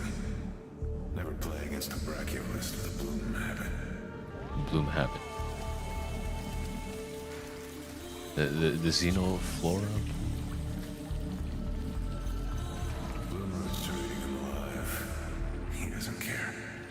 When the black rain is boiling your brains in your head, the bloom makes it all go away. When the black rain is spoiling your brains in your head, bloom makes it all go away.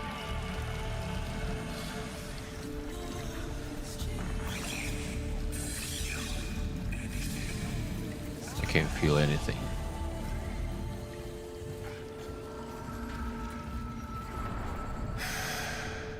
All dreaming are dead until the rains come.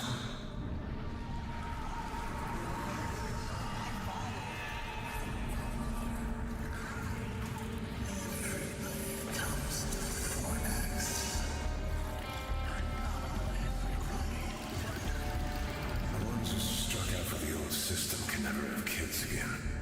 The ones who stayed and got hooked on the bloom ended up with these poor kids. Wait.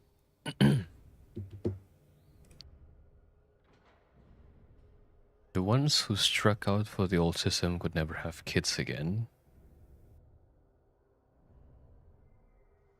That's the sentient on the origin system. The ones who stayed and got hooked on. The ones who stayed and got hooked on the bloom ended up with these.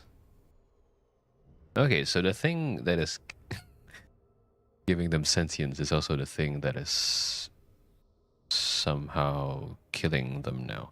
It's like a drug, I guess. The bloom ended up with these poor kids.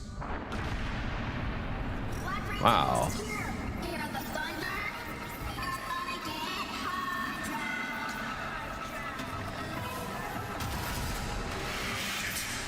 Raining hard.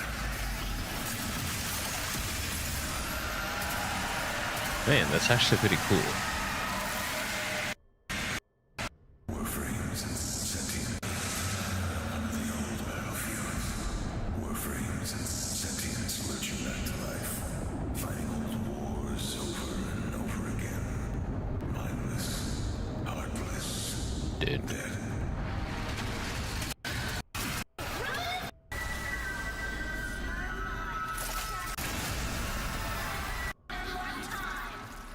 I heard of worlds where the rain made things clean. Not here in Fornax. Here the rain brings nightmare. I still don't know what the You've rain seen two is. of Briscoe's abilities.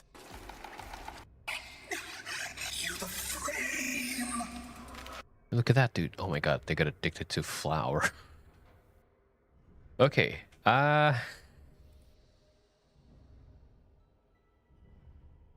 Yeah. Sorry, this is... I don't know. I'm trying to make sense of what I'm seeing. This is so alien. You know... I know that Warframe sometimes is very weird, but this is too weird, I guess. It does make sense though. It is a whole new system. I don't know. Okay.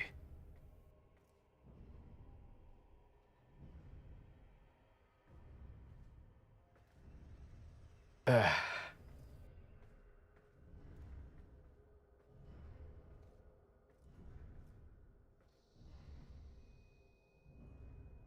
don't know, I can't make sense of any of this.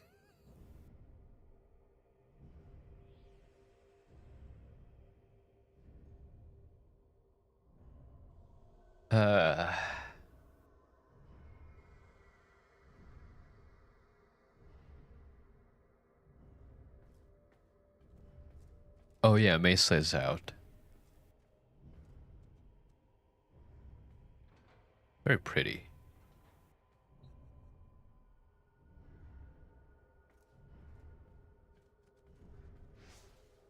Okay, can I get out of here now?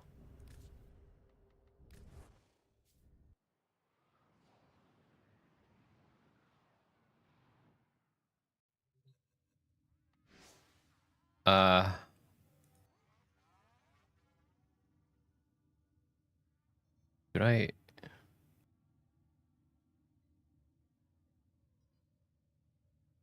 I don't know what to do now. You can cover the Atlas chaps.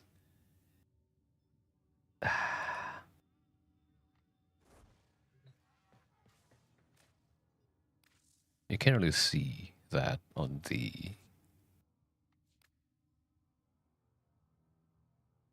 Oh, with the poncho, I guess. Yeah, yeah. You know, it's still wild to me that they actually...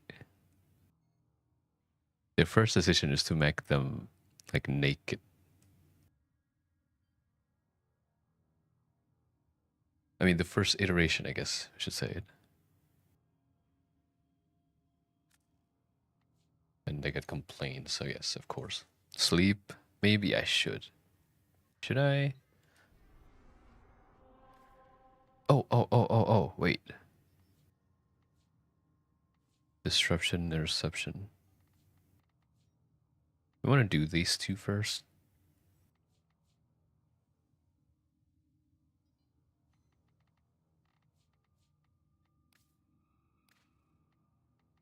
Let's do these two first, I guess. I want to play. Sure, okay. Actually, let me... I'm gonna be right back real quick. Tinkle time.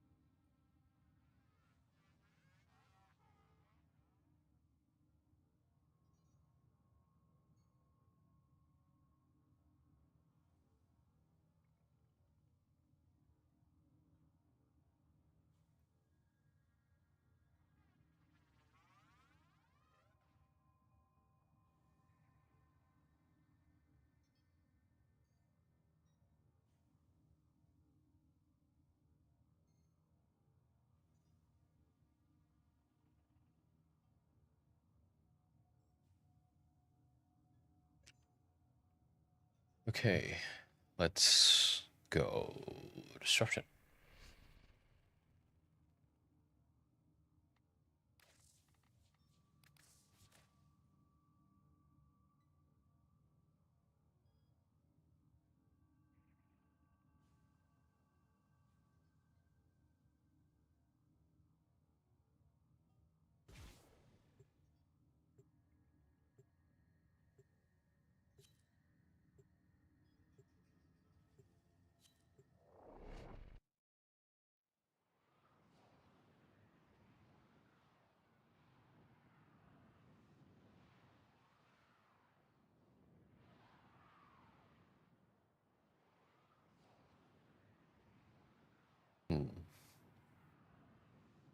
Oh, you know what?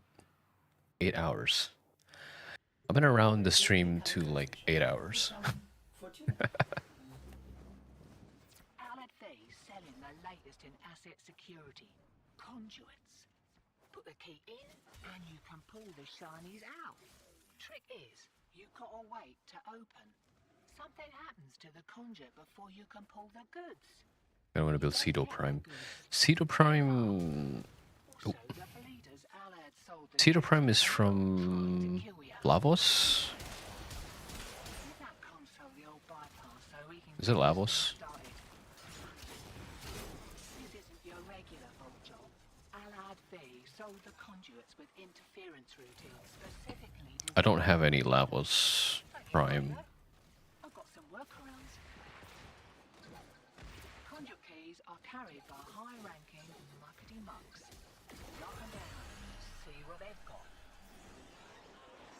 First key. I get a manual detected Brahma shot. Find a matching conduit. Which one is the Brahma again? Don't let them near the conduit.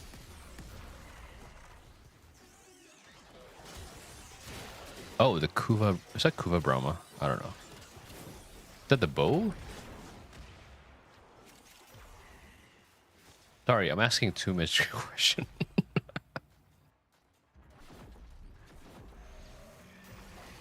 I don't have Kuva Brahma.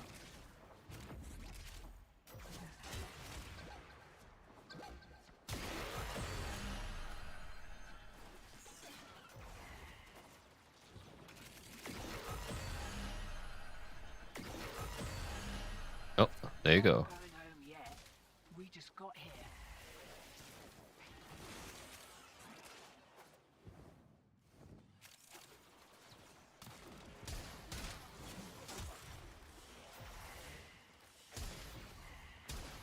Lucky come from your life. Wakey, wakey. Here we go. Wakey, wakey.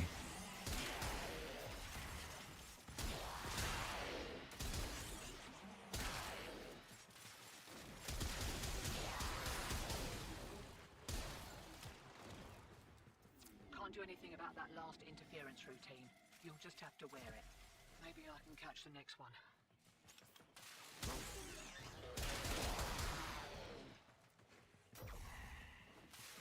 Why am I fast? Oh, shock mode.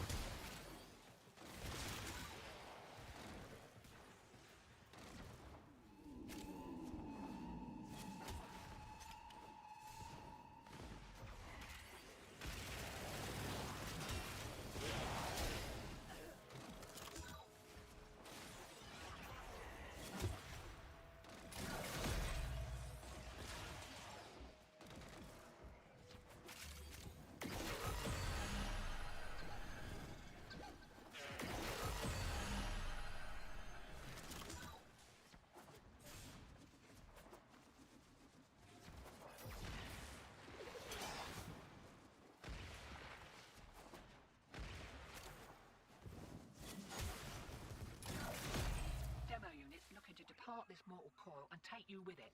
Keep it clear of that conduit. Why does old Allied call you lot betrayers anyway? Oh, no matter. Care for another kick at a conduit?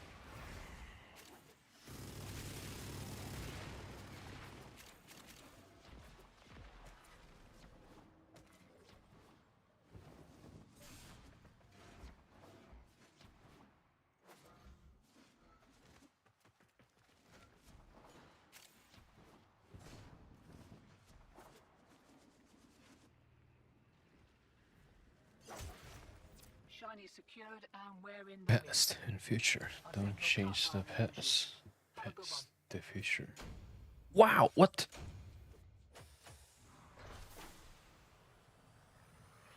You got 3 of them? Oh my god. I wasn't expecting that. We're rich. We're rich.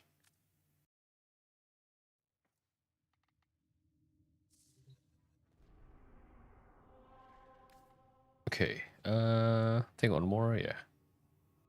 Oh, yeah. Organ Reactor Blueprint, Organ Cast. Interception.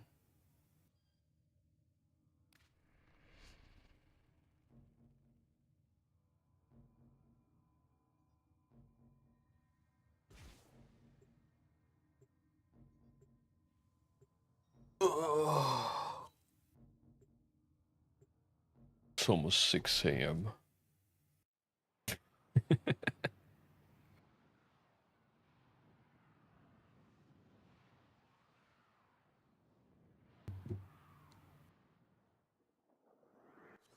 Nearby communications towers are broadcasting crucial enemy intelligence. Capture the towers and decode any incoming messages.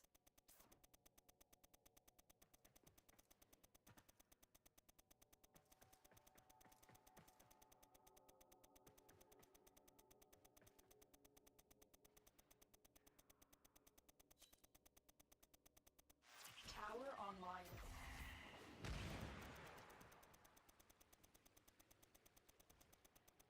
Whoa, whoa, whoa, whoa, whoa, whoa. So it's nostalgic. Yeah. We are dominating. Keep it up.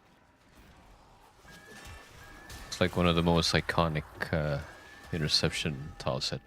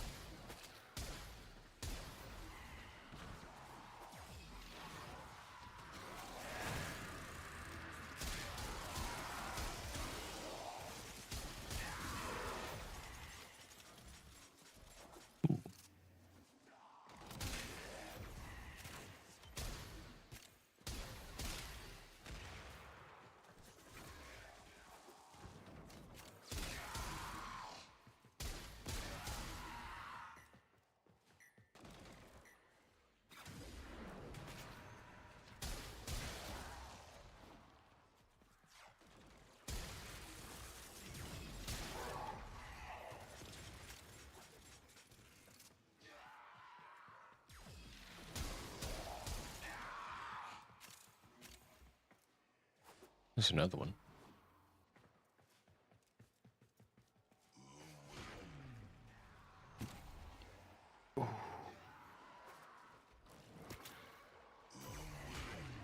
Okay, I may have drank too much coffee.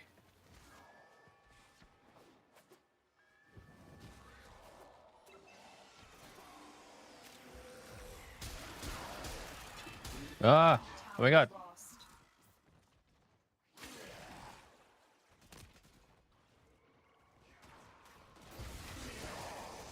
My alarms are blaring.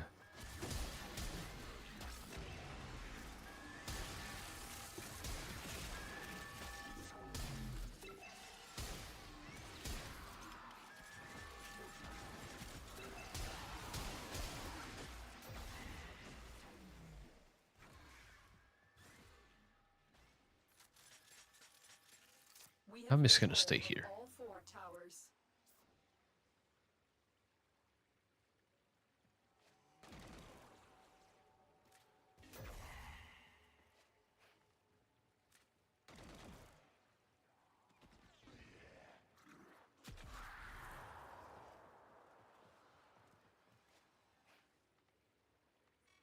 But there is more blood to spill. Why is Vina here? What? Oh my god. Yeah, why is Vina here? We have successfully decoded the message. anyone using Garuda? No.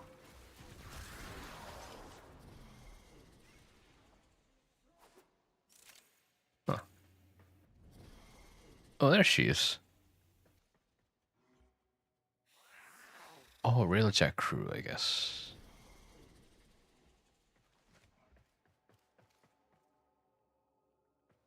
Where are you?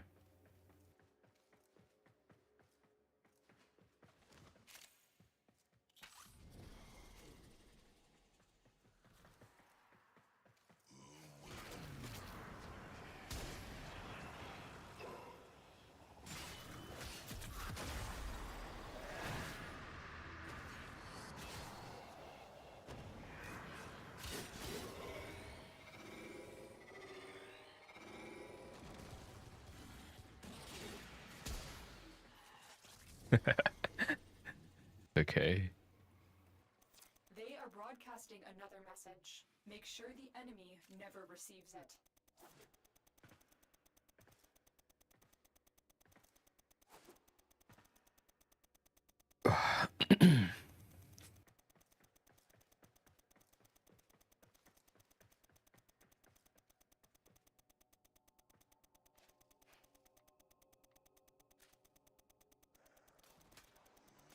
I can take the pain.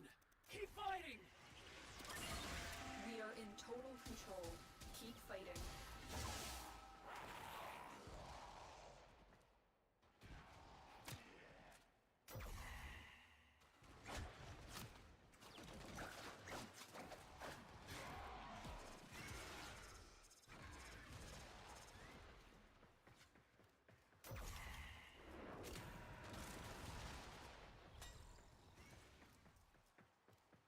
It's like to what it's like to play non-steel path.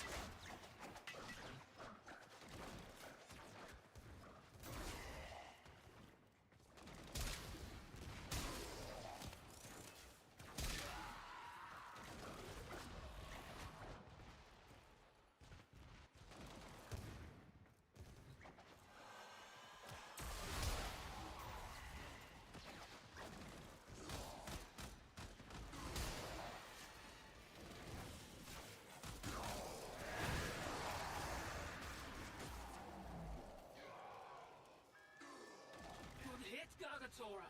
Don't go anywhere. I'll be right back.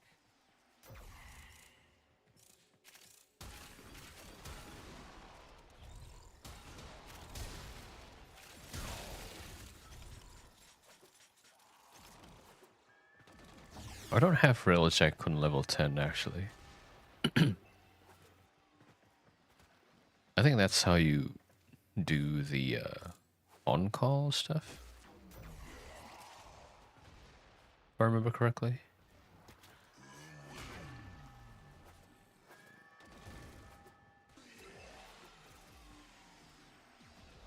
That guy's struggling over there. I can take the pain. Keep fighting.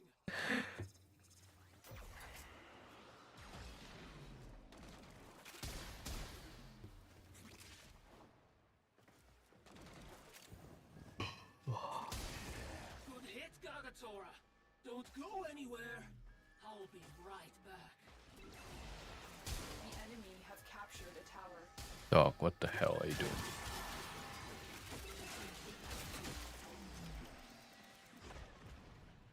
Good hit, Gagatora. Elite crewman. Yeah. I'll be right back. Oh. Elite on-call was like 7 or 8. We have control of all 4 towers. Oh, I do have. I can take the pain. Keep fighting. Oh, hey! I do have an on-call.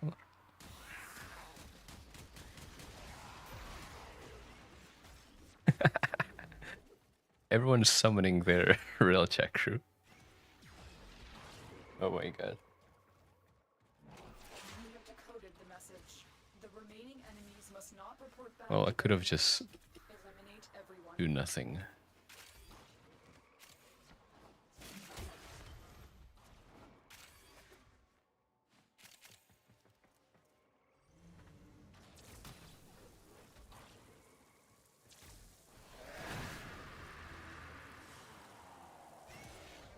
today. Not only have we decoded the enemy Yippee.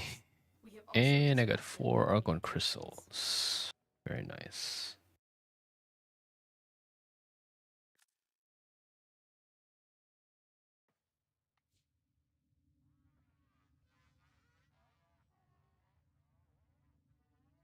Oh my god.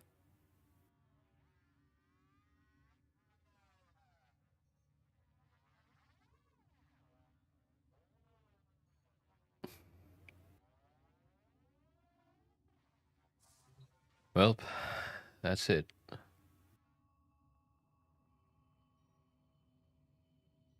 I'm tired as hell.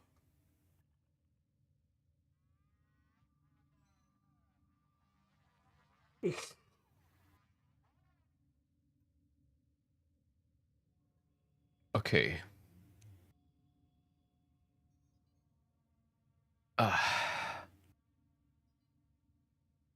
Man, what a TENNOCON, huh? I'm still kind of weirded out by that, but yeah, maybe I'm gonna watch that a couple more times off stream.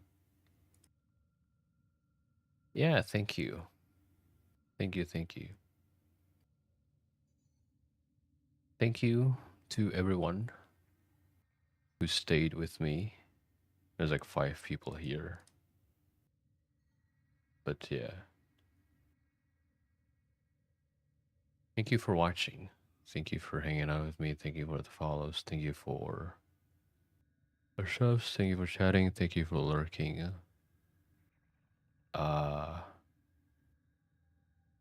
I'll see you tomorrow. Oh, mate, tonight, I guess. It's already tomorrow for me. It's Sunday. Yay. I have Monday and Tuesday off, so maybe I can squeeze in 1 or 2 streams. Either today or tomorrow. I don't know what though, but yeah. Yeah, thank you, thank you. Thank you, Thea, for hanging out with me. Oh no, oh my god, Kyo. Thank you, Kyo. Thank you, Thea. Yeah. Have a nice day, night, afternoon, wherever you are. Yeah, Kyo, hop on Warframe. It's actually very easy now.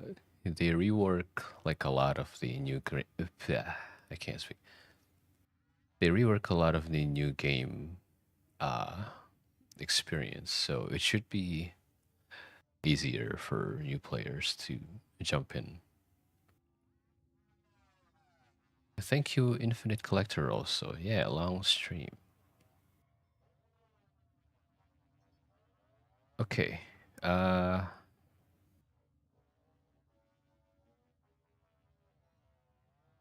I rate someone? I don't know.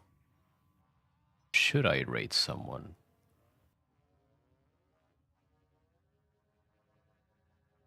Probably not. I'm too tired. I'm just gonna go anyway. Okay. Thank you again. Have a nice day, night,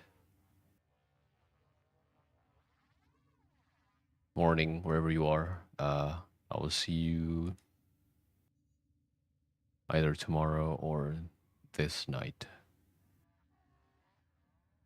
Goodbye. Goodbye. Goodbye. Goodbye. Bye. Goodbye, Yuki. Thank you also.